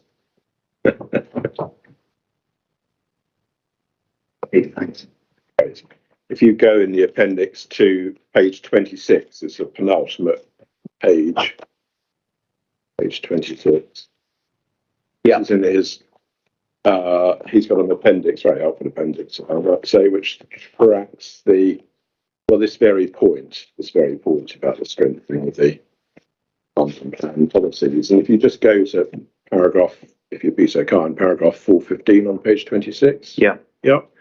So there was a response to a report from the World Heritage Committee provided by our government in 2018. So 2018. And if you look at that, Dr. Barker then quotes from it. So if you turn to the page 27 of his appendix, we're told by the government in 2018, do you see that? Okay, yep. Yeah, the Greater London GLA is currently undertaking a review of the London Plan. Revised plan, ... A draft of the updated plan is now available. Yeah. I'm going to save us dancing around in documents. The London Plan as adopted tells us in paragraph 0.0.35 that draft was issued in December 2017. Right? Yeah. So in December 2017, the updated plan was made available. The draft contains, this is government writing in 2018 about that December 2017 document, the draft contains a comprehensive policy on World Heritage Site which provides a more robust approach to protection of the outstanding universal value of the World Heritage Sites. Yeah. And it then refers to it by name, policy HC2. Yeah. Yeah. So I don't know, now that I've reminded you of when this tightening, or whatever one wants to call it, of the London Plan first emerged, albeit as a draft, but first emerged, it was December 2017. So throughout the lifetime of the 2018 scheme, and indeed obviously the 2021 scheme, have we been against a background where, at least in draft until last year, there was this tightening up of the protection of the World Heritage Sites? Yeah, and that's really the point I wanted to double check in my own mind. Right. Is in the context of the GLA response on the 2018 scheme, for example, which was clearly, frankly, one of the most ringing endorsements I've seen in a GLA stage 1 report, was in the context of the GLA's emerging draft and HT2. So, and the point that was raised at the Tulip, not that it's really relevant to this at all, was more about the many of the towers in the City of London having been approved prior to that phase of the London Plan, which is why I think that's got pretty well no relevance to the circumstances here, because what we've got here is proposals that are being judged, and indeed the New Southwark Plan being judged throughout in the context of this new policy HC2. So, the policy and the strategy for a cluster of buildings around the Shard is expressly being promoted in the context of HC2. That's really the point that is completely distinct from the Tulip position, where it was said that many of the towers in the City of London have been promoted or allowed prior to that. And if we come to St Thomas Street with that point in mind, Vinegar Yard, under what regime was that approved by the mayor? Yeah, I mean, under the new regime, obviously. Thank you very much indeed. Good. Now then, I want to move on. We're going to have to do I'm going to look at both plans before I then ask you a question. All right. Now, you were taken to, in the London plan by my learned friend, to policy D9, which in the London plan is, it's a PDF page 153, in the hard copy 138. D9. Yep. Mm-hmm. And you'll remember, I'm sure, that at that page we see at item C that for tall buildings, development proposals, that's tall buildings, we're told, should address the following impacts. And we turn the page and we find, as I took you to, the item E on PDF page 154, original page 139, we're told buildings in the setting of a World Heritage Site must preserve and not harm the OUV of the World Heritage Site. Yeah. Okay, preserve and not harm. But do you remember the point was made to you? I think this is where there's some reference to some other decision. But anyway, the point was made to you that the policy itself doesn't contain the balancing aspect that we find, for example, in the framework at paragraph 202. Do you remember that point? Yeah, it was, well, it was put to me that the E doesn't include the proviso that D does. Exactly. And we can look at D and we can look at E, and certainly I can see the proviso in D and I can't see it in E. So let's proceed on that basis. Right? Yeah, exactly. Well, just reading what it says.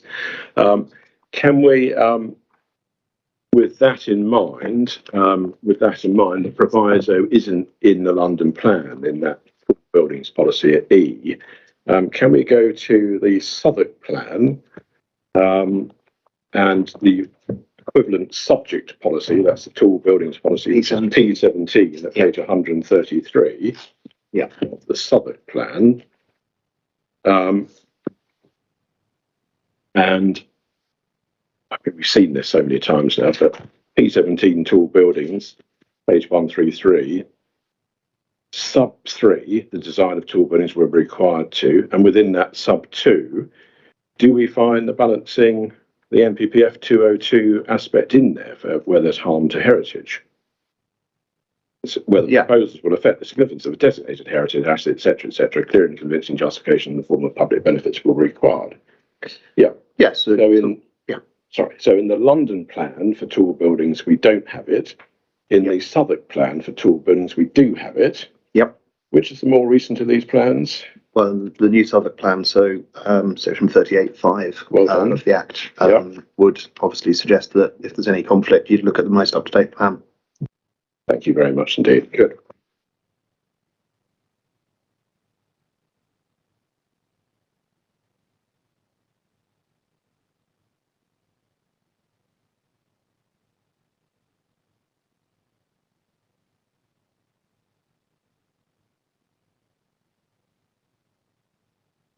Right, just give me one moment. I just want to check something.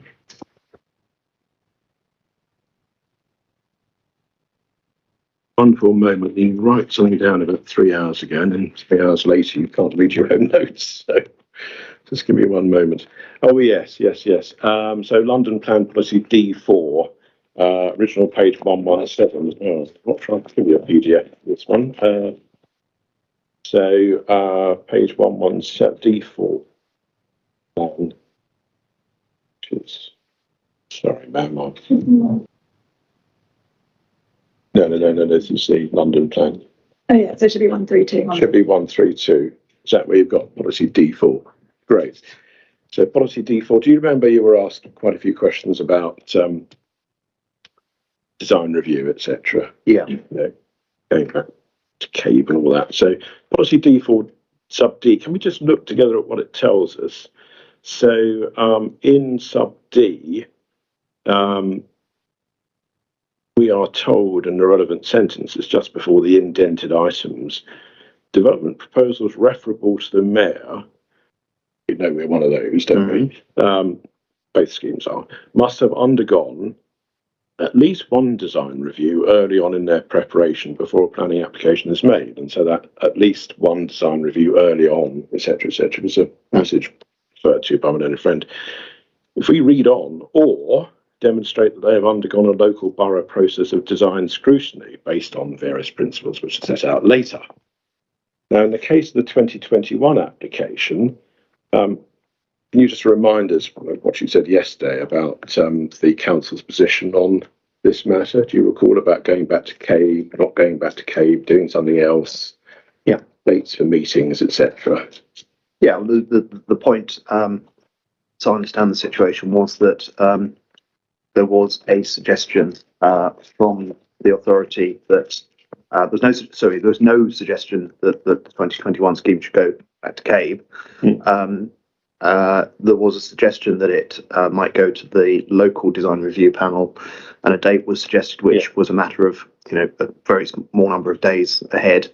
I think one of my colleagues said, "Well, we can't do that. Can we have a later date because we don't have time to prepare for that?"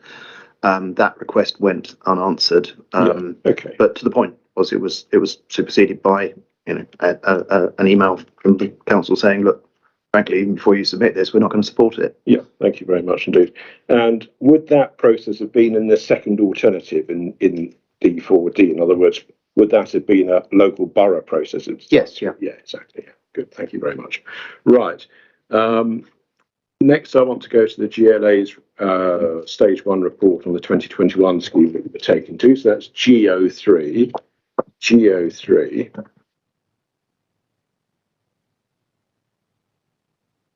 So you might recall, sorry, let me allow you to get it first before I myself carried away. GDGO3. GO3.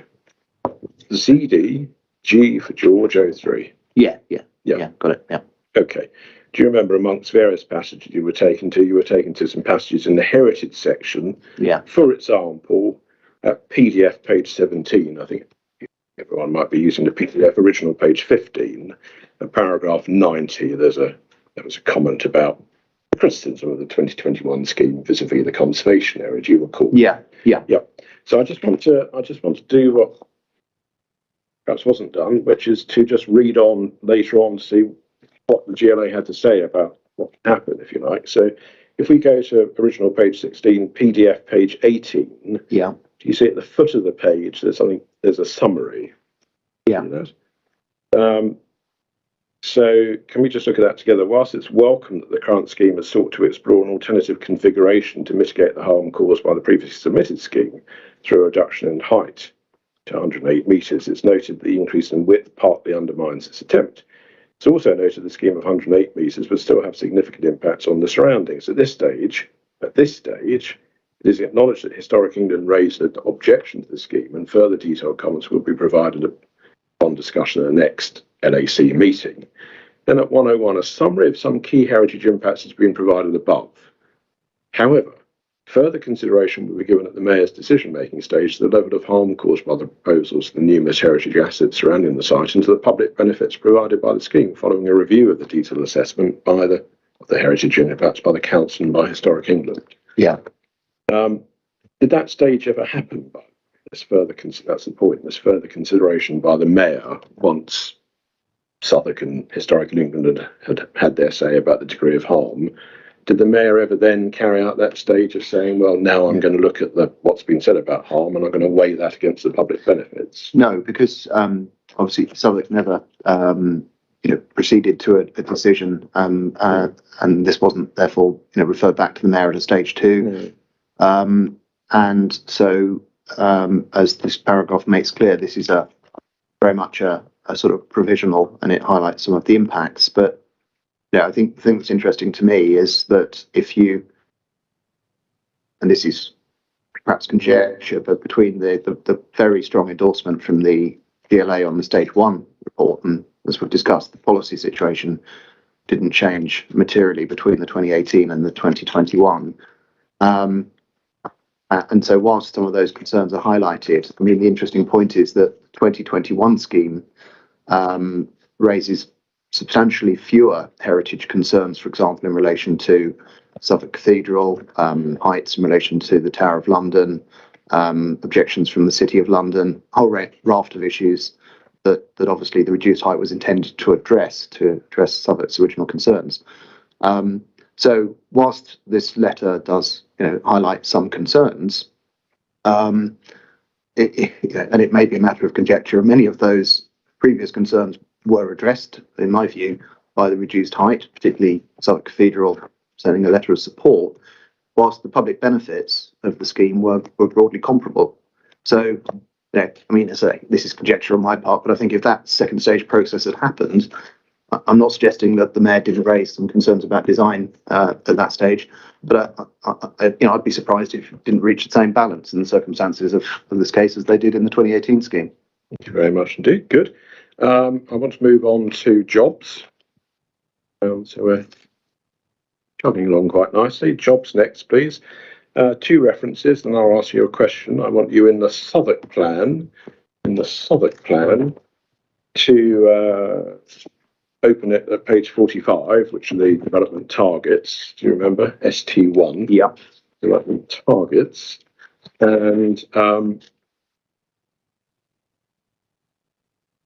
And you also need to have open, I hope you'll be able to have these 2 things available to you, Mr. Glasgow's proof at page 85, because it was that page that was used as a springboard for my own friend's cross-examination on jobs and the weight to be given to jobs.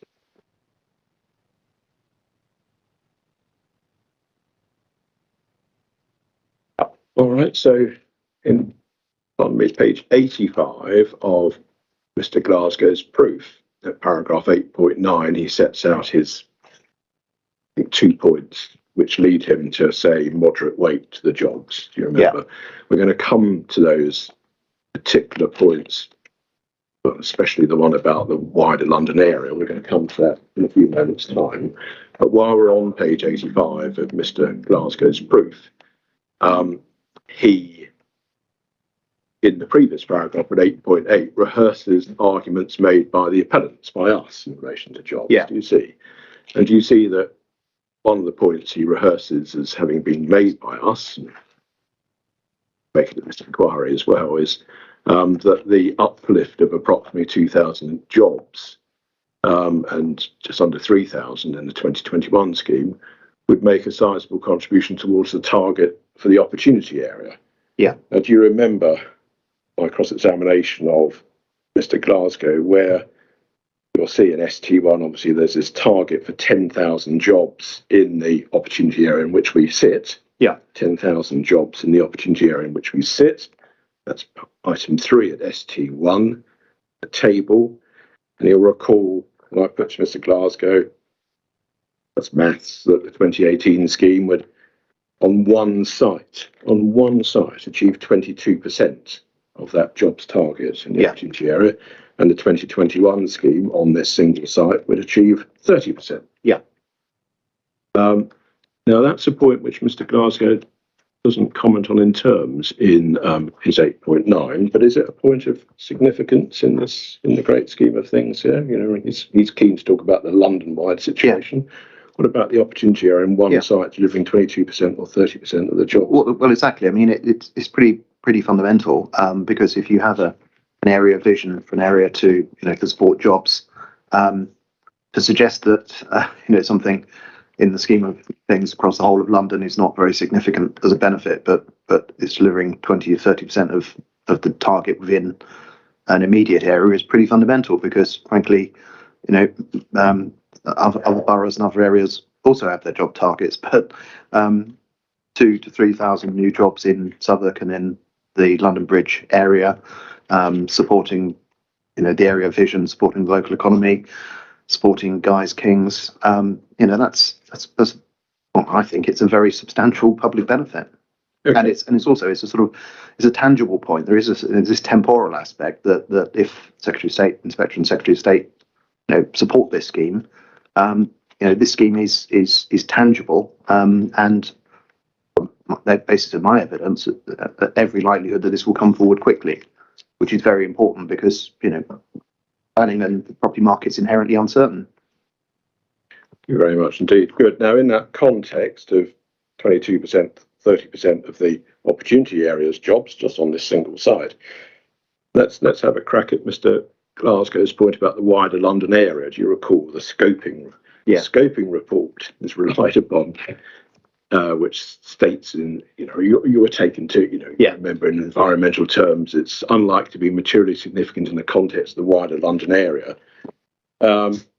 We could look it up if we need to, but if I just state the references, London Plan, paragraph 2.2.2 at page 62 in the original. I'm turning to it, so that's fair enough. But I see you have a love of the London Plan, so let's go to original page 62, which is PDF something else, someone will tell me, 77, PDF page 77. Paragraph 2.2.2, do you see it at the bottom of the page there? Yep. Don't worry about turning the page. Number of jobs in London at the moment is given at 5.7 million. 5.7 million, do you see it at the bottom of the page? Yep. Is any office scheme ever going to be significant in the context of 5.7 million jobs in London? No, it's going to struggle. But that's in quantitative terms. I mean, I think there is this qualitative dimension that there's only so many prime grade A office buildings that really can accommodate a global headquarters. So, I mean, if you play the numbers and just look at the numbers, maybe not. But if you look at, for example, the significance of Apple or Google taking their headquarters in London, that actually does make a big impact to London's global position. Thank you. Good.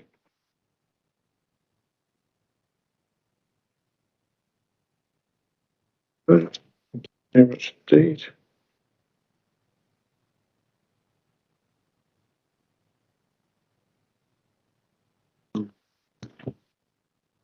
Sorry, I'm just ripping off, taking off points here. Right, let's move on to something very, very different. Daylight and sunlight. Almost there now, Mr. Goddard. And we need your appendix number 5 for this. We includes me, so I'm going to find it.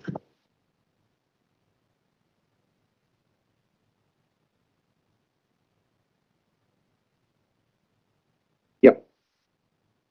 All right. I get you. The older quarter catch up with you, Mr.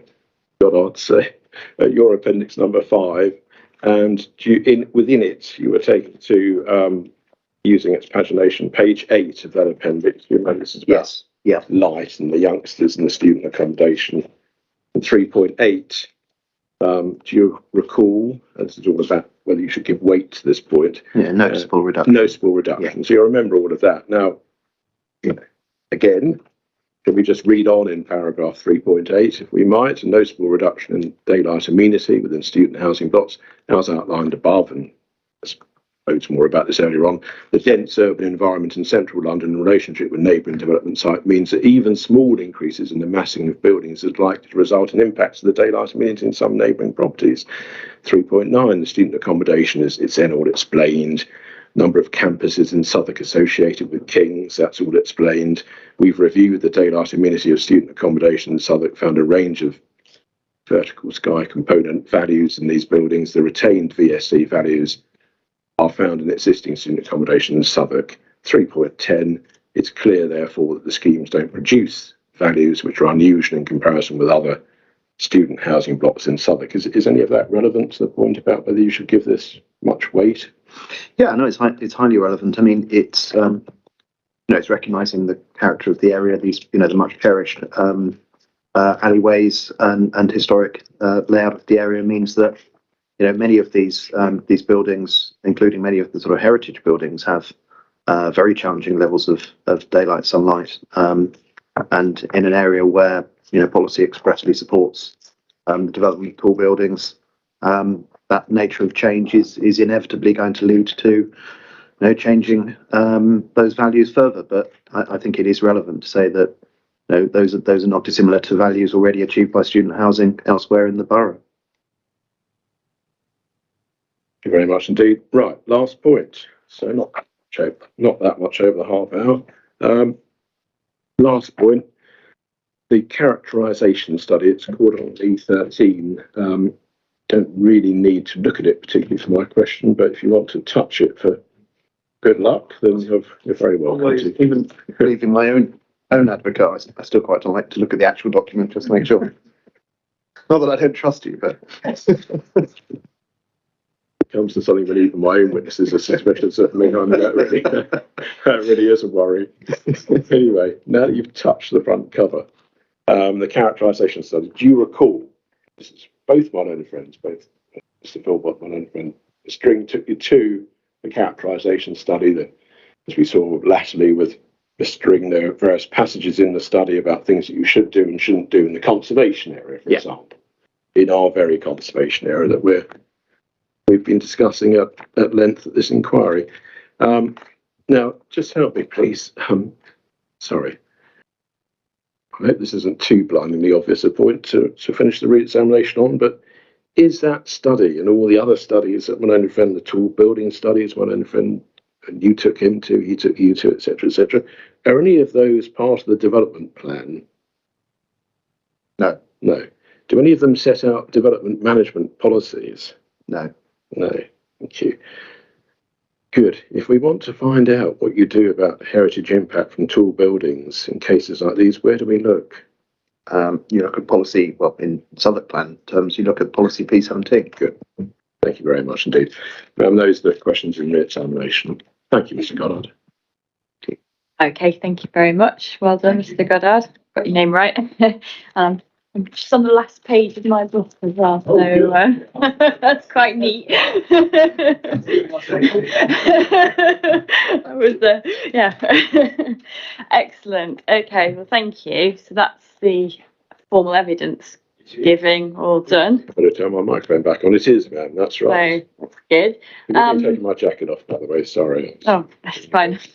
I just remembered I meant to put it back on, but I didn't. So. So tomorrow it's the site visit. I'll come back to you shortly. And then Tuesday next week we've got the conditions and obligations session. And then we've got the homework review. I'm just trying to mop up where we are with documents to allow, because obviously Sure. got closings to write. Busy weekend. And just in terms of my keeping tabs of everything as well. So we'll leave the site visit to the end. We'll talk, so homework. When can I expect? Oh, this is the benefit to wait. Mr. Goddard Mr. Goddard hasn't been able to speak to his colleague, obviously, for a day and a half. So so we're go on. There is a draft. Chris perhaps doesn't know this yet. There is a draft of the benefits table, which we'll discuss briefly with Southwark, but I think the officer, actually it's not your officer, it's Mike Glasgow, is going to review it, but he doesn't think he can do it till early next week. So I think it might be perhaps a Tuesday submission. Does that sound right? Okay. I mean, that's okay. He's on the side. Oh, you're flashing green. I don't know. We should be able to. I think he's on the site visit tomorrow, which is part of the issue. And obviously, he's been following it and doing other things today. Yeah. So I expect that might. I mean, hopefully, there shouldn't be any surprises in there because it's meant to capture the evidence that's been given, and we'll be exchanging drafts of it. Obviously, it's important that you have it for the end of the inquiry. But I think, for my part, provided that we know what's in the travelling draft and we know what's being discussed, I can do my closing on that basis if it goes in early next week. Replicating what the two witnesses have said side by side. Well, hopefully it'll be ready for you for Tuesday, ma'am. Yeah. But we'll be okay rushing our closings. Yeah. Okay, that's fine. Okay, so Tuesday. Okay, and then conditions and obligations.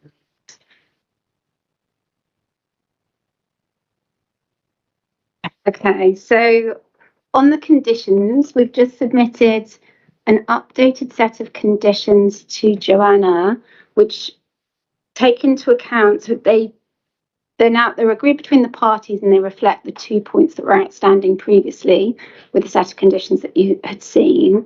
What they don't do is respond to your comments. So a note is being prepared by Southwark officers and will likely be ready. Well, I think we should actually have that ready for tomorrow, madam. Okay. I can give you an indication of what's in the note if that would be helpful. No, I don't think so at this stage. I mean, a lot of my comments as well we can discuss, because some of them was just about my understanding rather than being any criticism or anything. I just need to understand them, so that it was very shorthand. So, but no, that's good. That's with the programme officer, and that's the notes being worked on as well. So if you get them to me tomorrow, it just allows me to prepare over the weekend myself. So yeah, and the obligation. Yeah, and the conditions will go to WSP for the hospital today as well. And I think the purpose of having that note as a standalone was precisely that, Madam, that it addresses questions which may not end up with changes to the conditions. So it's being prepared as a standalone for now. And then on the obligations, so last night we agreed a version subject to one final point between us and the council. We sat down and did a markup. We have had fairly substantial comments in from TfL this afternoon whilst we've been sitting. So I just wanted to ask, really, what we had intended to do was give you a version for this evening. Are you likely to read it tonight? Because if not, we will update it to reflect the TfL position and hopefully address this final point with Southwark and issue tomorrow whilst you're on the site visit. Yeah, I'm unlikely to, being honest, unlikely to review tonight. So I think that works really well, because it also gives us time to then let the 2021 catch up. So then we can issue both with complete sets of plans tomorrow.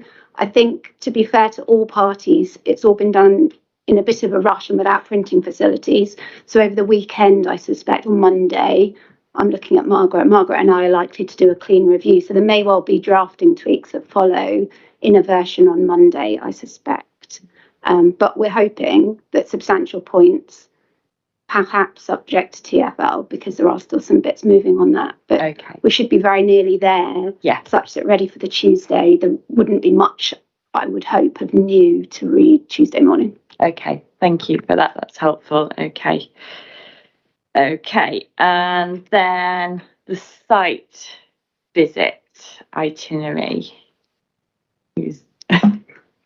So we have an email ready to go on that, which is just waiting. It's been doing the rounds all afternoon, but we've all been trying to multitask. I think there were a few questions. One is whether or not you've already undertaken a visit to the more distant view, so Kenwood and Parliament Hill, or whether you were hoping to incorporate that in tomorrow's visit. So I haven't, because I was going to do it, but it was in that heat, and I didn't think it was, although there's a Lido up there on Parliament Hill, which was quite tempting at the day. And swimming ponds. But I can do that myself, and certainly obviously we finish here Wednesday next week, but I've got the night booked to do any mop-up points on next Thursday. So just in case, while I'm down here, make the most of it. So I can do it. Then I'll certainly do it at some point. Works well, because I think all of us didn't feel that you needed to be accompanied, and actually it's a lot to do tomorrow, because by the time you do the walking in between points, it was a lot to fit in. So that probably means that it can be a 10 o'clock start, which I think suits your check-in better. Yes. And so we're just checking with WSP that the Guy's Chapel access has been arranged and can be sorted for 10. Mm-hmm. And then there is an updated version of the various plans.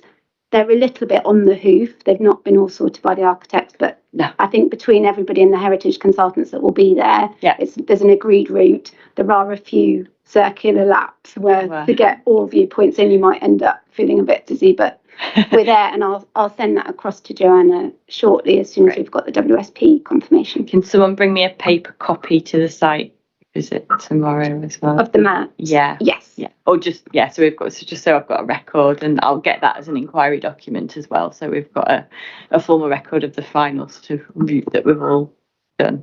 I'd like someone to bring the books of pictures.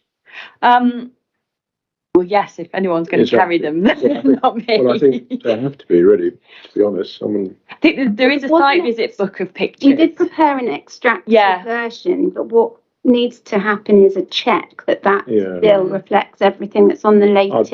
I wouldn't take the risk, and you've got so many things to do. If Peter or someone just brings it. Who's coming from us? Peter and Hayden? Peter and Hayden. Oh, they just bring the books. We can bring the previously provided books, and then if there is any debate, we can just, parties can make me aware of this isn't quite right or something. Well, yeah. I've asked Peter to do that check. So, Mr. Stewart, so we'll bring what's necessary. Okay, great. So I'm going to be getting my steps in tomorrow then. Just to say, well, on that latter point, I know from previous site visits with Mr. Young, that he has an iPad or has taken around an iPad which has all of those images loaded on it. So rather than that, will potentially, I'm assuming he'll probably have that with him, or make sure he does. Oh, very modern and high tech. That'll be another way, rather than carrying these enormous A3s, he'll have that as well. And just to say on the specifically on the Tower of London, which is obviously on your itinerary, Mr. Young's come up trumps with his contact, has managed to arrange access, to avoid everyone having to queue up and everything. Brilliant. There is access, so I think everyone needs to bring some sort of ID. Okay. And I'm sure when you get there, he knows where to go to kind of get the special passes, special handshake and exactly. He said that you'll then have access to the inner ward and walk round. You won't be escorted. So once you're in there, he said in the email to me, we should encourage all parties to patronise the cafe as we're getting a freebie visit. So just throw that in there. But obviously that it does sort of come on to a serious point about lunch, and obviously that I'm not going to be there. Not really concerned for me, but I suppose that will have to be factored in, and it will be around that time. So there will be that option. That seems sensible. I'm always thinking about food, so that's exactly. To me. That's absolutely fine. And the only point I'd make about the images, I recall Mr. Stewart making a point about you need to hold them out at a certain distance, and you can't really do that on the iPad. You can't, and they're all designed to be held at a certain distance from you. So if you do want to check anything that way, then you'll need to hold them at arm's length, and the iPad, I'm afraid, however lovely an idea it is, isn't going to be a substitute for doing that.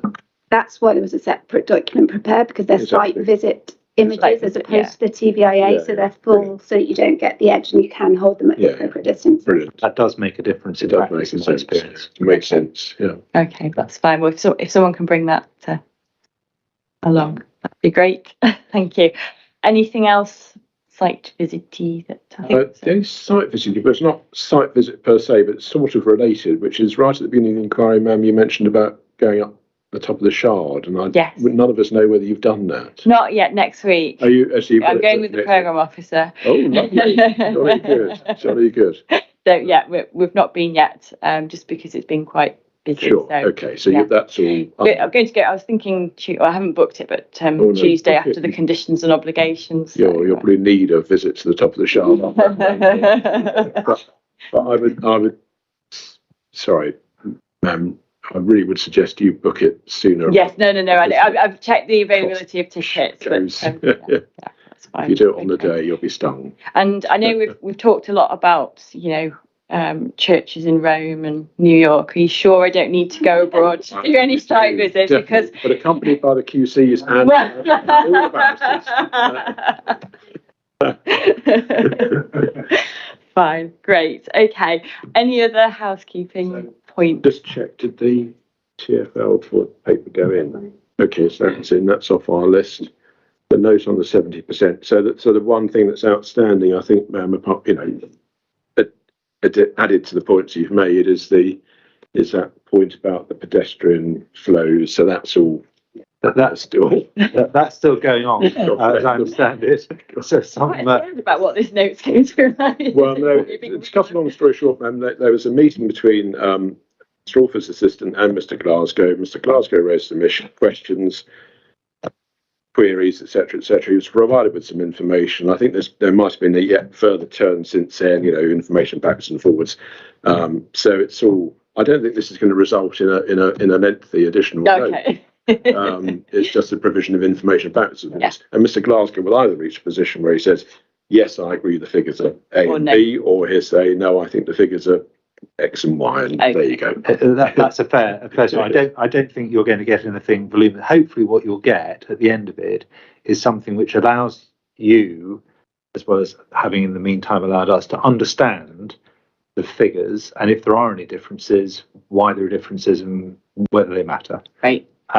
The one other thing, I'm told we've got a hard copy of the 2018. Is it 2018 DAS? TVIBA. Oh, the Yes, it's get the reference the now, built but- heritage assessment. So it's CDA 12.2. Oh, and I understand you're going to get the other half from the other side. Okay. How very equitable.